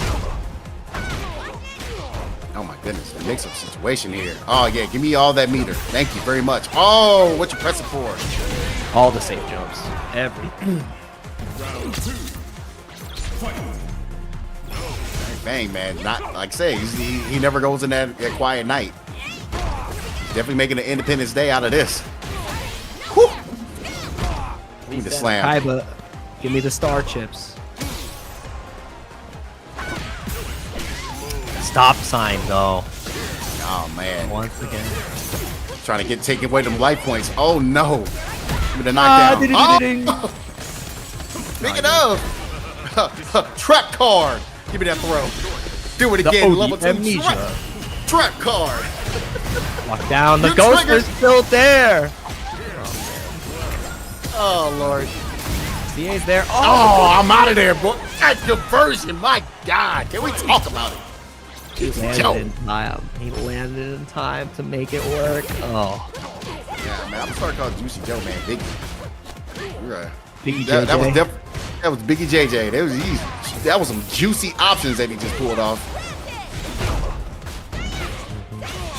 Juicy fruit. Ah, level 3.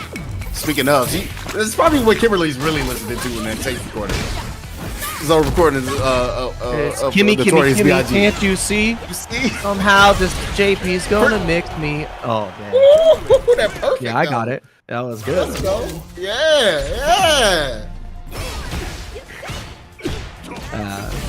It's not Biggie. It's Kimmy. It's good. I love it. Oh man, can I please get in? Hello? Let me knock on the door. Nah. Hello with the teleport. Speaking of teleport, hello. I'm in your face now. Yeah. That kind of throw. Yeah. Right in there. Nice. Yeah, the jab pressure has been working out, but caught the drive rush in time with their own drive rush. Juicy Joe finding a way out of the corner so dang consistently. Oh Big my punish. goodness. He's been baiting those drive head. rushes all day. Yeah, not yet. He didn't spin. Yeah, could have got the Feel like it's one. definitely gonna work. All right. Well placed. No air to air. Ah. Didn't have the life to give. Man, it's definitely an advantage of the set you kind of want to take. But here we go, man. Fang finding that hit, trying to get another neck breaker. That is another amnesia. You're gonna get chased down for that. Nice. That was a good usage of the reversal. Actually get things to work out for you. Still having them locked in the corner in prison. Please. I'm locked up. Okay, I'm let out. No, don't let me out. Little tap parry right there again. Juicy Joe with the tap parry to try to get the anti-air. The DI comes through. He's old. Can't tech those. Can't tap those. The DI rings through. It's like, how many times do I have to teach you this lesson, old man? Where's my uncle? No, big Here's stun. your uncle. I mean, it starts early. I think that's the important part here, right? Like you got burned out early in the round, so at least you got that help back. But punishing the drive reversal again with the portal setup. Amazing awareness from Juicy Joe, and now it's a one-touch situation. That works. Brother. The juggle and the level 2 to finish it off. Juicy Joe is just stunting on him. That was disgusting. Flip that entire sequence, man. I gotta run that back. I wish we had replay footage. He made me hit the Scooby-Doo Roro. I didn't know what was happening. I didn't either. I was like, yeah, man. Tim Allen grunt. Tim Allen, yeah, exactly. What the? What the? He got juggled so many times. It was in the blender. La licuadora. Oh my goodness. Cleaned up. Oh my goodness. Somebody's there, man. Help the bear indeed. Did you ever get that throw? Yeah, it's pretty much very close to all she wrote. Murder she wrote for me. Juicy Joe finally found the momentum, man. All that work that Fang was putting in is a tired loser side. Oh, there's a jump in though. It ain't over till it's over, baby. That's right. And put the controller down. Don't give up until the lights go out. KO. Instead, that was huge. Check again on the drive press. The defense turns to the good offense. Oh, no anti-air though. He wasn't ready. He was trying to see if he can get a perfect parry. The level 1 though comes out. OD amnesia. Gotta think about it, little lady. Did you forget something? Oh, the jump in! Oh my God, what is going on? Scrambles. The thing is, Fang got that whole drive gauge back from that sequence, and the DI is excellent to beat the Ghost, taking us to a potential game 5. One more round is needed. Oh my God. Fang is trying to really enact the power of the Ghostbusters. That's a really good counter hit check by Juicy Joe.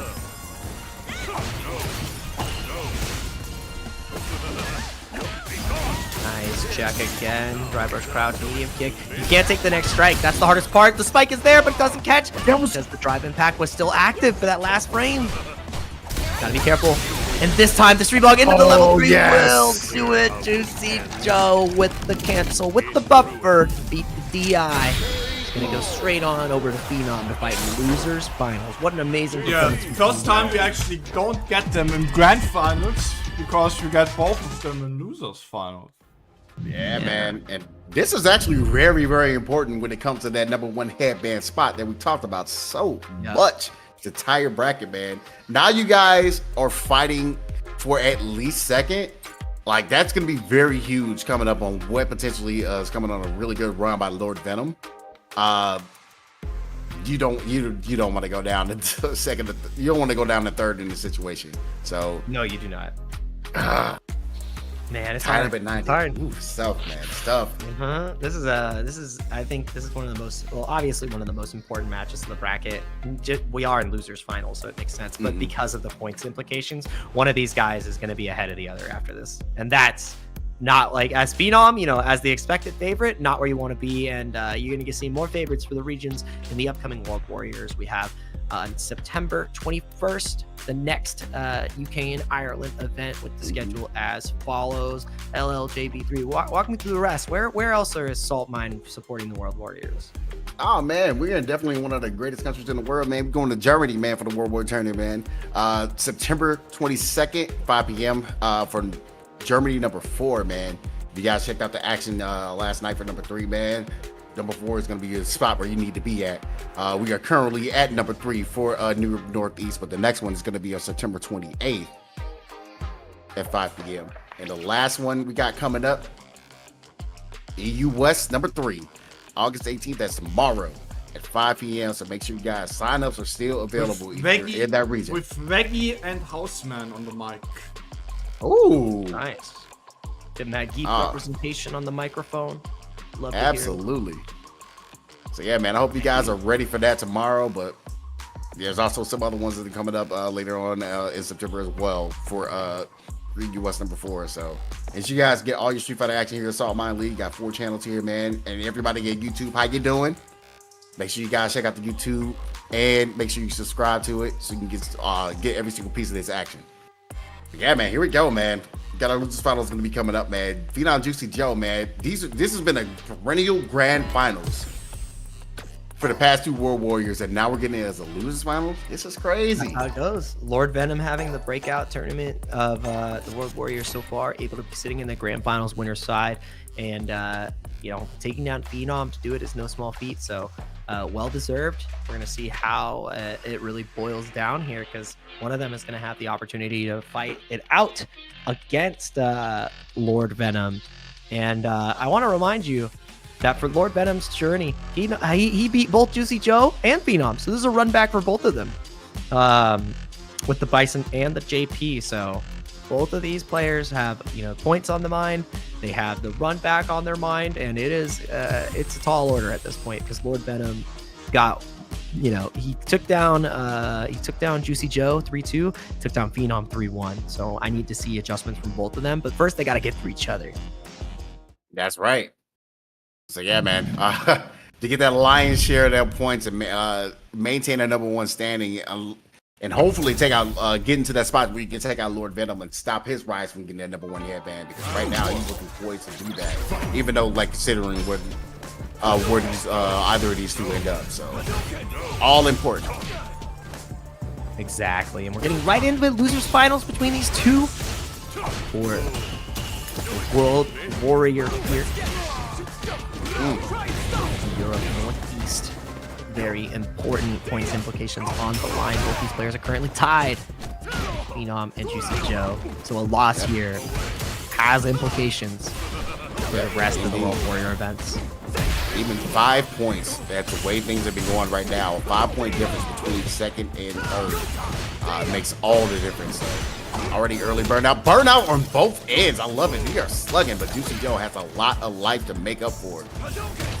Yeah, some Burnout Brothers on the screen. I also want to call out, we're not seeing Cammy right now, buddy.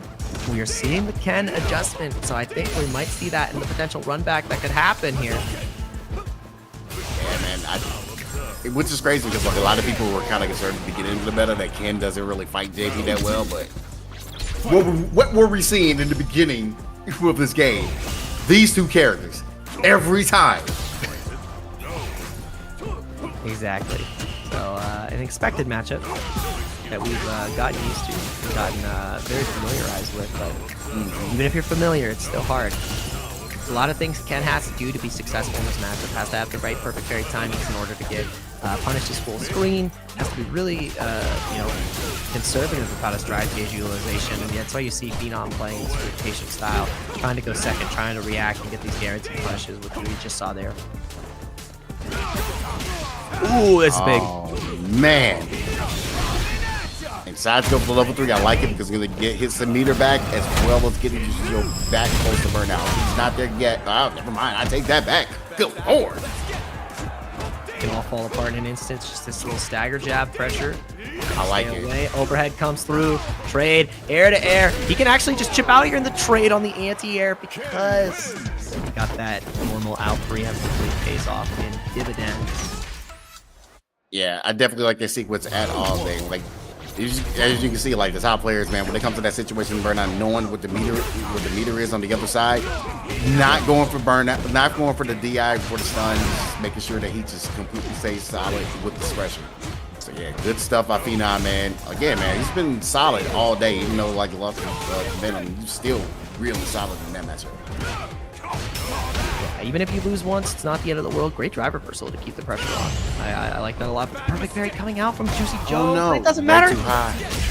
Yeah, he got the overextending, pressed the throw a little too early, and now we are on a potential 2-0 lead here.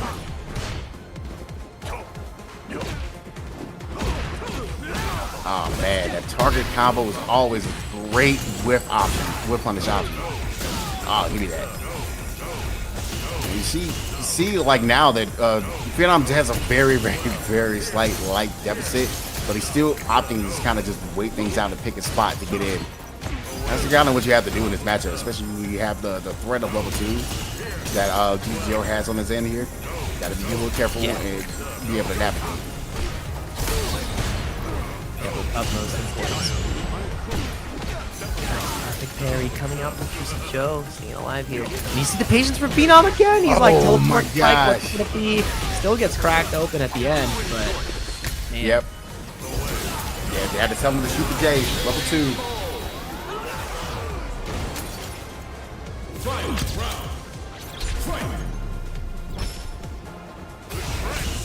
Now, the 3 bars are available for Phenom here. No anti-air on the teleport. Really hard to find and thread that needle. Not finding the spacing correctly. That stand roundhouse and just playing it low and slow again. Drive rush jab is the main thing. Neutral. And not going to spend out just yet. Takes a little bit of damage. Great check with the stand like this. Now we're going to cash out. Yep, I agree. All right. Okay, have life lead. Now time to play corner game. Yeah, get fist in the face, man. Yeah, that was hurt. Anyway. There we go. Nice air. Man, no anti-air. Yeah, but no anti-air on the teleport right there. Walk up, throw the confidence. That's what we need to see from our players here. About to be in burnout, and this is where it's so rough because now you can't make a mistake in the sweep with punish. Incredible. That is 2-0 on Phenom's side, man. He's poised to get ahead in that standings anti-air. Yes, sir. Joe has a lot of work to do to be able to get this back into a potential 2-2 tie. All right, gets the amnesia. Orbs are coming, and it's about half defense. So I think you kind of go off with a scrape of the knee, and you think he's okay with that. But you still have to be able to find a way to get in. But it doesn't necessarily have to super overextend since he has a slight life lead. I said that, and it's gone. Yep. Okay, yep, again, just waiting for the portal minigame. Has his life deficit, so he needs to get a little bit more, but Phenom is so incredibly skilled at utilizing the clock.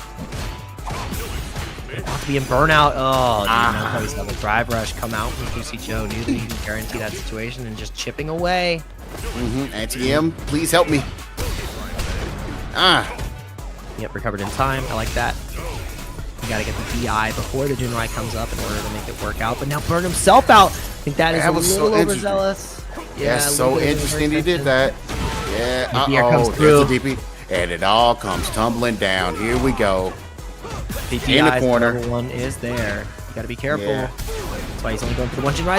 Oh, it came out, but he jumped back. Incredible decision. Found it at the perfect moment.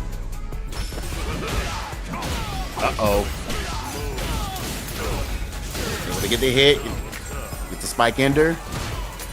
So try to set the teleport and just jumps back. Man, the buttons of Ken, man. If you try to like go in too close, man, he has his roundhouse, he has stand fierce to be able to like stuff some things. It's so active. So active buttons. There you go.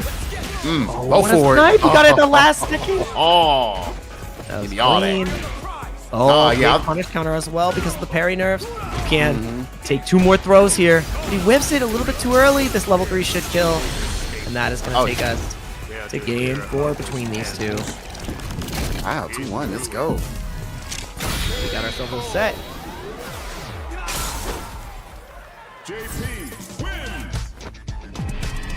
All right, let's see how this is going to be able to play out. Joe, man, was down on his last game. Able to bring this back, get 1 game on the board. Still has some work to do to be able to get this back to a tie. That is a good start momentum, at least for the round so far. And you keep this up, gets his departure out, and checking. Oh man, he's seeing green. He's going in between. That's right. Massive lead here. Get the throw combo as well with the spike, but he wakes up with a TP. Why not? Sometimes you gotta take the risk, but the wake up buttons from Juicy Joe. Also, why not? Yeah. Oh man, things are going to definitely move a lot more quicker when it comes to Juicy Joe is trying to make sure he gets his momentum and keeps it.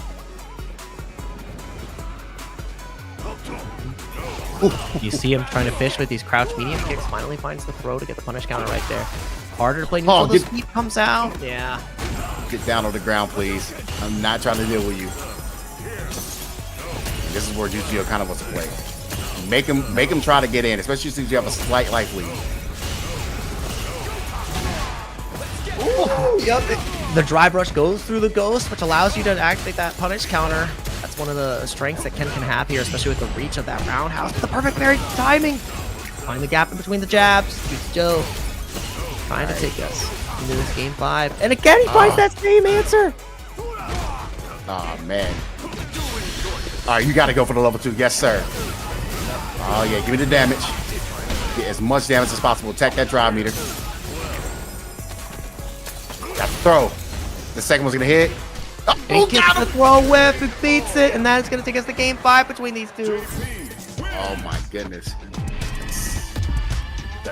This is the 2 top players in the region right now going at it, and I think Phenom wants to take a little breather. Like, I can't believe he came back like this.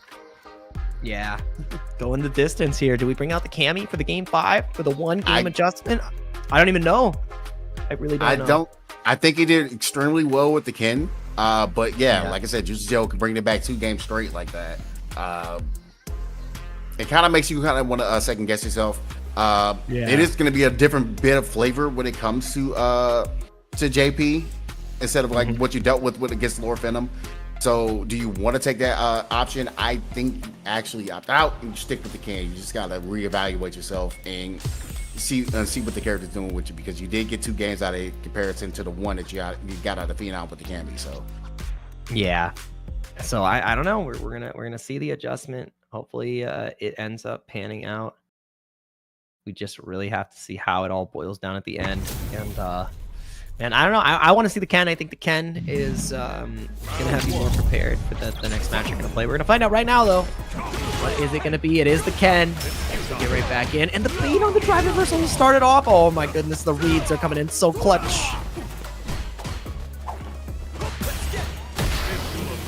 Oh, here we go.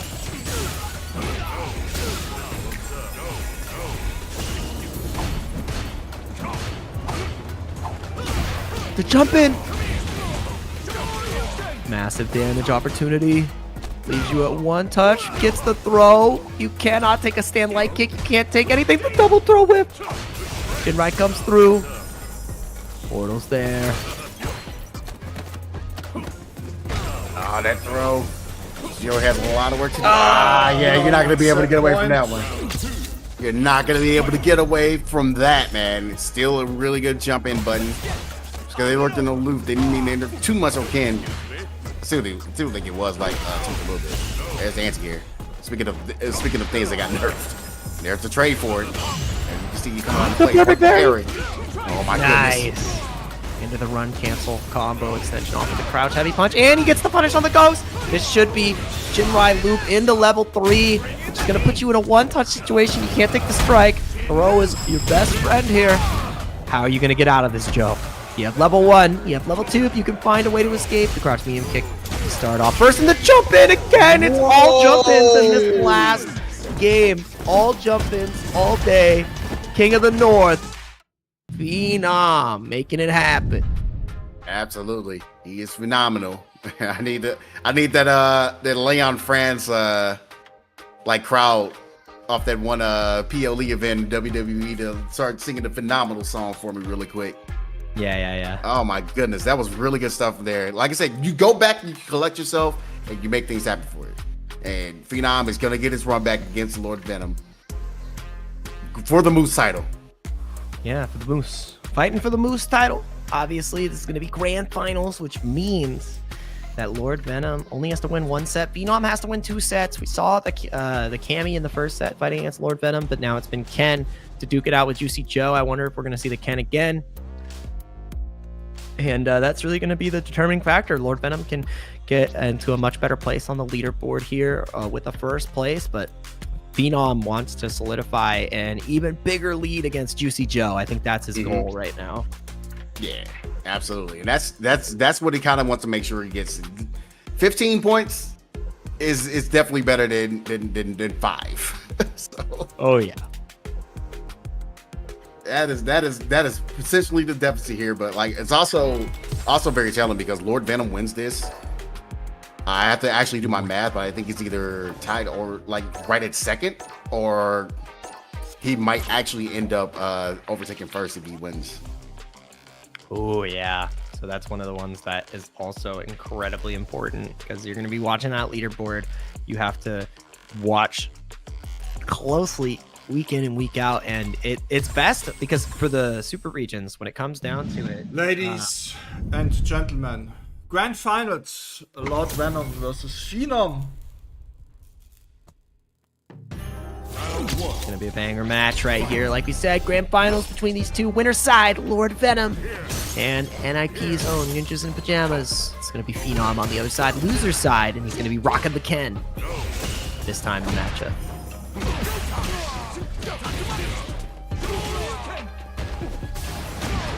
Oh man.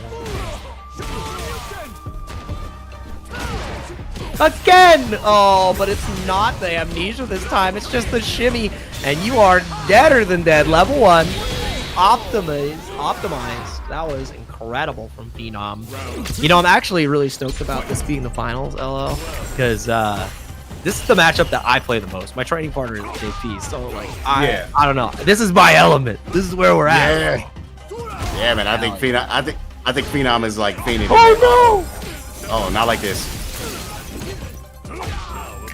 Crosscut was a little bit too late right there. Unfortunate circumstance. Locked down on the corner once again. Gets the wake up jab on the counter hit, but not able to get much more out of it. And this drive gauge position is so hard for Phenom. He's finding these great hits, utilizing the stand light kick, which is a huge proponent in this matchup. You've got to find a way past that crouch medium kick though. Counter hit confirmed into the crouch medium punch though, giving you this great knockdown. Good block. Look at the drive gauge though. Look at the drive gauge. That's why he goes for the DI. He knows in that spacing that Phenom wants to try to take his turn. Tries to sneak in the roundhouse, and it's just a little too committal to keep the DI. So 1 round of board on the piece. Doesn't matter. The sniper crouch medium kick finds it smart. Yeah, that's what he absolutely needed. But the amnesia into the back throw, that's because it doesn't do no damage. It's still viable too, but he wasn't able to get out the corner. And that's what Phenom's like, thank you for the gleam of light. Got all these nerfs to this thing. All right, for a buffer. And going for the shimmy. Yeah, trying to find that way. And checks with the light. Oh, and that level 3. Yes. Game 1. The production already got it on the board. Phenom looking much better with the Ken on point this time.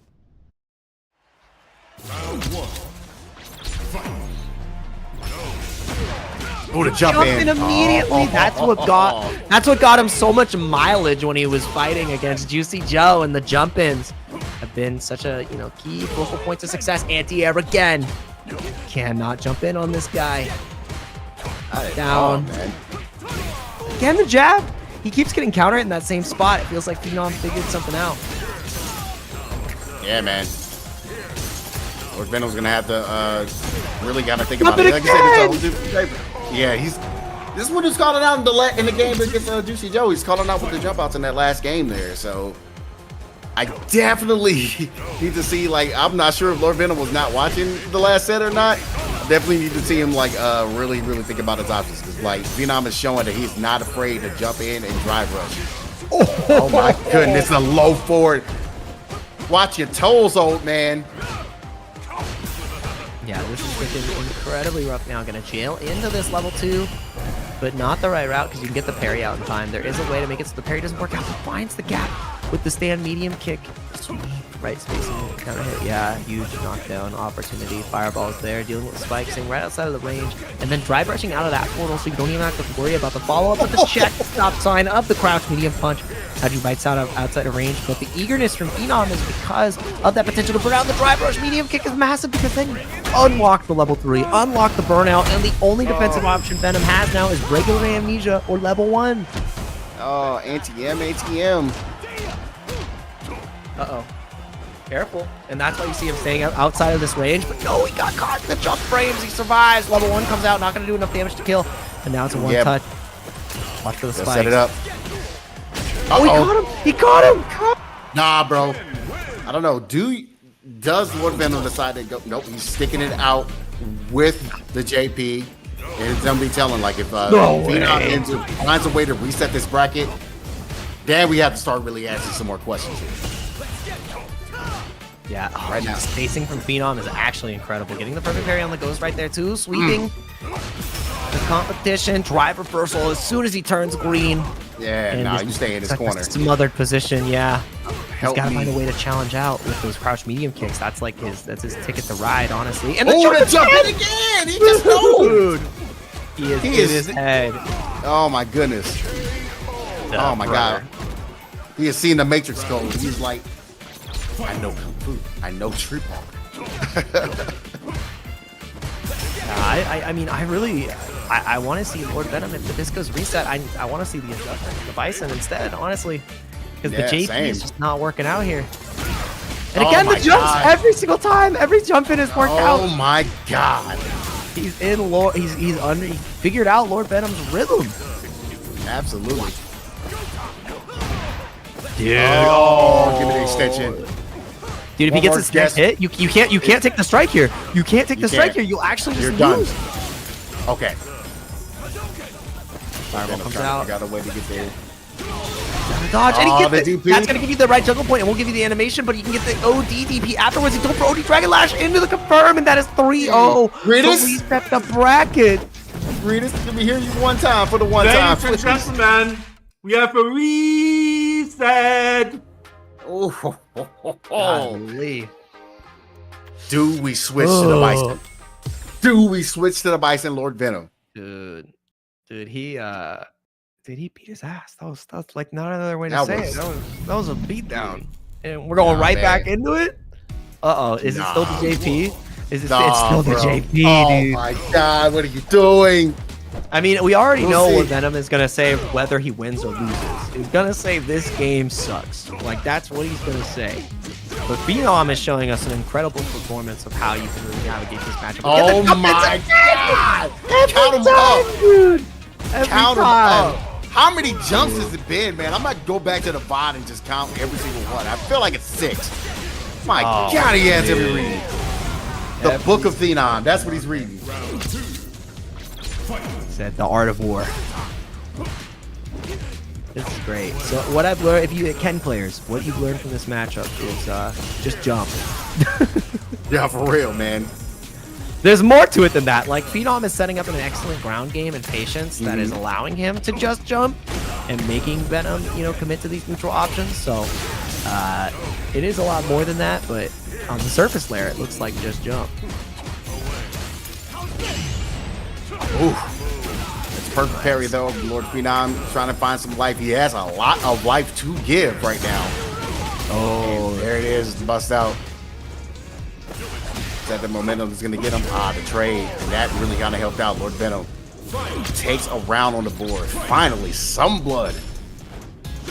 Yeah, it's not the don't play. jump at him. You have to. You have to. No jumping. Oh, and again, baiting the OD amnesia out. No crosscut this time. Yeah. Light spring into the fireball. Just keep it clean. Keep yourself safe.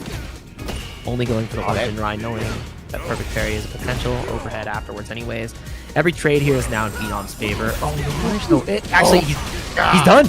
I think this is going to be enough off of the Jinrai, the level 3. Sit down and shut up. That is a 1-0 lead here. 4 in a row for Phenom. That's 4 in a row, and he officially takes the lead in the set. My goodness. Phenom is on a tear right now. He's like, oh, no. Number 1 by myself? Oh, yes, please. Absolutely. Ooh, no, a little bit of a miscalculation there. Got the hit. The throw just doesn't end up connecting. Nice evasion. Utilizing the teleport to get out of dodge there. A little bit scary. Overhead blocked. Interesting enough, like this time gets the block. Yeah, interesting enough, Lord Venom has decided to go in, man. He's very afraid of the drive rush pressure that Phenom is doing, knowing that the drive rush has been going through a lot of these ghosts. Get a toss. Get another one. There's the amnesia. And he's able to get a hit. Get some kind of defense. That's extra damage there. Bust out again. Still bust out. Let's go. So I ain't hear no bell. No way! He got the whip punish. Unbelievable into the Shikuken Raija. 1 round away from a 2-0 lead in 5 straight. Damn.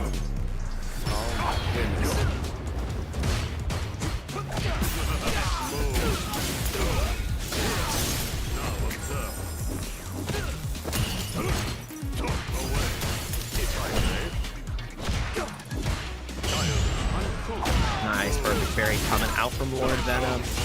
Finding the big opportunity. Perfect parry, the overhead ghost. The awareness from Phenom there to get that punish. That's so hard to unlock. Oh my goodness. I think he kills here. You better cash out. At least get level 1. Nope, you don't need anything. Venom, aware. Needs to get this game on the board. Yeah, he absolutely does, man. Like, he was able to get around, but man, you do not want to go 2-0 5 games straight, man. That is just a real hard deficit to come back on. I've seen it happen to some of the best players in the world, man. It's like, oh, bro. How did I beat him and then ended up like losing 6 straight games, man? Don't let it happen. Here we go. Even more spikes. Oh, no. Oh, dude. God. Send him to the corner in prison. Amnesia to get out of it, able to get the orb, get the pickup, and he drops the pickup, but he gets the throw. Yeah, Drive Rush Dragon Lash gets him right out of the way of the portal as well to keep him safe. Now the one low forward. End of throw. You can't take it directly. No, he kills off of this, I think. Yeah. Potentially, you gotta keep it optimal. No, he wasn't sure. He wasn't sure. I mean, it's hard now because you're burnt out against the level 2. Do you opt to jump forward? You just walk back, understanding the fear, understanding the potential damage this pressure can put on. Do you try to go for a Hail Mary closeout? Not just yet. Almost out of burnout. Finally. Oh, he texted the throw. That was massive. Fireball connects. Both of these players are looking for that one touch. He was about to burn him out. That's why he was going for the drive rush medium kick, because then he could have just supered. But Lord Venom my God. down the hit. I cannot believe he's finding these hits like this, man. Oh, what a check. All right, Lord Venom, not completely out of it yet, man. That was a really good start. Even though you just got reset, man, that's a game on the board. That's kind of where you need to be at. To be able to find the momentum that you need. Oh, but he's still going through, man. He just knows the timing, man. He knows what you want to do. He knows when you're sleeping. He knows when you're awake. Give me the DP, the shimmy, all of that. Give me that toss. Do it again. Don't do it a third time. Amnesia this time? I told you. Yeah. I knew it. I figured he was gonna go for the shimmy, call it out. He went for the throw, the walk up, the confidence. Another one this time. And the trade is not something you can take at that time. Nah. The moose is loose. Oh yeah, for sure, man. He said, "How dare you take my name? How dare you take my name? You pay for that." Oh my god! And it's a lore battle too. I love it. I love everything about this. You got lore in the chat, lore in the characters, lore everywhere. Like, how dare you try to steal my name from me? Oh, that could the roundhouse gives you just enough range to start the portal, but oh man, level 2 is going to do a hell of a lot of damage on the drive gauge and the DI as well. Looking for a bait on the parry there with that spike placement, and he burns him out. He gets the stun. I think does he have to stun here? No, he doesn't. No, he doesn't. Wow. I was expecting that to scale a little bit more.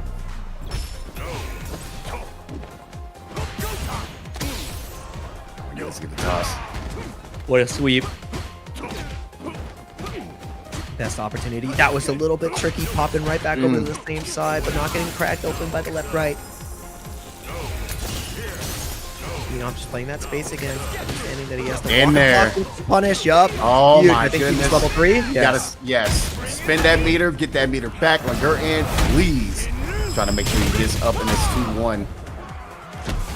So close, but you got level 2 on the end of Lord Venom. And he finds the hit. He's able to start the combo sequence. Caught the backdash. And man, Back he's trying to to the tech. spike game. Okay, here we go. Fireball. Ooh. Not a punish counter, so that did not attack the drive gauge too much, but he able to get it here. And the stun. Absolutely, you are completely correct. All guaranteed, and now goes for it. Level 1, finishes off. Lord Venom takes the lead back. 2-1 here of a checkmate scenario because Phenom was not able to protect the drive gauge and spent the level 3 earlier in the round. Battle of attrition was won on their side, and now Lord Venom trying to take us to a set point. He's on game point right now. Oh, what an anti-air.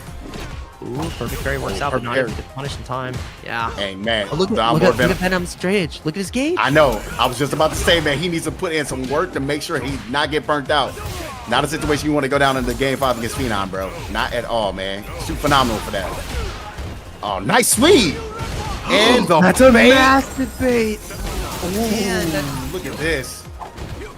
Now this is where you want your meter to be at, because look at your life. Ah! Lord Venom on tournament point. Oh man, this is not gonna put him in first place, but it's gonna put him in second. It's gonna be all those points that he wants to take. He starts off strong here as well. Finds a super to push Phenom further into the corner. Oh, he smells the victory lap. Yeah, Level 2. He can get the parry out this time, but he knows, he's seen that Phenom has been opting, go for that option, and gets the punish counter, which means he's at 1 bar, and he's trying to jump through, trying to navigate the obstacle course. You cannot get in. He's burnt out. He has 2 bars, no level 3. That means he can't deal with the ghost. If he blocks anything else, he's gonna be done. What do you do? Maybe a Dragon Lash trying to go up, trying to steal a turn. Congratulations out to Lord Venom winning World Warrior Europe Northeast number 3. Oh my goodness. What a set. What a grand finals. I can't say any other thing than Lord Venom, like, adopt yourself, and he's gonna go in the chat and say game sucks, but he is making the same, he's letting him say, I don't suck. I'm good. I'm good at this. Nah. In chat, I want to let everybody know he did not say game sucks. He says, I am Lord Venom. Venom. That is what he said go. at the end. Incredible That's what I want to performance. hear. Taking down everybody, only getting reset at the very end. Phenom 4 in a row, but it was not enough. Venom made the adjustment and shut down the Ken Masters game plan. So Phenom going down in second, and Lord Venom with a miraculous victory, getting the lion's share of $227.32 for the Matcherino. It's been an honor, man. It's been a pleasure, LLJB3. Yes. There's our graphic right there. Same, man. We go through the entire top 8. Lord Venom in first, NIP Phenom in second, Juicy Joe in third, TDB KS Fang with an incredible run at fourth, Wynon in fifth, tied with Infinite, Mamas, and Shady Imposter rounding us off at seventh. So shout Thanks out for doing it the wrong way around, so you're fired, but thanks for reading it out. Unfortunate. Oh man, I tried. but yeah, hey, it's all good, man. Like, it's kind of crazy because you want to talk about, I'll talk up so much about Lord Venom. That's why you wanted to start first with him. So I understand, because the way that he kind of navigated today, and everybody was saying it, man, it's his tournament to win today, and he actually proved all those people correct, man. All the predictions on point. Good stuff by Lord Venom. We're able to take that. That moves him up, I believe, to 105 points on the leaderboard. I have a prediction as well. I predict What's the that we prediction? have another World Warrior tomorrow. Oh, damn, I was right. Oh, you were. Damn. That is August 18th, tomorrow at 5 p.m. Make sure you guys, sign-ups are still open for that too, man. So if you're loving the World Warriors that's been happening here in Europe, make sure you guys check it out for the one tomorrow. Get signed up if you're in that region. Yes, with Veggy and Houseman on the mic. Yes, my homies. It's going to be a treat. Then we did 4 World War events in 1 week. But for now, thank you very much to JB and Jake for commentating today. I had a lot of fun, you know. Thanks to everybody watching on Twitch, YouTube. Thanks for playing. I sent you over to Tampa Never Sleeps. Nice. Ooh, let's get it. Yeah, have fun on TNS, guys. Make sure you watch Cream City Convergence as well to get more LLJP3 and determine another Capcom Cup qualifier. Continue to support Saltmine League, support the FGC, and come back tomorrow for World Warrior. We really appreciate y'all, and yeah, have a good one, guys. Have a good one, everybody. See you guys later. See you tomorrow.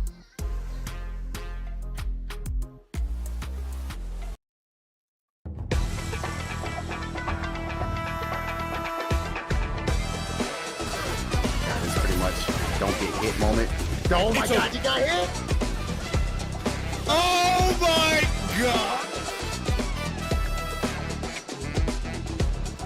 Don't want any of it. Trying to drive push again. Caught him jumping back. Overhead, still going. Yeah, he can indeed just chip, but Oh, no way! That's what I wanted to see.